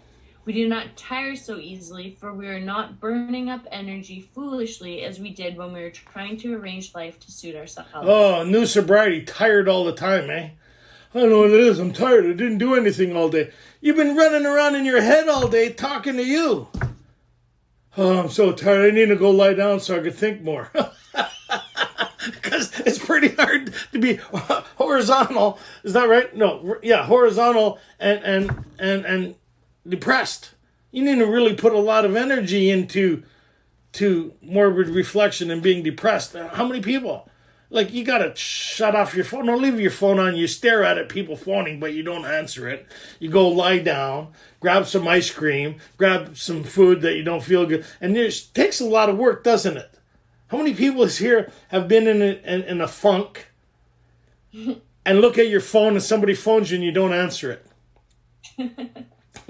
That's God saying, here, I'll send you help if you want it. And you're going, no, not quite yet. I just want to kind of really enjoy where I'm at. I need to put a bit more work into it because I haven't felt the level of despair where I got snot running out of my nose yet. And I've inflicted so much pain in myself where I'll seek relief. Because we're still addicted to the endorphins that shit creates. From the highs, the lows we create because we're a lot of us are chaos oriented. Don't need to put up your hands. We're adrenaline junkies. Anybody here? We create shit that creates anxiety, and we kind of. That's what they're saying here. We don't get excited like this thing. We don't get driven by these things, but we're addicted to these things because a lot of the things I'm engaged in creates this euphoric feeling of either impending doom. Anybody? Or conflict. And that increased the fight or flight, increases the anxiety, and it's just like, here we go. And this is saying, stop. Right? So you ever see those old movies where you see the train and they're putting on, the brakes aren't working and they're applying the manual brakes and the steel is flying, that's what we're doing now. Stop. And we're applying the manual brake to this part of our brain that runs amok, that's out of control. We're trying to harness it, and it's really hard, right? And we're applying these spiritual principles, and we've got the brake going, and the thing's still going, and the sparks are flying all over the place. Hang on to that handle. That's what it's kind of saying. You're going to get relief. That's what they're saying. And they follow, this is really cool. When they follow that all up with it, really works. But there's another problem. I like how they finish this summary. They're saying, this is all the solution, but it really works. This really works, but there's one problem with this whole thing. It really works. For everybody that's applied it and does it and lives in the magic of step 11, who really it works. But here's the catch-22, and we need to tell you this. There's only a problem with this whole thing. How many people would like to know what that problem is? It's going to tell us. Here it is. It works, it really does. We alcoholics are undisciplined. What it means is, I don't like step 11. I like step 10. I like working on me, and when I think there's a problem, then I'll do something about it. I'll just watch for this shit. But 11, what an order. You mean in the morning, at night, all through the day? You mean think of other people more than myself? You mean not engaged in my own self-pity? I don't like this. Review, was I thinking about myself most of the time? Of course. Of course I was. I don't like step 11. We don't, do we? Why? Because these disciplines, we are undisciplined. Right? Mm-hmm. If we just read step, how many people have these disciplines in their lives? How about every now and then? How about when we get ourselves in shit, boy, we become spiritual, eh? Don't we? Come on. The only time we get really close to God is when we got something we think we prayed for. Thank you, Jesus, right? Or when we're in a lot of pain. Oh, Jesus. But the in-between, it seems to be the problem. And that's what they're saying here. It's the in-between times, right? So we're undisciplined. In which way? Go ahead. So we let God discipline us in the simple way we've just outlined. So discipline doesn't mean we let God discipline us in the simple way doesn't mean punishment. No. It means with purpose. We know with purpose, right? If we're painstaking to be of purpose or willing to go to any lengths, that's what it means. To be disciplined means to allow God to discipline us in the simple way we just outlined. That means if my trainer said, Tony, you really need to do this, this, and this on a daily basis, and you'll see some really remarkable results. That's what we just read here. If you're willing to do these things, still being inexperienced, if you're willing to do these, it won't take long before this becomes a working part of the mind, and it will rocket your whole life in sobriety into the fourth dimension of existence. You will be amazed about your life and about everyday occurrence things. You'll be overwhelmed with things that you used to just take for granted. You will be amazed, not somewhat thrilled, amazed.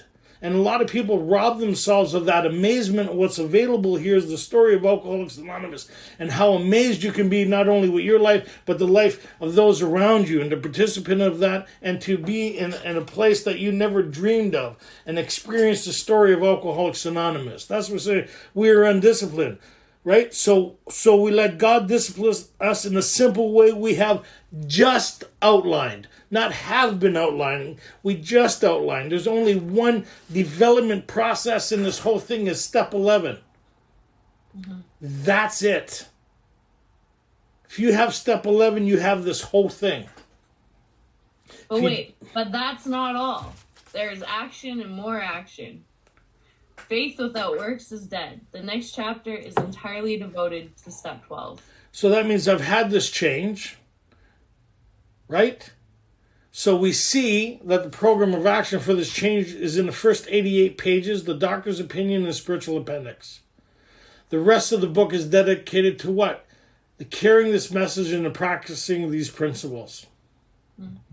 How could I better do that? It's just like the summary of they did in step 8 and 9. Remember the summary they did about their experience on how to approach some of these areas? That's what the rest of the book's dedicated toward. Right? And so when they say at the back on page 164, it says you have just entered the world of the spirit, right? And they talk about, we'll finish with this idea here on 164. And a lot of people bastardize the crap out of this, and because they don't read what it says. And they don't understand what it says. right? Read what it says, not what you think it says or what you've been taught it says. So we found out now that the program isn't in the first 164 pages, is it?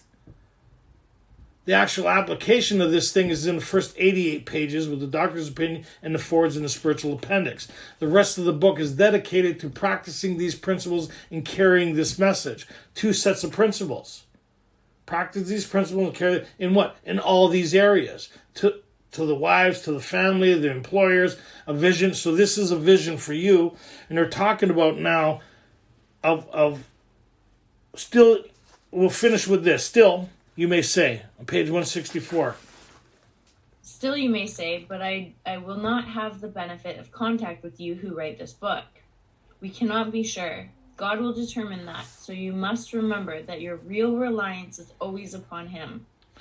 He will show you how to create the fellowship you crave. Which is step 11, right? So everything will be taken care of, supply all your needs. So if you're seeking counsel on what to do, how to be of service, how to be of help, the people, places, and things will show up in your life that you're supposed to be involved in.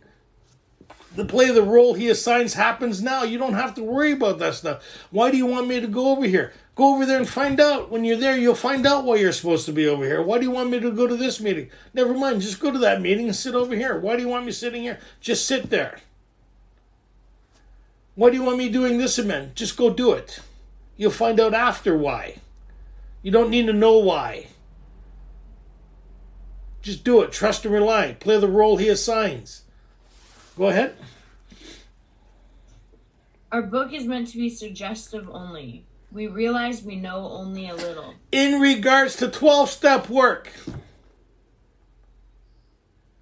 Not we know little. No, maybe you only know little, but the rest of us have a recipe that answers all our problems. It connects us to the creator of the universe. It tapped us into a power that revolutionized our whole lives. It created a psychic change, a spiritual experience within our own thinking. What do you mean we only know a little? This is a phenomenal recipe. This is, man, could you imagine how much money you can make if you put this in a book?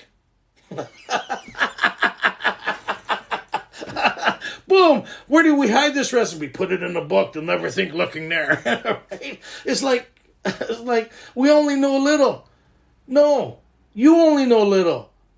We know all we need to make a beginning. To what? To be of service, to be of help, to continue this thing. Go ahead. God will constantly disclose more to you and to us. Ask him in your morning meditation what you can do each day for the man who is still sick. What step is that? Yeah. 11. So if you're doing 11, you're all encompassing. You're doing 12, you're being of service. You're in second stage recovery. It's not about you anymore. It's about your relationship, how to be of service. First stage recovery is all about you. You're in second stage recovery now. It's about you and your relationship. Yes or no? So here's re-emphasizing again. Where's your dependence on this power? How do I get this power through this process? What do I do now? Carry this message. How do I do that? That's what the rest of the book's dedicated to. We need action and more action. Funny, working with others is the next chapter. Kind of weird, eh? And a vision for you. What's the vision for us? Is this whole way of life? Man, I've gone a little longer than I expected, but I'm really enjoying myself here, so I'm going to continue to go a couple more minutes. Okay, go ahead. The answers will come if your own house is in order. How do I get my house in order? That's the 10 previous ideas that they talked about in before 85. Is it not? And doing step 11, it keeps your house in order. If your own house is in order, what will happen? But obviously you cannot transmit something you haven't got. See to it that your relationship with him is right, and great events will come to pass for you and countless others. Great events. Mm-hmm. Great. You ever been to something that's great? It's different than, well, that was not why that was thrilling. Great. Like, holy shit, that was awesome. How many people would like that kind of recovery? Yeah. Shit, that was wild. Did you see what God did to that person in their life? Wow. Did you see the shit show they used to be? Do you see what they're like now? Wow. We get first stage, front row seats to God's portfolio. Look on the screen. That's God's portfolio, man. This is a demonstration of all his work. How cool is that? And if you're kind of new to this thing, hang on to your ass because you're about to get rocketed if you're willing to do this thing, right? Okay, go ahead. This is the great fact for us. Abandon yourself to God as you understand God. Admit your faults to Him and to your fellows. Clear away the wreckage of your past. Give freely of what you find and join us. We shall be with you in the fellowship of the Spirit, and you will surely meet some of us as you trudge the road of happy destiny. May God bless you and keep you until then. So we're in the second fellowship, the fellowship of the Spirit. And we're trudging the road of happy destiny, not to happy destiny. Trudging means with purpose. So I really enjoyed this. Thank you guys so much for allowing me to go a little longer than I anticipated. But man, this was awesome. I needed to hear what I had to say tonight. I hope you really enjoyed that. Rob, go ahead. Tony and Katie, thank you again for another amazing night. The 7 tradition states that Alcoholics Anonymous is self-supporting through their own contributions. The contributions help to cover the group's expenses, but the 7 tradition is more than simply paying for rent and other group expenses. It is both a privilege and a responsibility of individual groups and members to ensure that our organization at every level forever remains self-supporting and free from outside influences that might divert us from our primary purpose. The Keystone Group, all the money that we take in gets sent to GSO in New York. In the 10 months that we've been in operation, $9,655 has been sent to keep the brick and mortar going in this very difficult time. If you can give the information, the PayPal account is in the chat.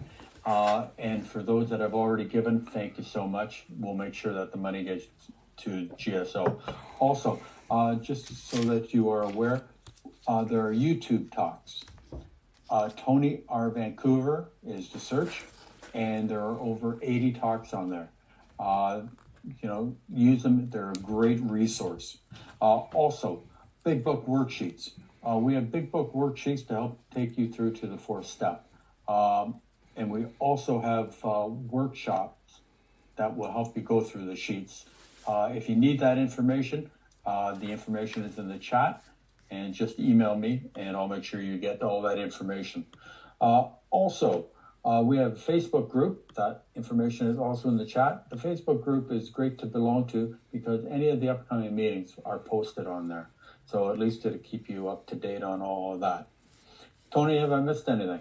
No, that's awesome. The last 4 series that we did around 6, 7, 8, 9, like the review will be online next week. Joe will be putting that online right up to tonight. Excellent.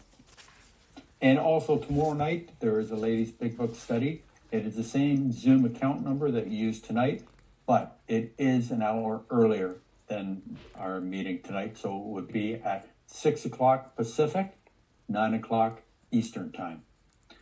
And so I'm going to close this out with the 3rd step prayer. What do we need to have a great meeting? God, I offer myself to thee, to build with me and do with me as thou wilt. Relieve me of the bondage of self, that I may better do thy will. Take away my difficulties, that victor over them may bear witness to those I would help of thy power, thy love, and thy way of life. May I do thy will always. May the force be with you. Live long and prosperous. Right on. And don't forget to stick around. If you have any questions, put your hand up in the reactions, and Tony will answer them.